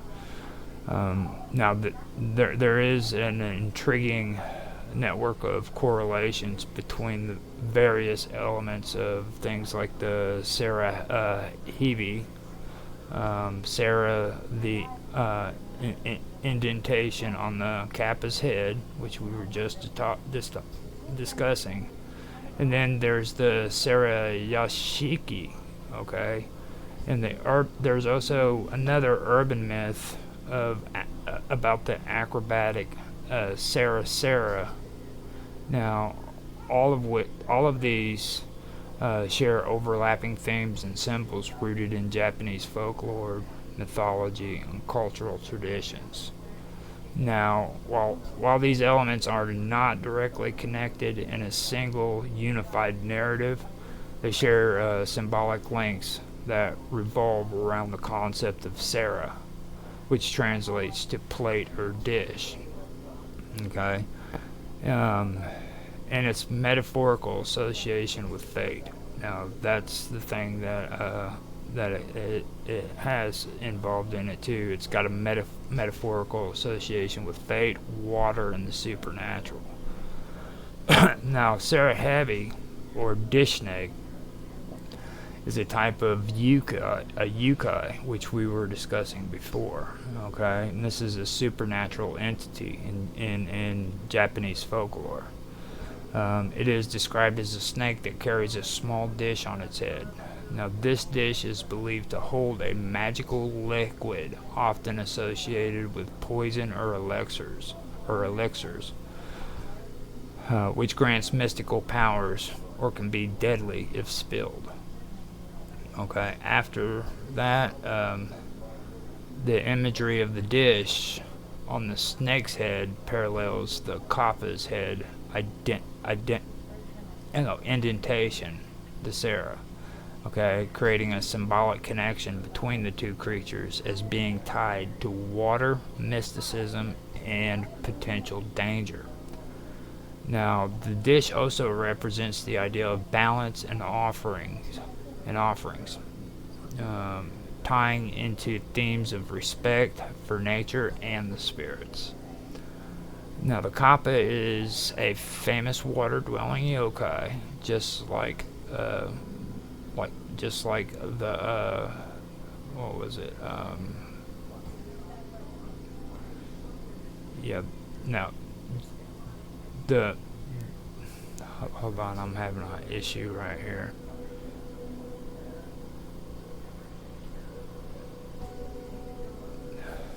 Yeah. I'll be right. Okay, yeah, I'll be right back real quick. I have got to take care of something. If you haven't noticed, I had some noise back behind me a second ago.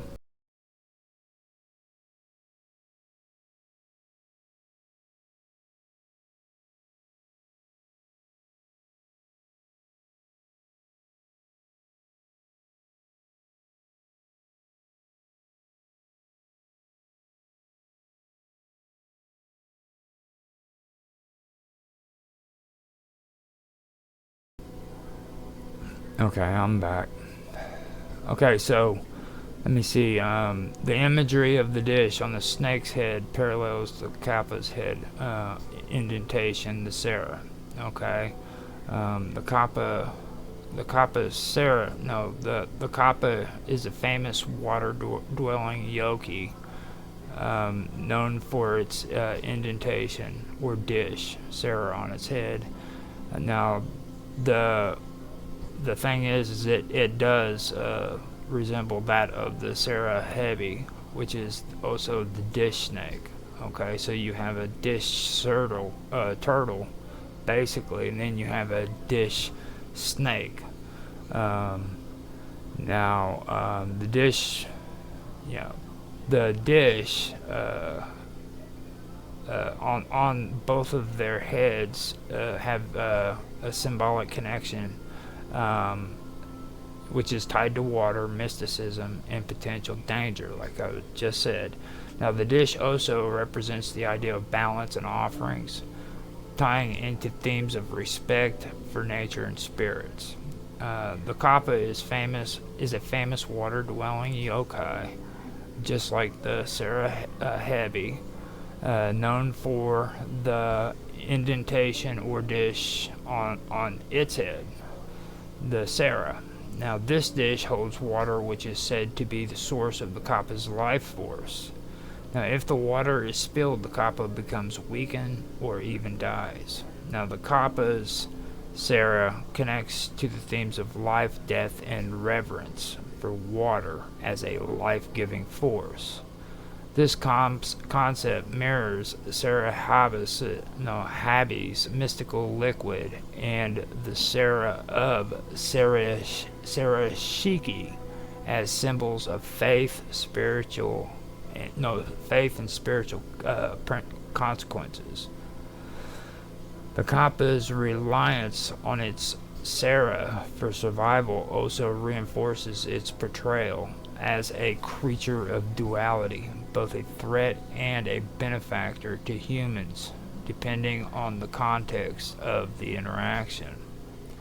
Now, Sarayashiki is a famous Japanese ghost story. Now, this is the one that I was going to leave out, but I decided no, I'm going to go ahead and incorporate this in, because this kind of shows you how this folklore has influenced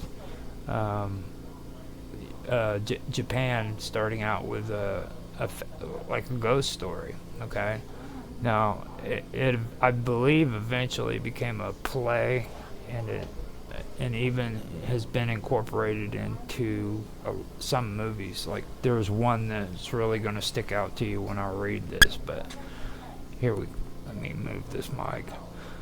But let me go ahead and start this up now.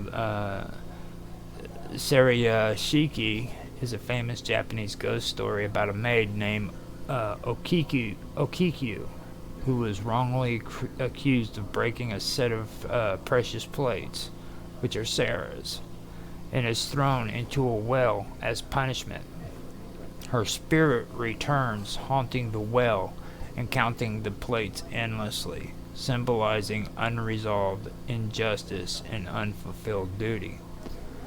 The story's focus on plates, which are Sarah's, connects to the broader symbolic theme of balance, accountability, and the spiritual weight of broken promises or oaths.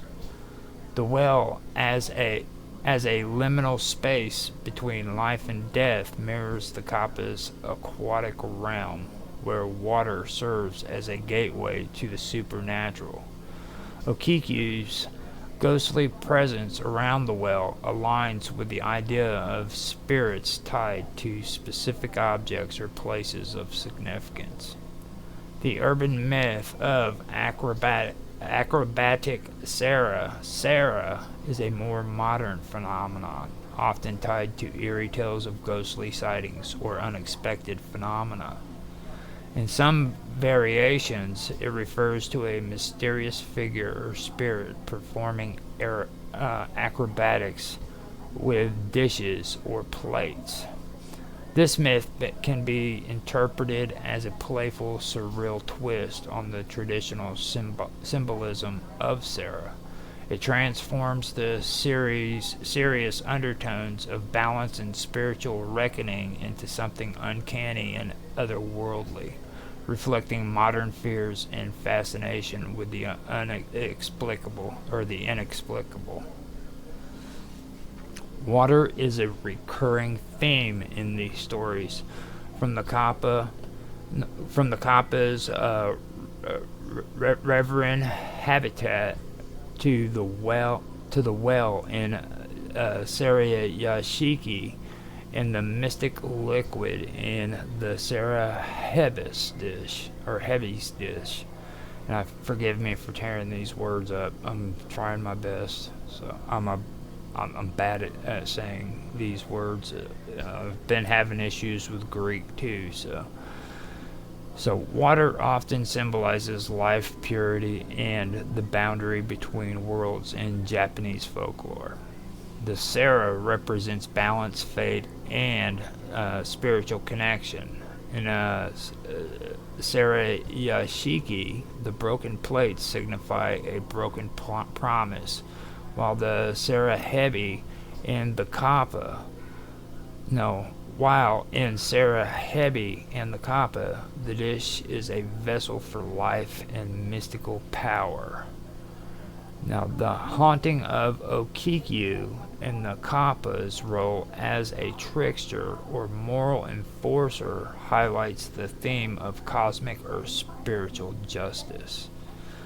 Myths like acrobatic Sarah reflect how traditional symbols evolve over time, taking on new meanings in urban legends while retaining their root in older folklore. So, with that being said, I'm going to return to just talking about the Kappas, okay? Now, the Kappas are complex creatures with a dual nature, embodying both the benevolent and the malice. Their behaviors can be divided into several categories. Now, Kappas are infamous for their pranks, which range from harmless to humiliating. These tricks include stealing crops, frightening livestock, and playing practical jokes on unsuspected humans. Their playful nature is often likened to that of children, albeit with a darker edge.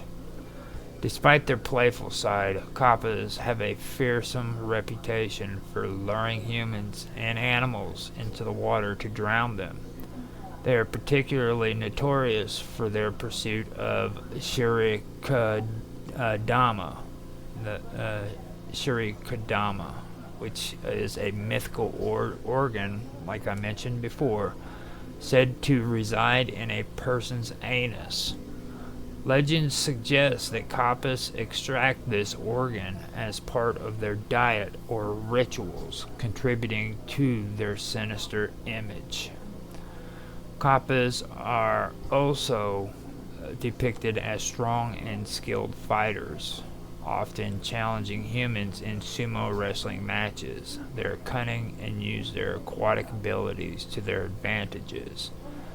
Now, before I get started here, I want to go over some of the things that I have covered here. Now, I want to talk about the Shirikadama, I believe is what it is. Now, the Shirikadama is also called the Hirikodama. It's sometimes spelled as Shirikadama. and it's a mysterious concept in Japanese folklore. It's closely tied to the myth of the kappa, which I was just talking about, the legendary water-dwelling yokai. This mythical entity is said to reside inside a person's body. Okay, significantly in the lower abdomen, which is the anus. Okay, and what we're talking about is the shirikodama, not the kappa. This is supposed to be in the anus, and is believed to be the source of life energy and spiritual essence. Now, the Hirikodama is often described as a glowing marble-like orb, although its exact nature is ambiguous and varies across stories. The concept of the Hirikodama likely stems from traditional Japanese beliefs about the soul and the life force. In some interpretations, it is thought to represent the Shiken, the four souls in Japanese animistic traditions, or a life essence. Now, right here is where I want to go and discuss the Shiken. Okay, this is where we start talking about the four souls. Now, the Shiken, often translated as four souls, is a concept from Japanese folklore and Shinto philosophy that describes the spiritual essence or component of the human soul, or components of the human soul. This idea is deeply rooted in ancient Japanese thought and has influenced cultural practices, literature, and even modern media. The Shiken is said to consist of four distinct yet interconnected aspects, each representing a different quality of the soul. You have and forgive my language for how I pronounce this, I apologize ahead of time. So, now the first one is the Aramitama. Okay, now that represents the rough, violent, or active side of the soul. It also is associated with courage, passion, and aggression. It's often invoked during moments of crisis, conflict, or when great energy is needed. In Shinto religions, Aramitama is calmed or harmonized through purification rites to maintain balance. Now, after that, we go to the Nigamitama. That represents the gentle, harmonious, or peaceful side of the soul, associated with kindness, love, and compassion. Nigamitama is often emphasized in times of celebration, peace, or nurturing relationships. Rituals to honor this aspect includes offerings to kami, which are deities, for prosperity and well-being. Now we come to the Sakimitama. This represents the soul's capacity for happiness, fortune, and blessings. It's often linked to the prosperity of individuals, families, or communities. It's invoked in rituals and prayers for good fortune, success, and abundance. Now we come to Kushimitama. Kushimitama. This represents the mysterious, miraculous, or spiritual side of the soul. It's associated with intuition, creativity, and divine inspiration. It plays a role in spiritual enlightenment and mystical experiences, often seen as the connection between humans and the divine. The concept of the Shiken originates from Shinto, Japan's indigenous spiritual tradition, and is influenced by animistic beliefs that view all things humans, animals, and even inanimate objects as possessing a spiritual essence. The Shikan framework reflects the idea that the soul is dynamic and multifaceted. With each aspect playing a role in maintaining balance within the individual and the community. The idea of the Shikan has also been influenced by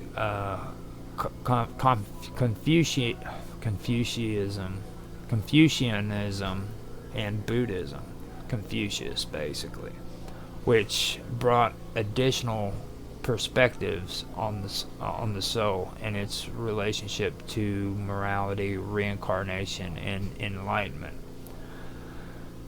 Shinto rituals often seek to harmonize the Aramatama and the Nigamatama aspects of the soul, ensuring balance between active and peaceful energies. Offerings to Kami aim to invoke the Sakamitama for blessings and prosperity.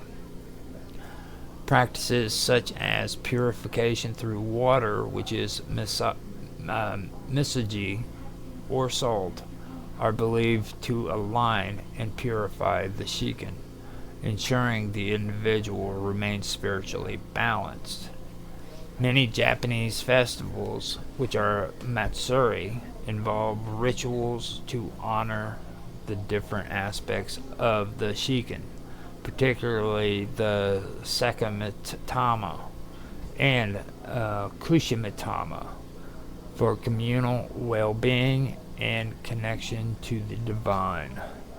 The Shikan is often referenced in Japanese myth and tales, where characters or deities embody one or more aspect of the soul. Deities like Amaterasu, which is the sun goddess, are often seen as embodying Nigamitama, representing harmony and light. Warrior deities or spirits might reflect Aramatama, showcasing strength and ferocity. So that is what is involved with the Shikan, and this is where I go back to the Hirakadama. Now, its placement near the anus aligns with ancient beliefs that the soul or spiritual energy could exit the body from that region. In folklore, the Hirakadama plays a significant role in explaining the violent tendencies of the Kappa.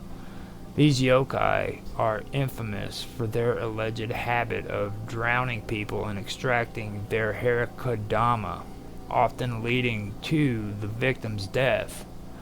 This act of stealing the Hirakadama is thought to symbolize the Kappa's desire for power or sustenance, as consuming or possessing the orbs is said to grant them vitality and strength. And I also want to make a note of one thing, that's the Aramatama. Okay, now after me saying that, you got to understand that represents the rough, violent, or active side of the soul. It's also associated with courage, passion, and aggression. It's often invoked during moments of crisis, conflict, or when great energy is needed. And when you take a look at that and then you compare it to what was just said about these creatures stealing the Hirakadama out of the anus, it kind of makes you think of that, or at least it makes me think of that. So now the Kappa drowns its victim, often by pulling them into a body of water. Once the person is subdued, the Kappa uses its sharp claws to reach into the victim's anus and extract the Hirakadama. After removing the orb, the Kappa consumes it or stores it as trophy. This process not only causes death, but also leaves the body of the victim in a mutilated state, further contributing to the kappa's fearsome reputation. Now, I want to also bring this up. This is another note I made about the Kushamitama. Okay, and that represents the mysterious, the miraculous, or spiritual side of the soul. It associates with intuition, creativity, and divine inspiration. It plays a role in spiritual alignment and mystical experiences. It's often seen as the connection between humans and the divine. So these rituals that are being performed at these pools, in my opinion, and this isn't fact, but it's just the way I see it, could be their way of paying respect to these kama, you know what I mean, the kami, or not the kami, but now I'm having a brain fart, the kappa, and so that they won't harm them, you know what I mean. So that's just my take on it. The reasoning why they would have these pools where people come and they leave offerings at these pools for them.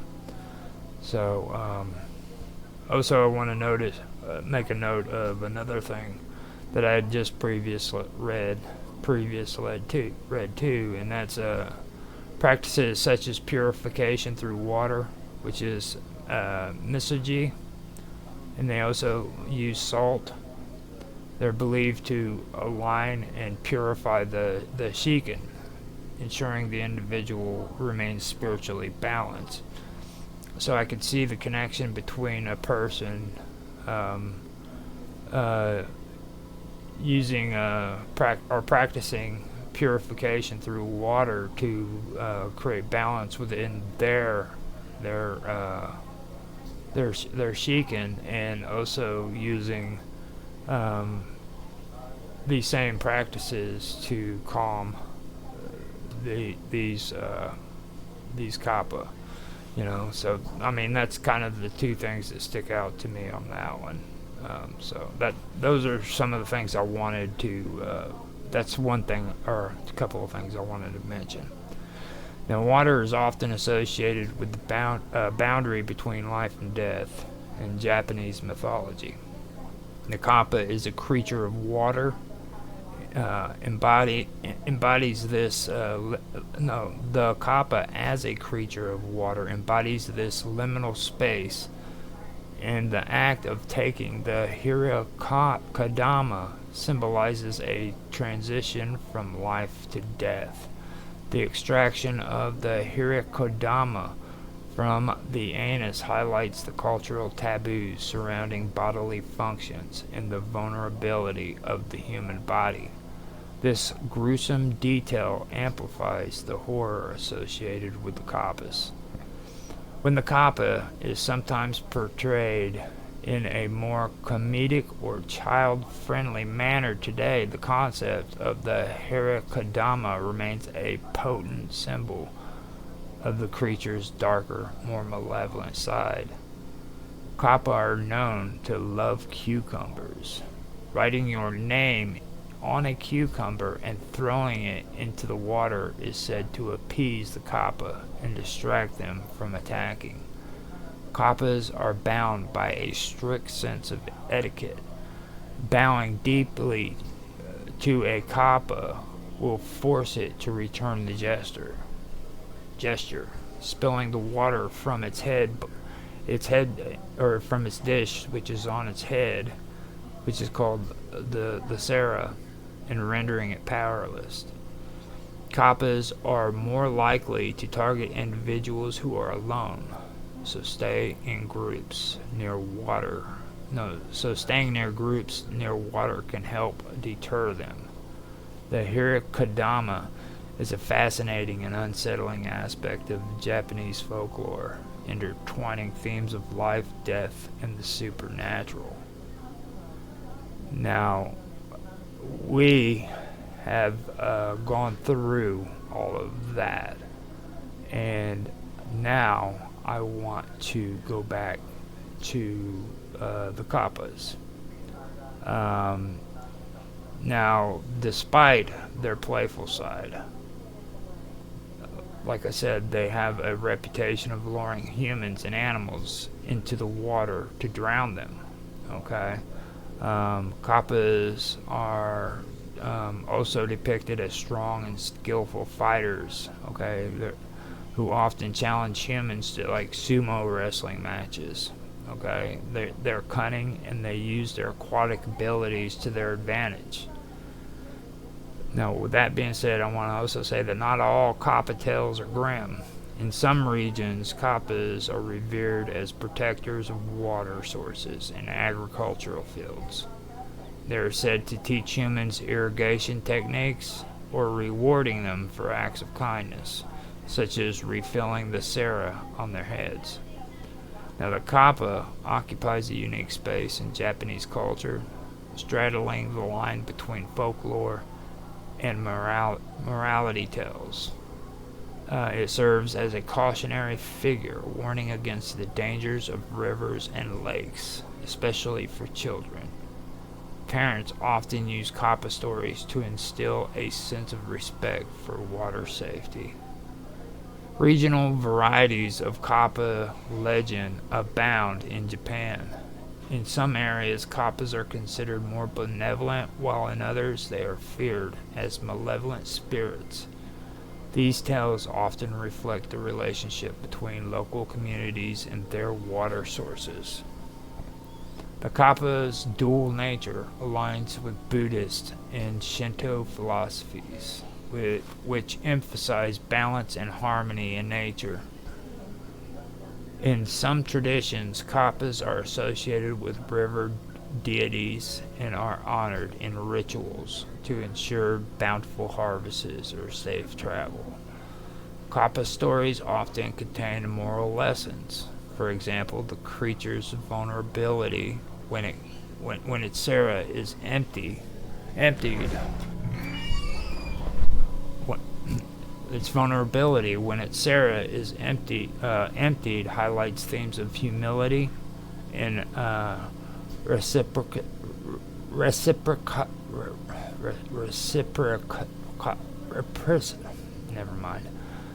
and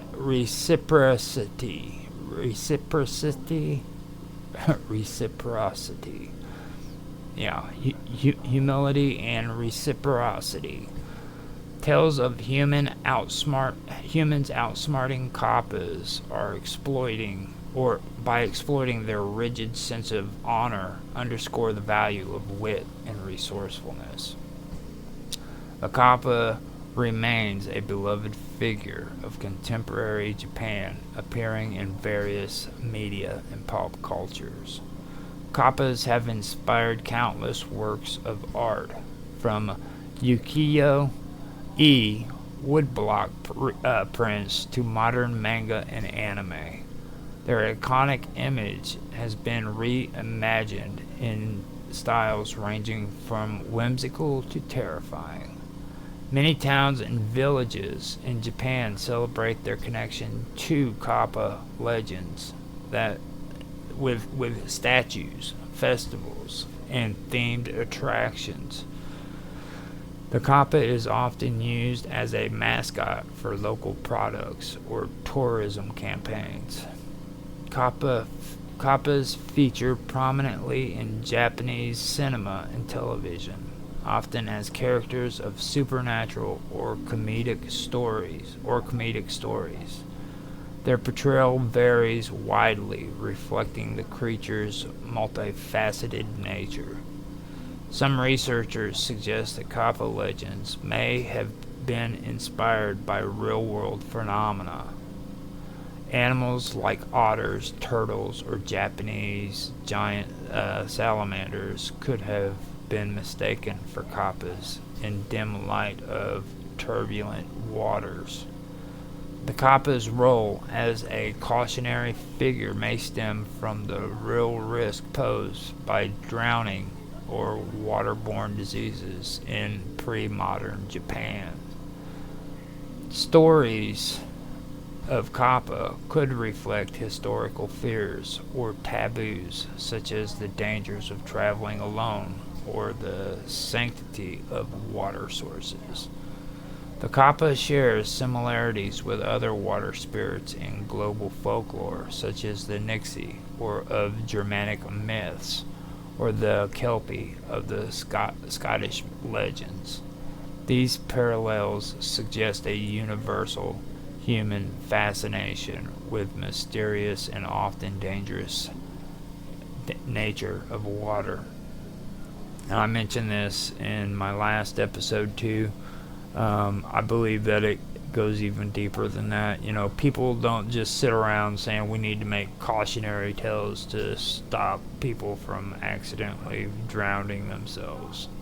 I'm just using that in a real world experience. Usually something occurs which causes people to create these kinds of stories, you know, like there must have been situations where children were drowning because they went swimming too far out, or you know, just went into the water when they shouldn't have, and they drowned from it.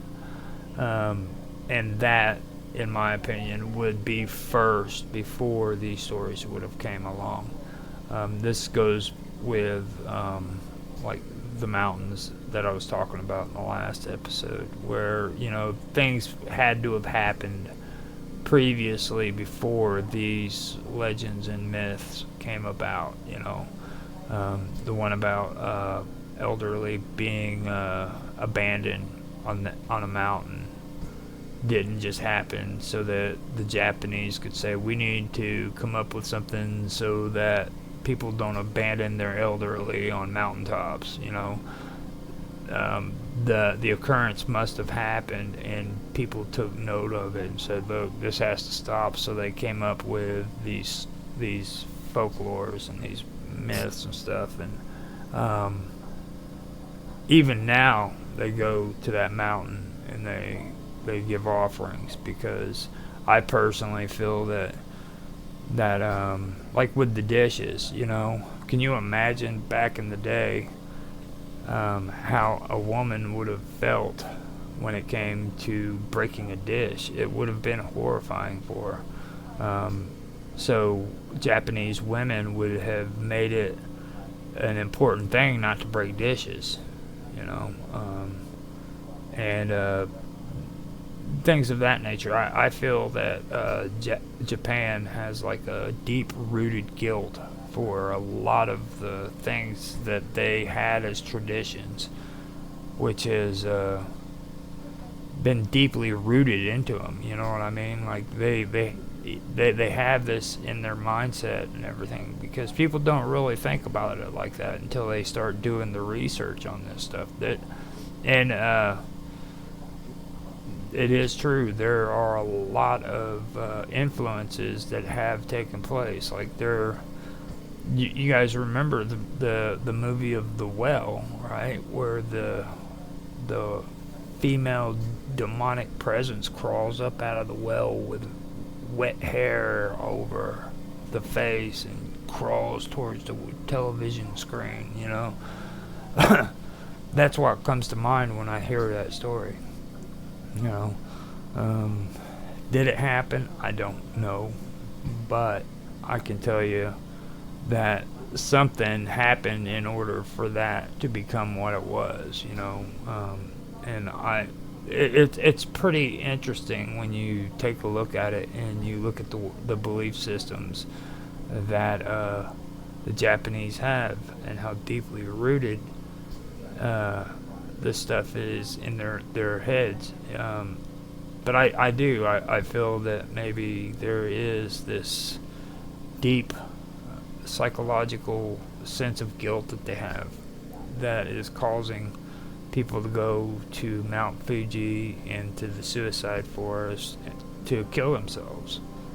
You know, these religious Buddhists are still doing ceremonies and giving offerings to these spirits at this mountain, at another mountain, to to settle the souls of, these elderly spirits who were abandoned on the mountain to die of starvation or attacks from the wild animals there. It's pretty fascinating when I look at this stuff. It has a really, really dark tone, and I think that it's darker than most of the folklores and things of that nature that are taking place around the world. But we'll see, because I've got a whole lot more that's coming up. I'm going to also, in the next episode, be getting into the Kiryotaki Tunnel in Kyoto. Now, that one, I don't know how much I'm going to pull off of it. It really didn't stick too well with me when it came to like what's going on there. Like I'm gonna go and look at the information and see what I can pull up again on that, because I've got a whole lot of stuff that I wanted to do with the Oriental stuff, and there was other things too that I did want to do, but I wanted to do this and kind of get it out there. I do have plans on visiting this more, because I do want to get into the Zen Buddhism. I want to get into a lot of the beliefs that pertain to samsara, the hungry spirits or the hungry ghosts. I want to kind of go into that a little bit deeper, but right now what I want to do is I want to focus on getting some of these stories straightened out and get through them. I don't know how many of these I'm going to do. I want to do 12 streams of strange stories this year.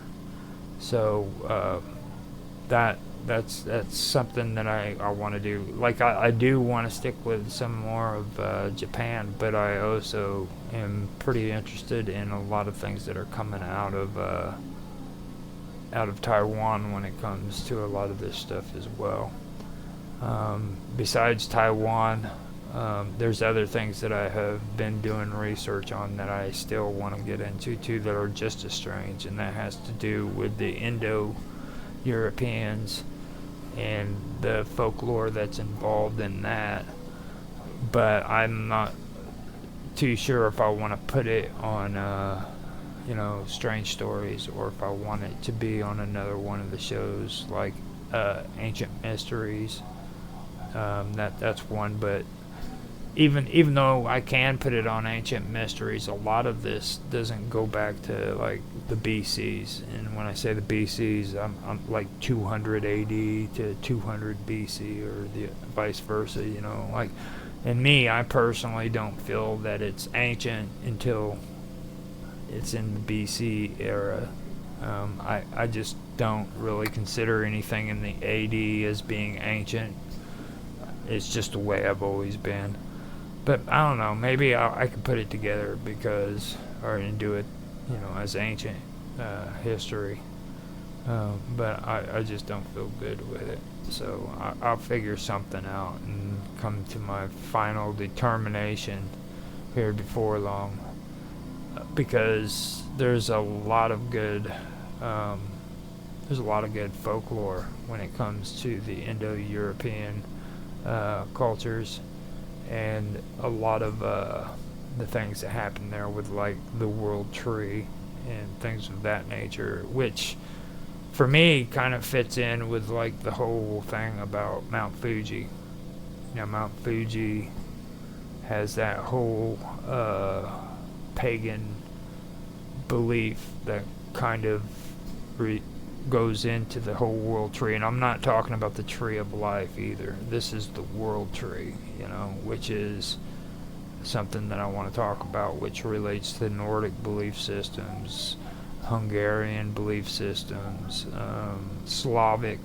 All of them have these stories, and it's pretty interesting stuff, and it's been migrated into Christianity. So I'm kind of debating on that, trying to give everybody a little bit of a catch up on that, because I think that could be a good part when it comes to strange stories. I'm not quite sure yet though, so I'm still opened up on it. I'm still wanting to find out if that's something that I want to do. So it looks like we have come to an hour of recording, which is a good thing. It's what I wanted to do. I wanted to at least get an hour in on the stream. Now, I did want to come in here and I wanted to check the chat. It looks like I have another spammer on Kick, which wants me to pay so that I could help out, or she could help me out, you know, with my broadcast. So that's not going to happen. But I didn't get anything other than that on there. I didn't get anything on Rumble, and it looks like everything is empty on YouTube as well, and nothing is on Twitch, but I believe I just got a follow from Baby Alexis RLW69. Thank you for that. I hope that you stick around, because it still says I only have 32 followers on Twitch. Yeah, I appreciate that. And with that, I guess we are good to go. I hope you guys did enjoy the show.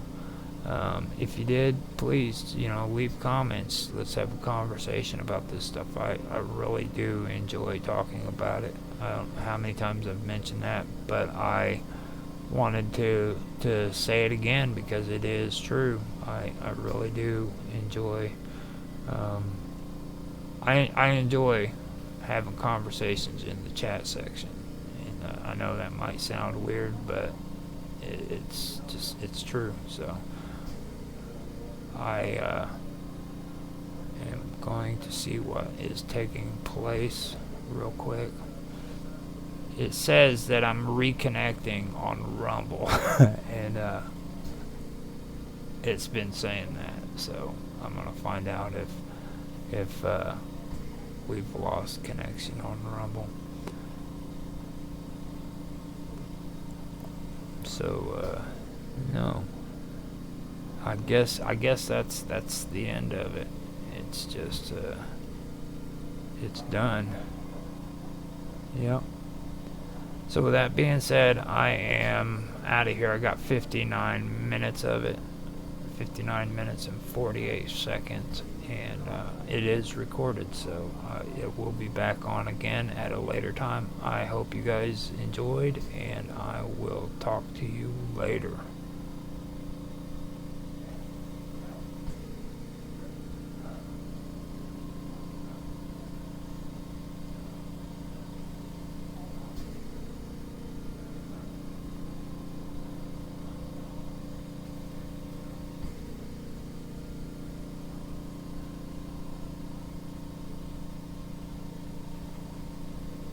Alright, let me save this to strange, I don't know, live streams. Live stream.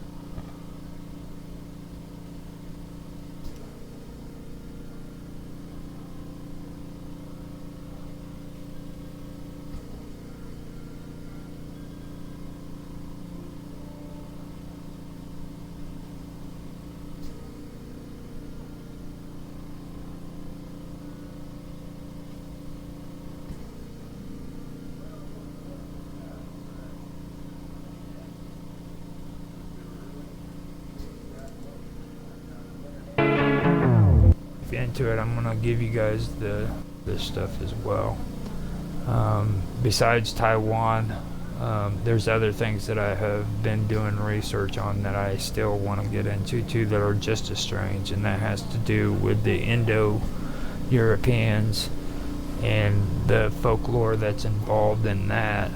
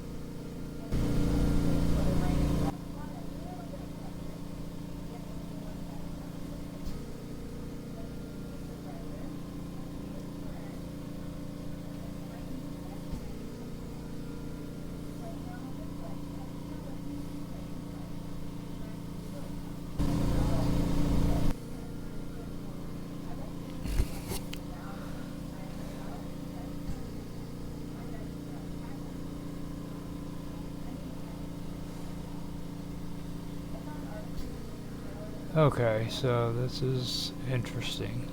It really is.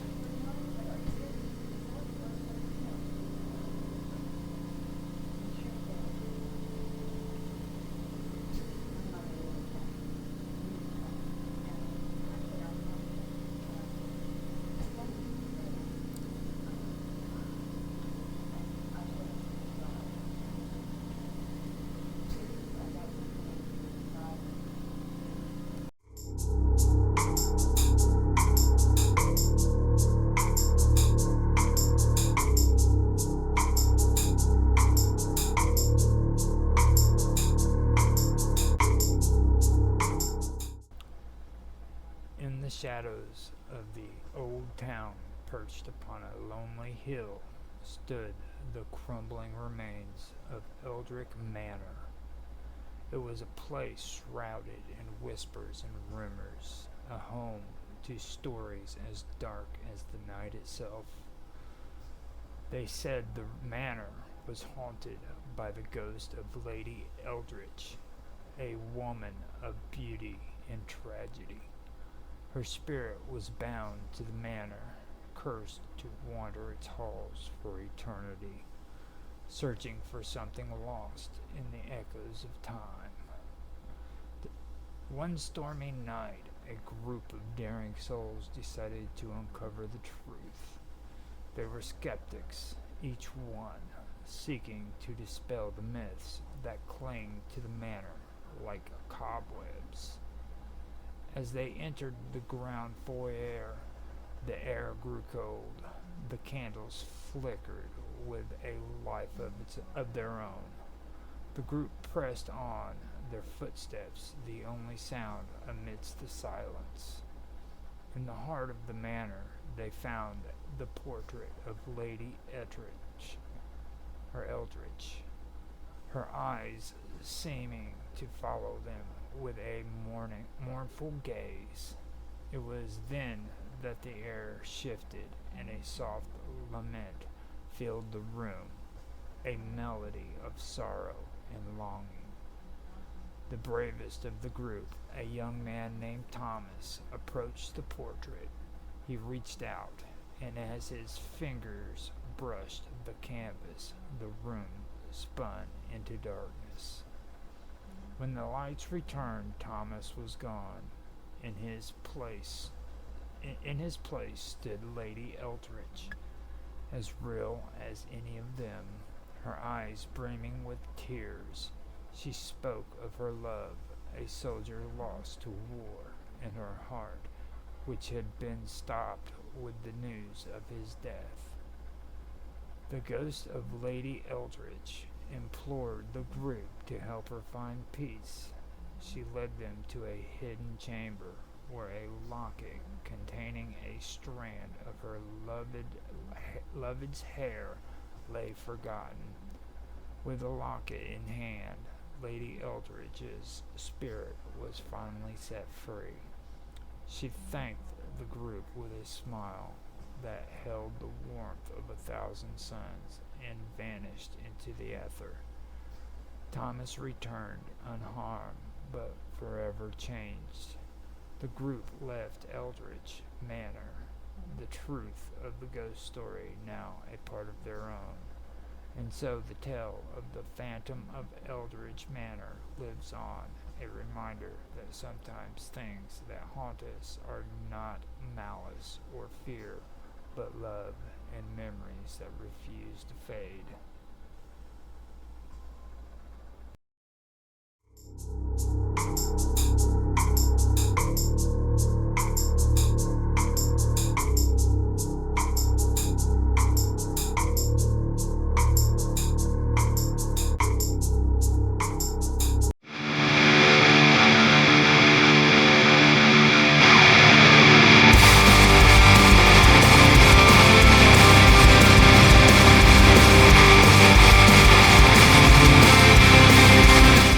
And it's an interesting story. Yeah, there's a lot of that weird stuff about disappearances that make you wonder. Well, my cat's doing the There's that dance. cat. There's that cat. He doesn't like Yeah. hearing about cannibalism. He's at the door. Isn't that funny? I mentioned the story about the cat, and your cat's been acting up the whole time. He's And he does. he's a troublemaker. Maybe he knows something. He Oh, Wilbur's bugging me. He was laying here, but now he keeps leaning on me and pacing around now. he doesn't. No, Maybe he probably has maybe They don't he like could. this conversation. It could be. Yeah, that's what I was about to say. Maybe the cats and dogs don't like what we're talking about. He probably has to go out. When did you take him out last? Maybe he's. A few hours ago, so I might take him again real fast. I'll be right back. Yeah, I'll mute my microphone and I'll come back here in just a minute. Okay. I'll be right back. Yeah, it is funny though that your cat is carrying on. Cats are interesting creatures. So.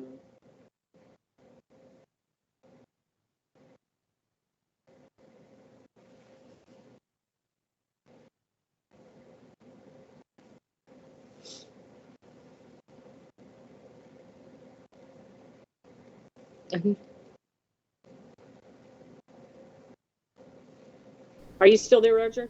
Yeah, I had to let the cat out. Yeah. He just I was. Go on. I'm sorry. he's a ruffian. He can't cope with himself, so he puts me through hell and torture. Cats are interesting creatures. They seem to know so much. It's weird. Mm-hmm. You know? What did I miss anything? Anything good? No, he went out to take Wilbur out, but I don't know. I was just thinking of the cats I've had in the past, and they're strange. You know, it's almost like they're psychic or something. Well, you know, more so. They call them familiars too.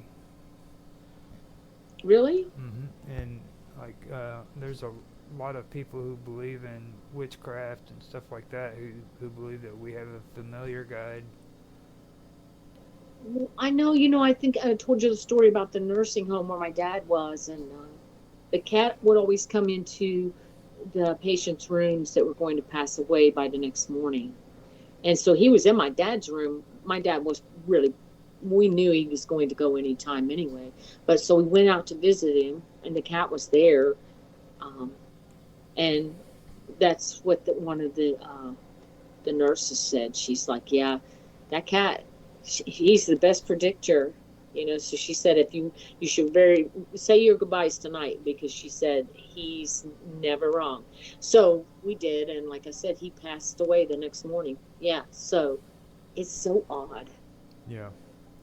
I really wish that I didn't mute that out last week, because there was a lot of good stuff that was being discussed there, and well, I think you guys actually covered a lot of the good stuff when it comes to that. You know, I really didn't have very much good information to pass on there, so. Yeah. But yeah, I think you guys did when it comes to like the cats and especially with the whole thing when you guys were talking about you know, stuff that's in the house. You know what I mean? And how you become close to it. Yeah. You know, I think that also has to do with the whole thing with familiars and animals and because there is a connection. You got to admit that. Like, and a lot of people talk about like dogs, but let's look at horses. You know, horses and donkeys are horses and donkeys are very unique too. Especially donkeys, they say. Mm-hmm. They're very they bond very closely with their owners and things. I've never had donkeys. I've had horses and ponies. Ponies are like that too. Yeah. Well, then you have the mules, which are like hybrids of donkeys and horses. Yeah. You know. You know what's weird about the cat that keeps coming here now? The one especially, he likes to come in every now and then, and I think you heard me tell Austin that he wasn't in here because Gerald. He makes Gerald sneeze, and he's a Siamese. He's got white fur, um, it's so funny because Gerald will come here and stay a few days, and then when Gerald goes away, that cat knows when he's gone. He just does, because he'll come to the door and then he'll start really meowing and stuff and just wanting in. And I'm like, how does he know that he's gone? He knows he's gone, because I'll let him in, a little bit more when Gerald's not around. So I'm like, he knows. I don't know. Maybe it's just, he sees him leaving the car. I don't know. But a lot of times he doesn't appear to be out there. So I have no idea. Or maybe he just knows, hey, that guy's car's not in the driveway. But he knows something, I've given up on trying to figure it out with my cat. I just know that he's stalking me somehow. Like, especially like if those can of soups that have like the little handle that you can pop open the top. Mm-hmm. I've got tons of those, and every time he hears me pop that thing, I don't care where he is. He could be in the neighbor's yard, and he could hear that, and bam, he's at the front door. Does he think it's cat food? That's what I think it is. I think somebody's giving him that real uppity up cat food too. So when he and even the cheaper stuff now has the pop tops. Yeah. They could give him dog food or cat food with that. He's got like this extra radar in the back of his head. He goes, "Oh, I heard that," and he just comes running, dude. They're really smart. It's crazy. It's just crazy. Like, have you ever been sitting out in the cold weather and your cat comes running at you with his face all freaking shriveled up, and he's just staring at you while he's running? He's going, "Row, row." They just do strange things. They just strange. And he doesn't even stop at me. He goes right straight to the back door. Yeah. It's like, open this door. That's all he cares about. He doesn't care about me at that moment. He just wants out of the cold. Right. So. But I was reading about this woman that has a donkey, though. He got hurt real bad, and she just talks about how unique he is and how he just seems to know what she's thinking. And his jaw was broke because 3 dogs attacked him, and he's pretty bad off. I haven't checked on him today. He was on Facebook, but he's in bad shape, and they couldn't get him to eat, and even though they were giving him IVs, they were afraid it wasn't going to be enough. So she decided to bring in some hay from home and try to get him to eat, and he did start eating.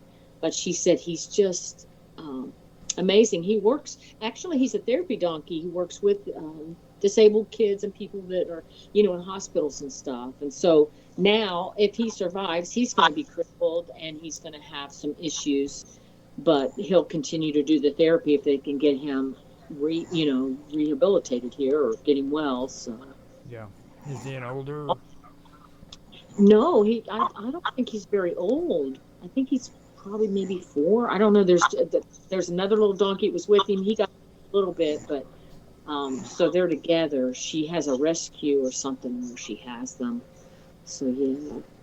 But we better get Austin in here because we're starting to talk old fart talk. Yeah. What? You better come up with like a cool summertide topic, because me and hers. Yeah, we're supposed to be talking about Krampus, I think. Yeah. We were talking about Krampus, and we talked briefly about the Wendigo, and. But you know what I said was. And then I had to take Wilbur out. I said, was it like you heard that where I said it's weird when you were talking about my cat. I thought it was my cat, wasn't. And then now his cat's been acting up all night. Oh yeah. How I thought it was him with my arm, but it wasn't. Siam and Tiger haven't been around lately, have they? Oh yeah, they're here every day.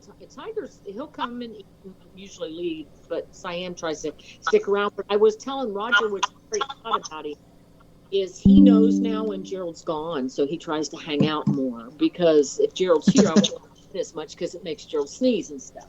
So as soon as Gerald's gone, he'll be at the door. It seems like he knows, and he'll be wanting in and be in. Like if I walk outside, he'll bother me. He doesn't do that when Gerald's here. It's like he knows something. No, we named Tiger after our nickname for Roger, and then we named Siam. That was actually John's idea. That was actually, remember that, Mom? That was actually Yes, I am. old John. Yeah, to name him Siam because he was a Siamese cat, and you were like, yeah, that's also Sam I Am scrambled around, so we just named him Siam. That's pretty cool. Yeah, it was pretty cool. John and Roger both played a part, and you naming your two cats that come around. That's strange. Now this It is.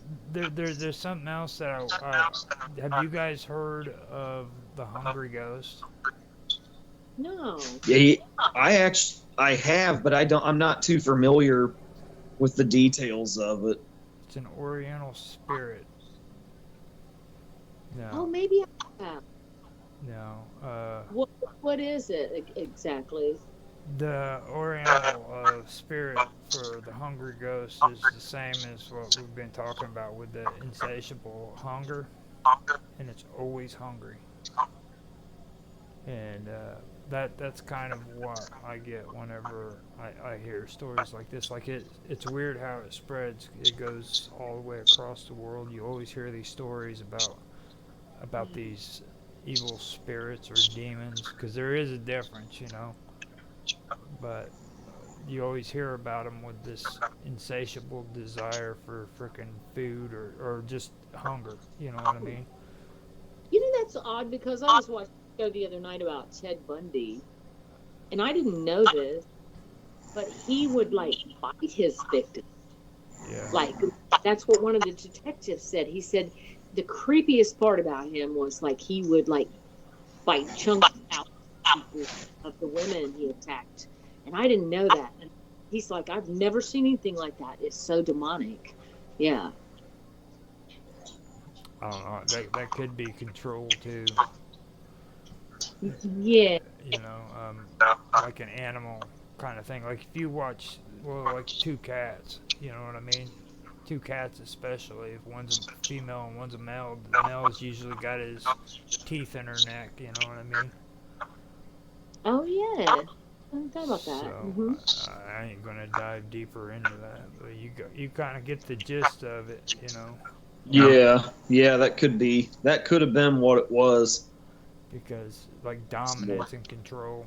And Ted Bundy was a real control freak. A lot of people don't realize that. And he was methodical. Like he didn't just do those murders; he thought them through. Yeah, they were diabolically calculated down to the last ridiculous detail. You know?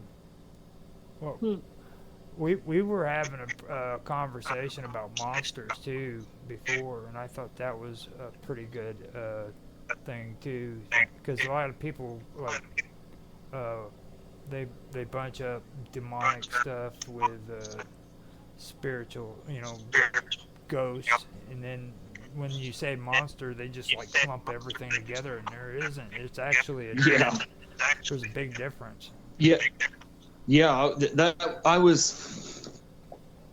conversation about monsters started because of that book I got out, and it had hold on, let me go through here.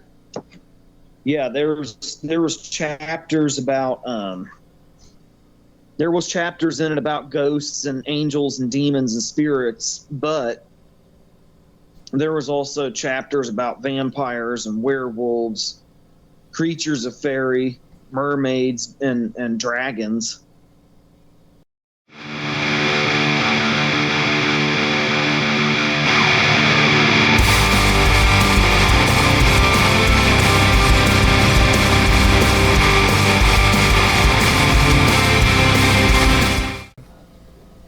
Okay. All right, so we got that. So we're streaming some of my Dead at Night, and then some of my old 2007 demo stuff from the Halloween Comeback Special.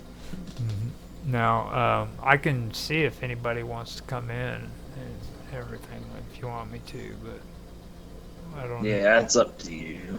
I mean, I've got it on. Actually I could share something on there if people want to come in. But yeah. Now, are you going to show your camera? My camera. Yeah, like are you going to show yourself on the video, or are you just going to leave that off? Well, like me play on video, or? Well, I mean, are you? Because like your cam's not showing you. Oh, you can't see me? Nuh-uh. Oh, I can see me. You can? Let me back Yeah, out. I can see me. Let me back out of the call and come back.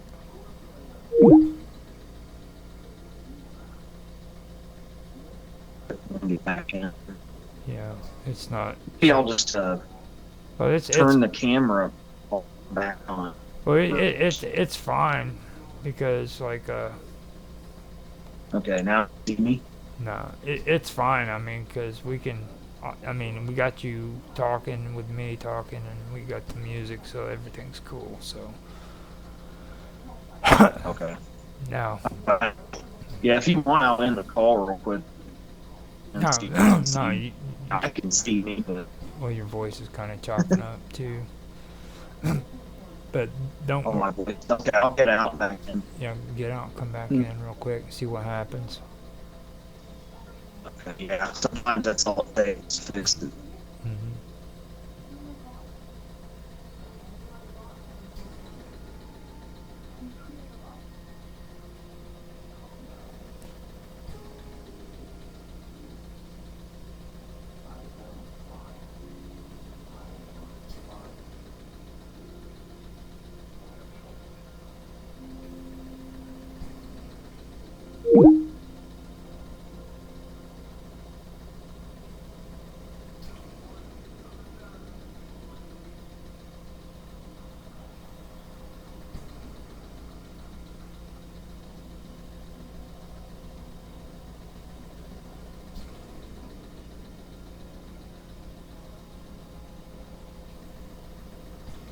Yeah, we are getting set up. I'm gonna record this instead of streaming it, and then I'll upload it as a recording so that we can have it on there. So once you guys start seeing this, actually probably nobody's gonna see this because I'll edit it out. So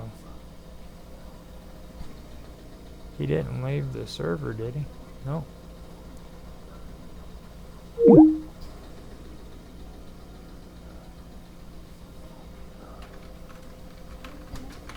That was weird. Yeah. So here in a little bit, we should be able to freaking get things back up and going. So let me. Austin's still in the chat. I just have to get things lined up and good to go. I'm gonna go ahead and just put an image up to make it to where it's actually pretty good. So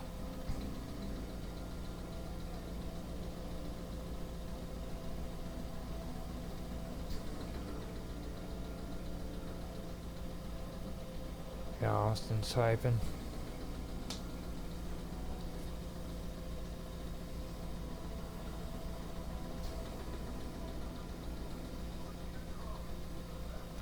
Now Austin's typing. We'll find out. There he goes.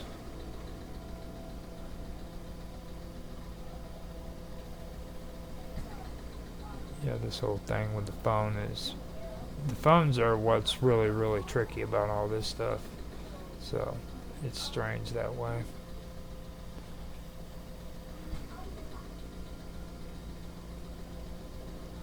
Once he goes in, he'll start the call, and we will be able to. Yeah, that's one issue that I've always had when it comes to. Oh, there we go. Okay. All right, we're back. Okay, can you see me now? Yeah.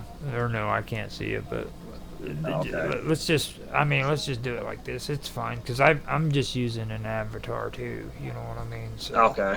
we can just hang out and Okay. everything. That's when it gets recorded on video. I might show in the videos, but we'll see. Yeah. Now, I am going to set it up to where you are going to have a video, audio visualizer on it too. So whenever you're playing your guitar or whatever instrument you are, it'll actually show up in the video. So, just so you know, it's pretty cool. Okay. Okay. And let me get I'll just put an image up for a background since we're doing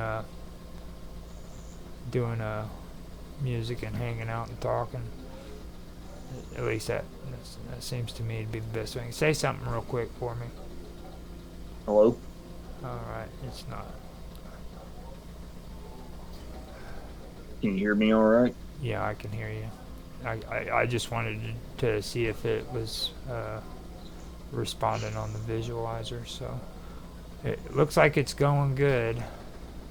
Now I just have to get it all organized and set up. And now we've got you set up. So hello, Austin.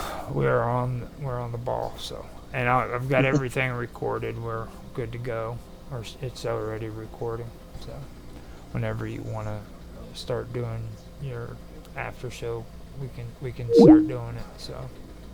Okay, what all we doing? We just listening to some of my Halloween songs I shared with you yesterday. You can share whatever it is you want to share with it. You know what I mean? Like if you wanna, what was one of them that you wanted to share? You can share the Seance and Ghosts one. That was a good one. And Dead of Night, definitely. No, John gave me a go ahead for that, so because the more publicity we get on it, the better. Cool. Now, are you gonna play it live or? Yeah, I'll play a couple things live too. We'll listen to some recorded, some of those ones I shared, and then I'll riff around a little bit live or whatever for shits and giggles. Now, might pull out some other Phoenix from the Ashes stuff and some art stuff. We'll see. Okay. Now, if you want, and this is the easiest way, like on your videos, if you want, you can, I believe, upload them over here on the side for video viewing. I'm not quite sure. Okay. Right. I can't see that. I don't have that menu on my end. Oh, that's right. You got a phone. That's Yeah. true. So I forgot all about that. But you got the files I sent you, right? I believe so. You know, let me go in and double check, and because I don't want to say I do if I don't. I'm going in to check now. Usually, I sent it to you on our private message yesterday, I think. Yeah. Now, Austin's music. I got Lovesick, Celebrity Christianity before they were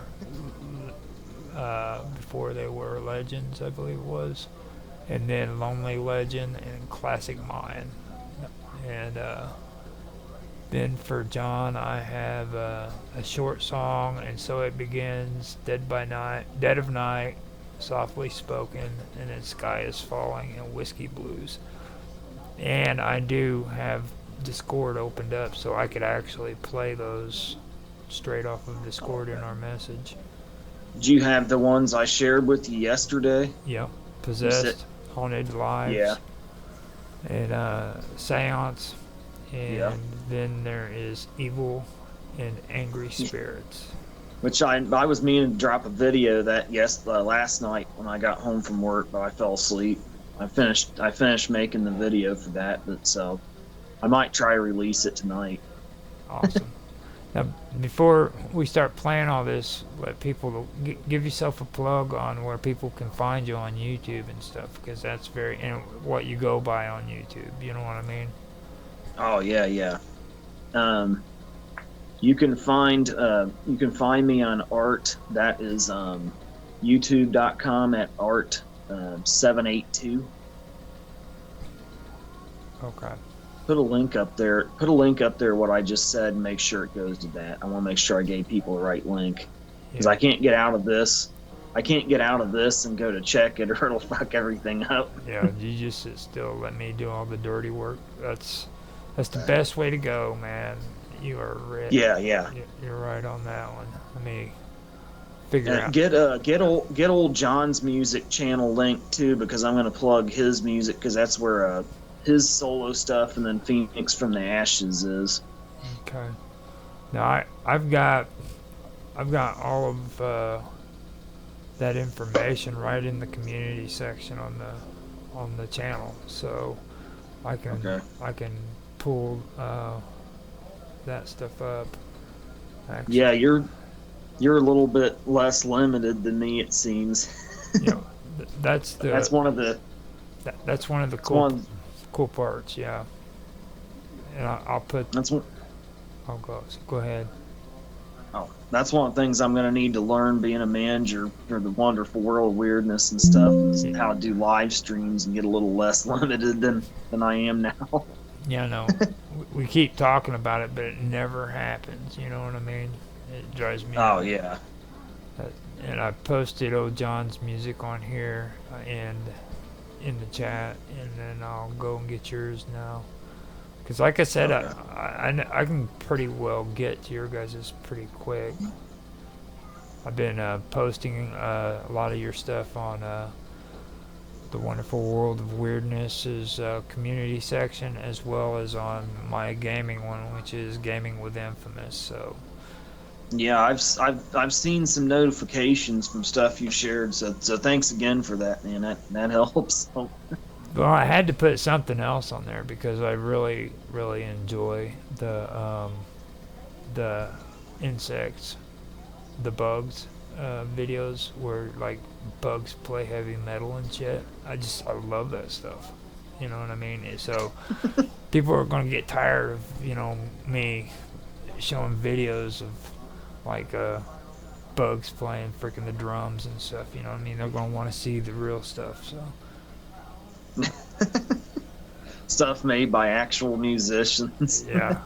And then there's this one guy, he's got fingers missing and shit, and he makes videos like, what was the one, frickin' if Black Sabbath played frickin'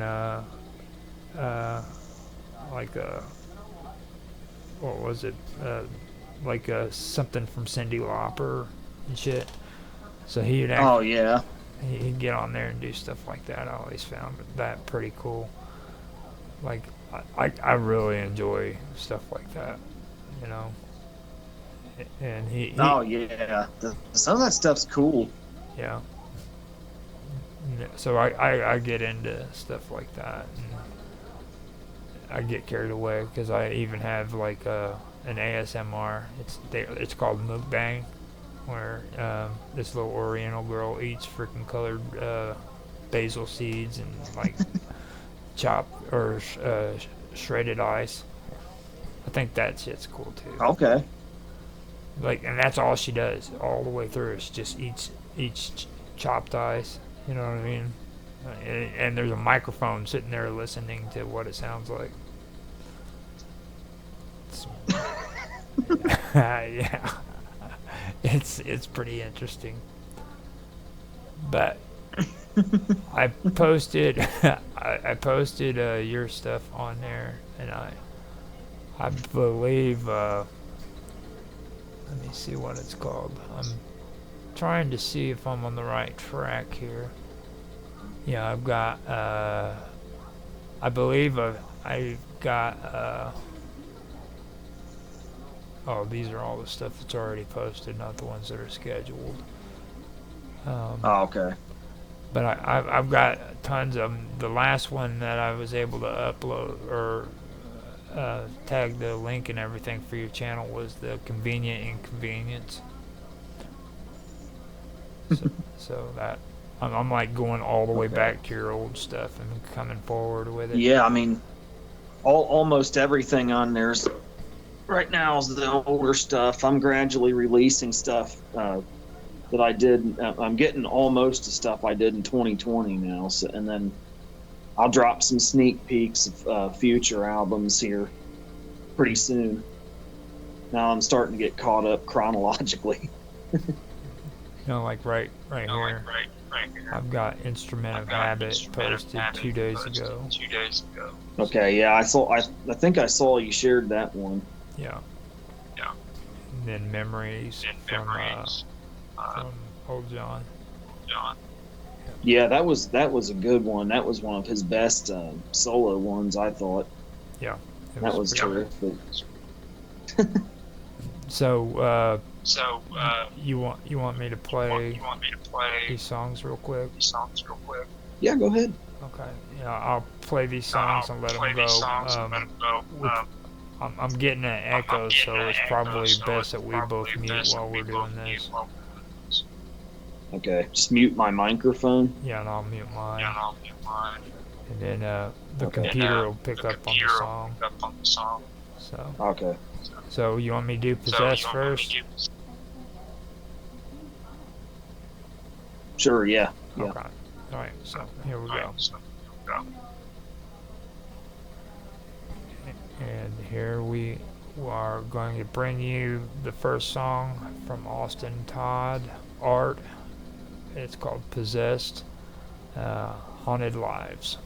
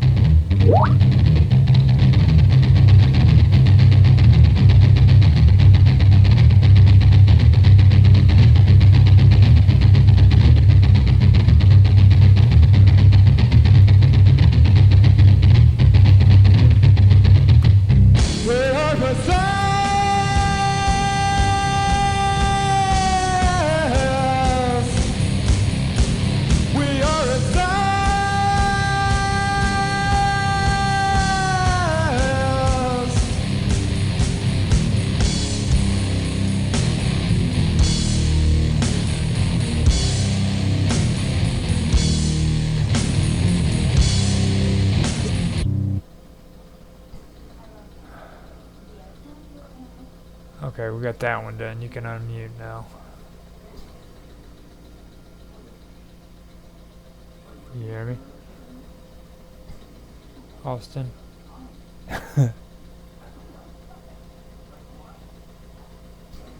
Oh, please tell me something's not wrong with your thing. Okay, there you go. Yeah, it took me a minute. Yeah, that was it muted on you again. To turn on. Yeah, I was trying to get out of the chat and back in here to turn my microphone back on. Yeah. I couldn't hear the music on my end at all, so I didn't know exactly when the song ended. Yeah, no, that's the bad part. Also, you know I can't hear it on my end. Yeah. Okay, it is what it is. Yeah, we just make it for the sake of the video, and then we can talk about it. Now, what maybe the idea is to do that song. I mean, like, what kind of craziness was going on in your head? What? What kind of craziness was going on in your head when you was doing that? Oh God. That's been 17 years ago that I recorded that as part of the old 2007 demos collection. And you can't tell me there ain't no craziness either, because like you were young. You're a young buck. Yeah. We were all crazy back then. Oh yeah, I was. Like I told you over on Discord a while back, I think. Like I told you and John, I think. Back in those days, I was on a whole shit ton of drugs and drinking real hard. So it was time to party. Yeah, I'd say it was definitely a lot of substances. Kind of influenced me to create that. And I was really heavy into. Well, I've always been real heavy into the paranormal. So yeah, it was a mixture of substances and the paranormal / supernatural playing on each other. Well, see, with my drug addictions and stuff, I don't blame that on like paranormal or anything like that. Like, I've gotten more interested in that since I sobered up. You know, it's It's really strange that way. You'd think it would be the other way around, but it's not. I wasn't even interested in conspiracies. What, back when you were into drugs real heavy? No. Well, I wanted to take over the world after the Y2K was going to hit. But that was because of a lot of cocaine, dude. Just being fair. You know, like, you do the kind of crack and cocaine I did, dude, and you really flipped out. You know, so. It's probably almost. It sounds like you were doing almost like the pure stuff. So. Yeah. It got to the point where like, my buddy made me like what he called the altar, and it was a gravity bond, ball gravity bonds. You know how you have buckets and you got the half-size ones? Yeah. He drilled 2 holes in the side and ran a pole through it for a handle, and then we'd fill it up with water and use a 2-liter bottle with a hookah on top of it, and we cut the bottom of the 2-liter off and put pot in the, no, not the hookah, but the 1-hitter, and we'd put it on top of that, and then we'd lift that 2-liter up, and the gravity would pull the smoke down into the 2-liter. And each person had to put their mouth on the 2-liter's lid and push down, and that smoke would come right up it straight into your lungs. Oh shit. Yeah, so you got a whole freaking 2-liter full of smoke going right up into your lungs like that. You know, it was, Why, did you cough your brains out, or did it? Usually, if we didn't, like, accidentally put our face in the water. That's called a foul. You couldn't put your face in the water. And the whole object of it was each person had to take a hit until they put their face in the water, and then they got penalized. I can't quite remember. But yeah, I mean it was probably a mixture of was a mixture of psychedelics and me Oh, being yeah. real heavy into the paranormal like I've always been that made me do that song. And well, all the others we're going to listen to here. Yeah. I'll just just to answer that question when you add it But it for all the other songs we play, you know, that was what it was then. But I'm not into any of that and into any of the drugs and stuff anymore. But I still come up with crazy ideas. I don't know if it's the aftershocks of it or you if I just got the creative spirit tripping me out now, you know. Right. And just to clear it up too, I don't do drugs anymore. I didn't think you did. Well, I know you know that, but like, you got to remember, this is gonna go on. This is gonna go on the Wonderful World of Weirdness.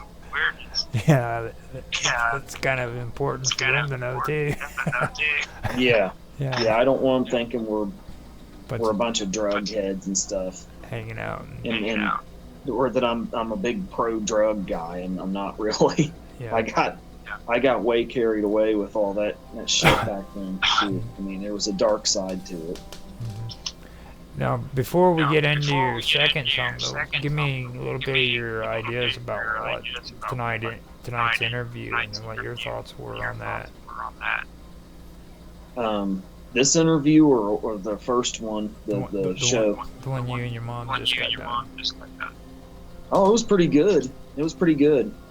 I mean, we had some of the technical issues of conversations going on in the background, and then people talked over each other a little bit because we couldn't tell when one person was finished talking and another wasn't. But other than that, I think it was absolutely immaculate. Mm-hmm. Absolutely, and really enjoyed it. I was glad we finally got Nancy Planetta on there at a witches convention. As part of the Halloween comeback special. That went way better than I even could have imagined. Yeah, that was awesome. Getting like a psychic like her, or sensitive, as she says she is, on there at a witches convention, doing like haunted houses tours. Yeah. On a Halloween comeback special. Yeah, that went way better. What did you think? I was completely amazed because I'm all about content. You know I am. I've never lied to anybody about that. Okay. Oh yeah. And I'm sitting there and I'm looking at the screen and we've got Nancy sitting at a freaking convention in a booth talking to you guys. And then there's like 2 or 3 other cameras pointing at the crowds in a line. You know, that's content. You know what I mean? That people love that.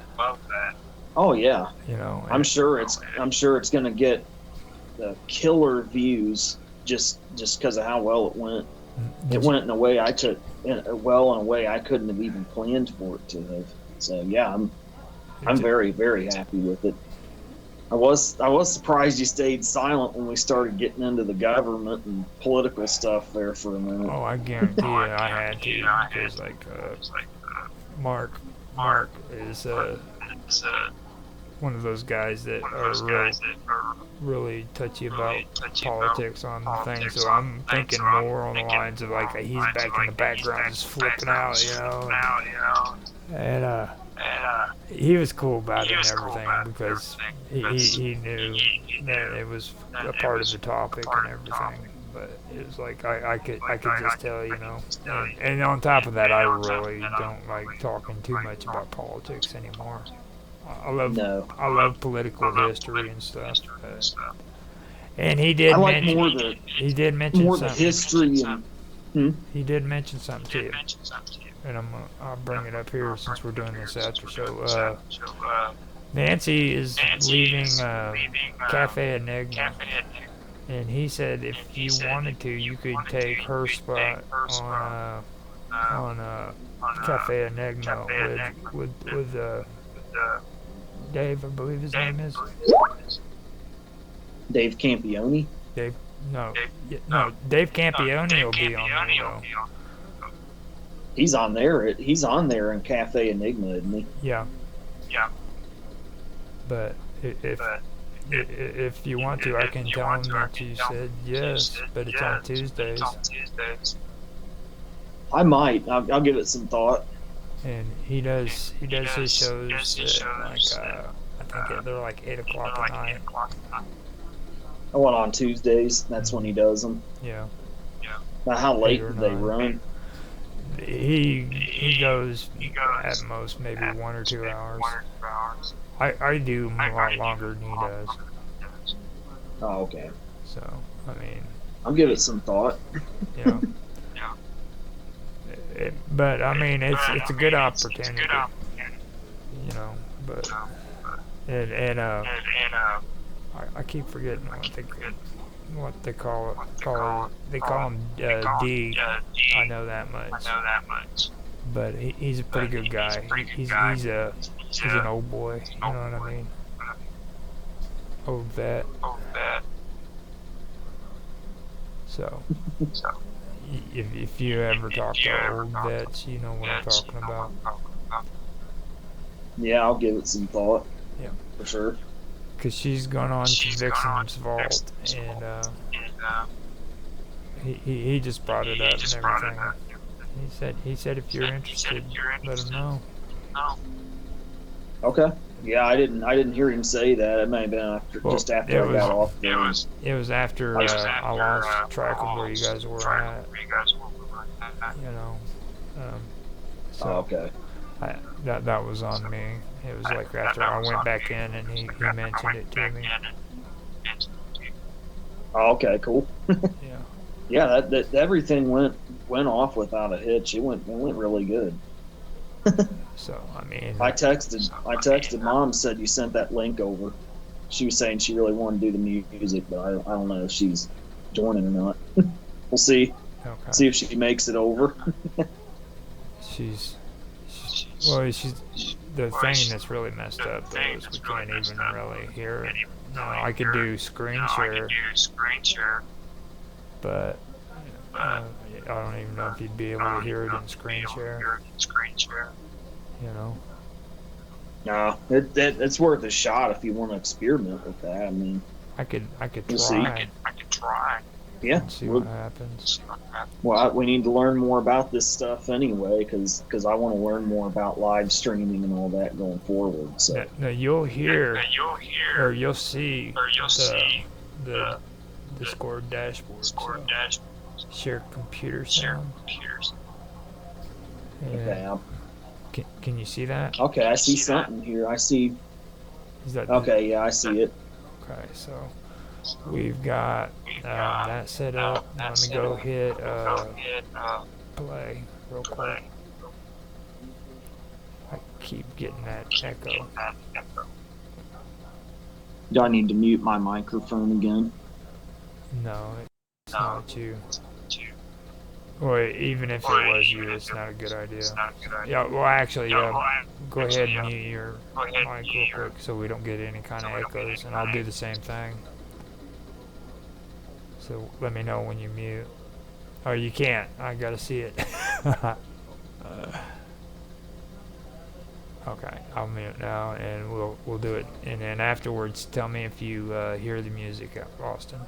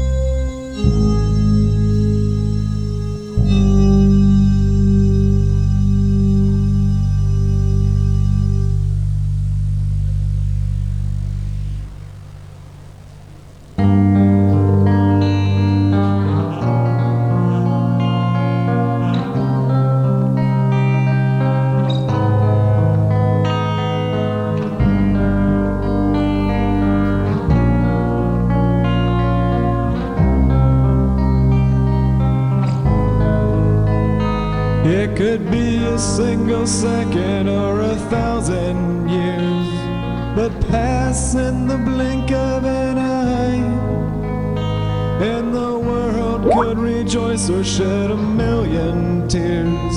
Either way, there's no sense of time. It's a quiet world where time stands still for each and every soul. It's parallel and infinite, and it's where the dead all roam. Some souls have unfinished business and they roam the earth as ghosts. It's a world that's warm for the good, but for the wicked it's freezing cold. It's a quiet world where time stands still for each and every soul. It's parallel and infinite, and it's where the dead all roam. It's a quiet world where time stands still for each and every soul. Parallel and infinite, and it's where the dead all roam.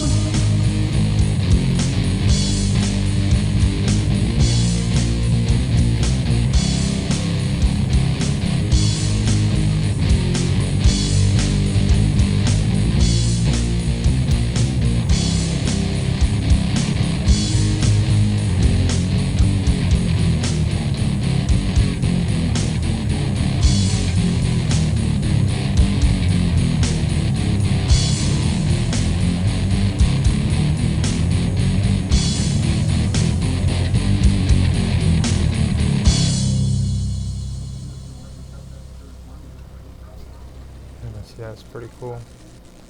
That's really cool. Let me stop that real quick. I keep forgetting that it loops. So you go ahead and unmute, Austin. Okay. Yeah, it was just ending there. That was the ending part. Yeah. The keyboards there. Oh shit! I thought it was just because it goes into a loop. Here, let me finish that. Okay.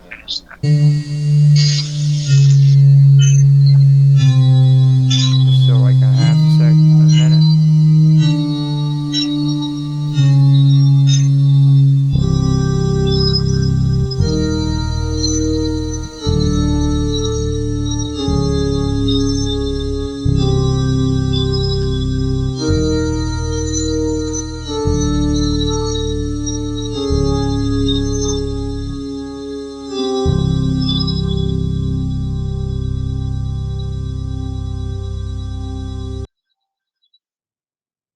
There we are. There we are. It's over now. I can't believe I did that. I apologize.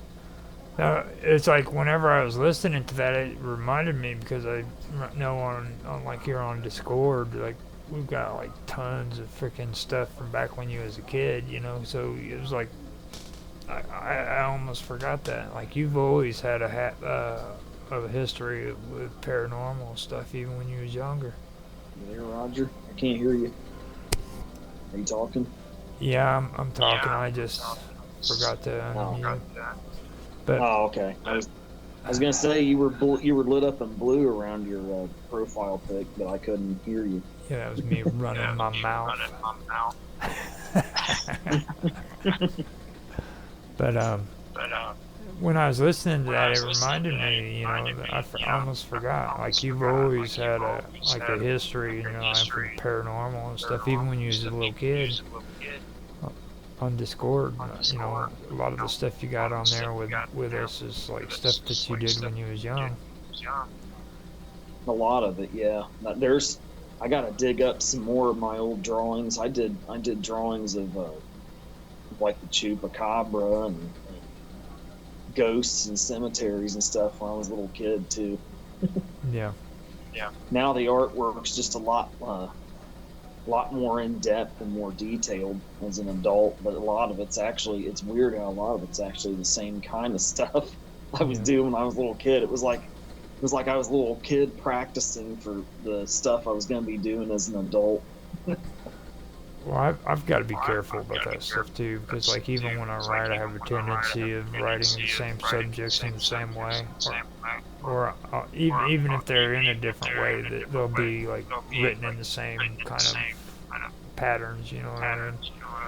So, Yeah, you gotta watch not to do the same stuff over again. You gotta sometimes you gotta stop, go back through your body of work if it's very vast.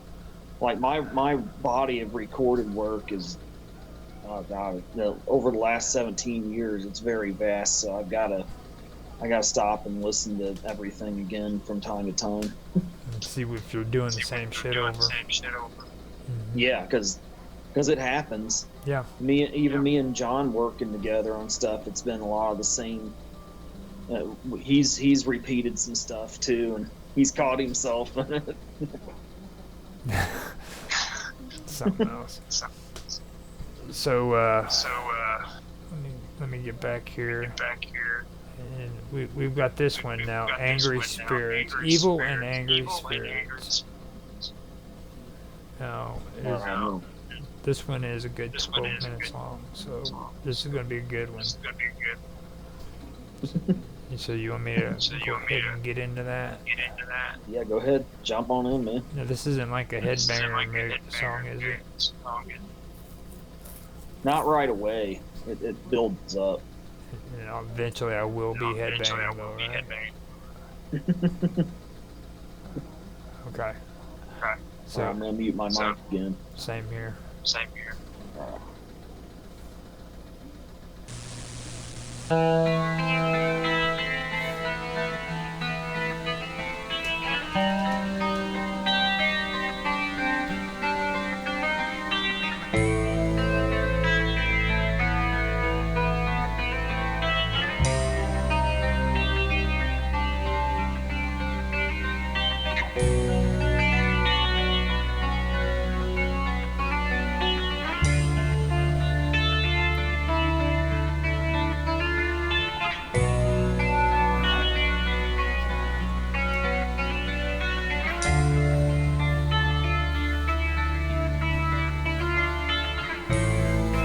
Another cold and cloudy day,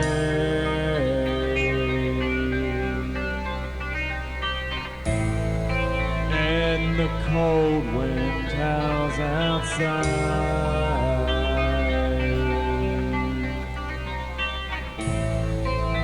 Feels like the world's deserted,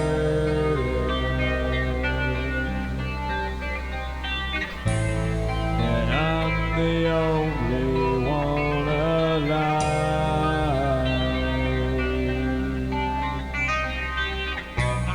But then I feel an evil presence.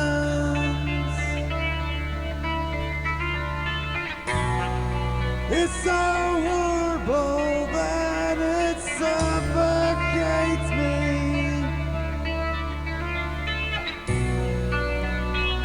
Don't know what it is,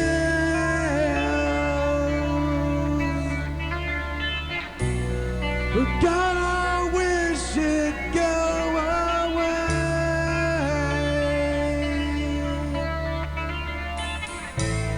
The evil and angry spirits never die.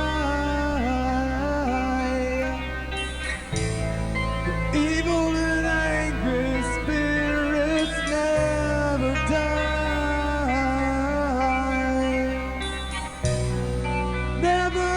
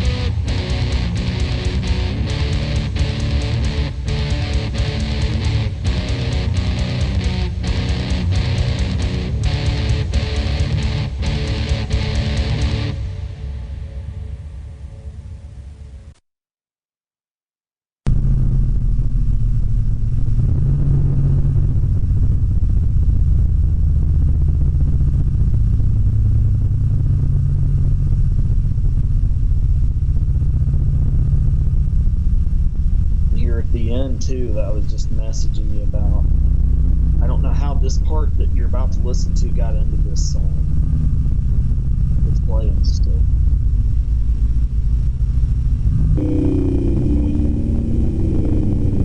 Yeah, I don't know what the hell that was. I remember back when I recorded this song, I put it on the computer and I went back and listened. This whole end section that we're listening to now was in there. And to this day, I still don't know how it got in there.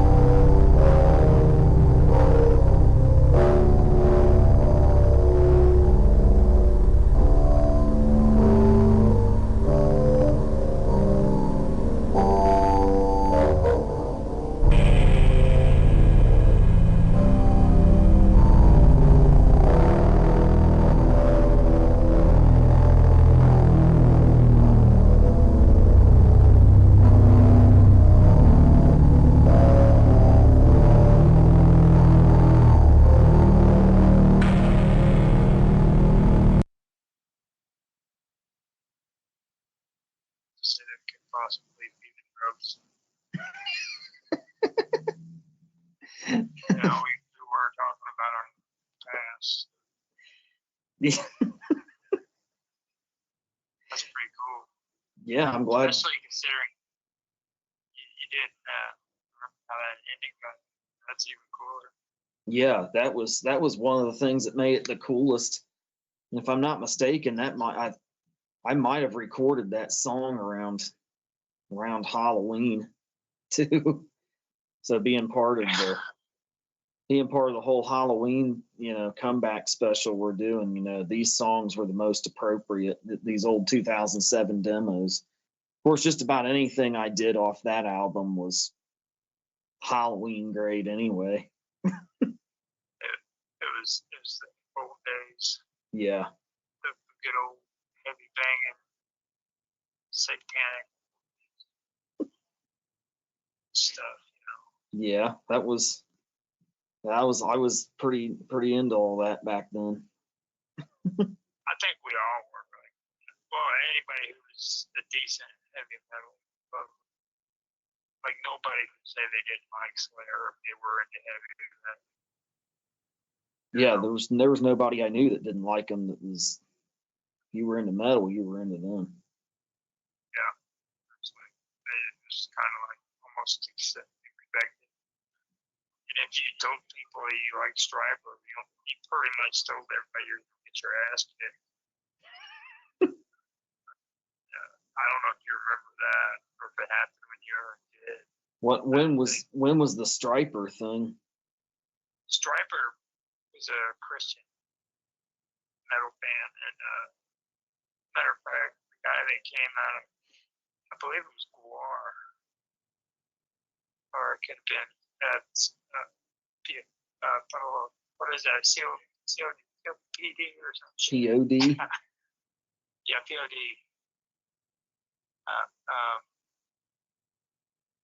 They one of out of there came out of that band.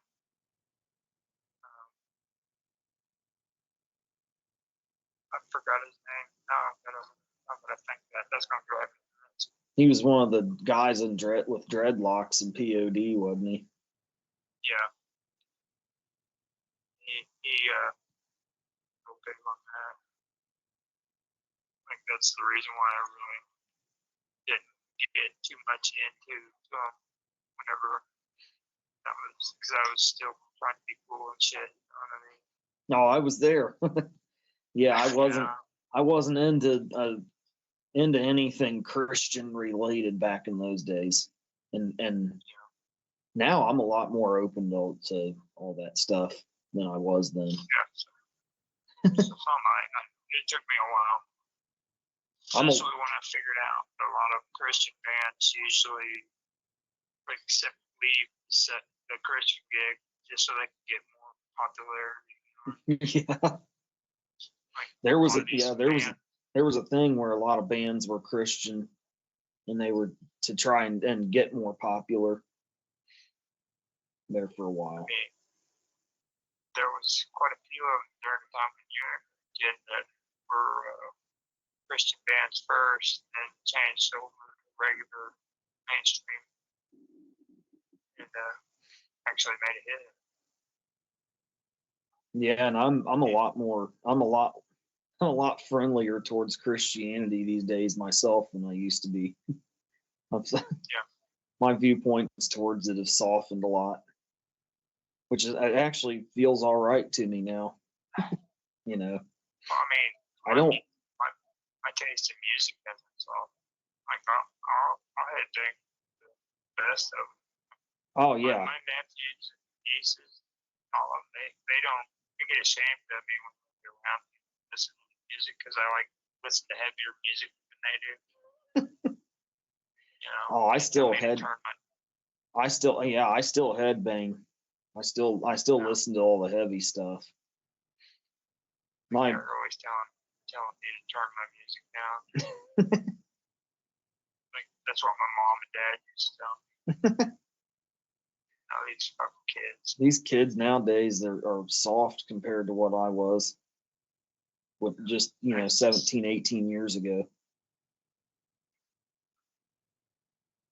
I uploaded the wrong one. Now it was Dead of Night, right? Yeah. Yep. Trying to focus on Halloweeny songs. Halloween. No, I've got that one on here in the thing, so see if we can get it just played directly on. a short song. That's not really Halloween. Yeah, see if you can get it to play. Mute my microphone.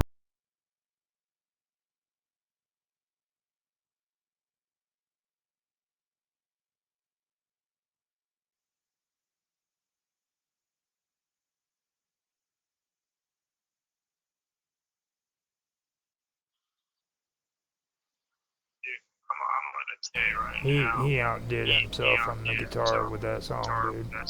Yeah, he did. He absolutely did amazing on that. He all the way around. He blew that freaking song out of the water, dude. Oh, he did, man. It was amazing. And that was the first Phoenix from the Ashes song that me and him did together. Yeah. And I'm very, very, very proud of that. That's amazing. You guys freaking did great. When I first heard that, I was like, dude, that guitar is just amazing. That's something else. I love that song. Just to let you know. And I did the keyboard parts in it. Really? The synthesizer and keyboard and keyboard parts. That made it more Halloween like than it. That really was a touch to help make it more Halloween like. I like the whole like bluesy metal sound too that you guys brought to it. You know what I mean? Oh yeah, absolutely. And it was kind of the bluesy metal sound fused with like an 80s horror movie kind of vibe. That's why I wanted to play it on the Halloween comeback special, you know? Yeah. That's pretty cool. So I like it. Thank you, man. That was that was one of the crowning jewels of so far Phoenix from the Ashes. I'm hoping to do more very soon. So I'm hoping the best is yet to come. That was what I was about to ask you. Like, do you guys have like a set number of songs that you're gonna put on it, or are you just leaving that up in the air? Well, like that we're gonna record and on a given album, or well, Rising from the Ashes, is that going to be its own album, or is it just going to be a continuing thing? That's the name of our project, so it'll just be a continuing thing. That's cool. I'll send him some more ideas, and he'll send me some more ideas that he wants to use for that particular project. I know. Yeah, that'll just be a continuing thing. Well, I think we had an awesome night, so I better say it's time for me to go to bed. It's almost 11 here, so I'm getting to where I'm starting to get tired and stuff. So. I'm there a little bit. This is the first really cool day we've had, and I'm kind of feeling the fall creeping in on me myself. Yeah. I think we had an excellent evening, dude. This is beyond my hope. I didn't expect it to be this good. I thought it would be good, but I didn't think it would be this good. It's absolutely this was absolutely terrific. Yeah, this went great. I mean, way better than I could have even planned it for it to go. Yeah, and it was like it was just a prompt too. Like we were going to do the first episode of Summer Your Mom's Show, and just out of nowhere, Mark says, "Well, why don't you have him come on here?" And I was like, "Well, I know Nancy wanted to interview you. You mind doing an interview?" And she's like, "No, tell her to come on. We'll do an interview." You know. That's pretty cool. I'm glad she got on there finally. We didn't get her last season, but hey, but we're getting better, dude. We're getting better at this stuff. So yeah, we are. Even with the technical issues and glitches and what have you, we're still getting better. So that's a major step in the right direction. Now Raphael says he's willing to come on for an interview too. So you and your mom discuss what you want to do there and when you want to do it. And that room that you were in right there, you can always go back in there for the shows when they have them. Okay, on the Vixen room. Yeah, that's pretty good. Okay. That's a pretty good show right there. So, these guys are pretty legit. They're pretty good guys. And Nancy too. She's cool as hell. Yeah, she is. She's probably she was amazing. I told her she needs to come onto our show anytime she can make it. Yeah. She's cool as hell. Yeah, she is, man.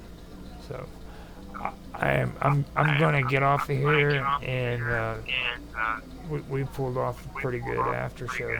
So I'll post this up as an upload, and instead of a live stream, so that if anybody wants to watch it, they can watch the upload. And with your guys' streams, I know you wanted to do the whole break it down in 15 minutes, but I don't do that with your guys' stuff, okay? Okay. Because you guys do really good on your shows, and I don't like my content. I'll split it up 15 minutes here, 15 minutes there. That's cool, but you guys do a really good job. I don't know if you realize that or not. Oh yeah, I did. You know, you guys do a real Don't good typically toot our own horns, but yeah. You know, you guys do a real good job on your shows. So I just like to keep it as a full episode. Give you a cool intro and an outro. We'll try to make some of our streams in the future longer. So if you do split them up into episodes, they can be longer episodes, and we'll try to divide each stream up in the top into different topics or different like subtopics maybe. Yeah. That was kind of what we were thinking. Now, I didn't want to bring it up before, but like the average streamers usually go about 3 hours. Yeah, that's kind of what I was thinking about doing. And like every couple weeks we do a big 3-hour stream, and we split that 3-hour stream up into like topics or topics or subtopics. Yeah. And then you divide them up into episodes based on what we're talking about. Each subject as it changes. But tonight was kind of a Halloween comeback special, so with Nancy coming from the Witches convention and then me sharing my old 2007 demos, Halloween kind of songs, and the Phoenix from the Ashes Halloween song, you know, this was kind of how this one needed to go off. So in the future, I'll discuss doing that format that way. Yeah. And like I said, I'm the cameraman. Okay, I can get on and I can hang out with you guys whenever you need me to. But it's your shows, you know what I mean? So I'll be the cameraman because I talk way too much. You know. And, I don't mind talking some. Just some.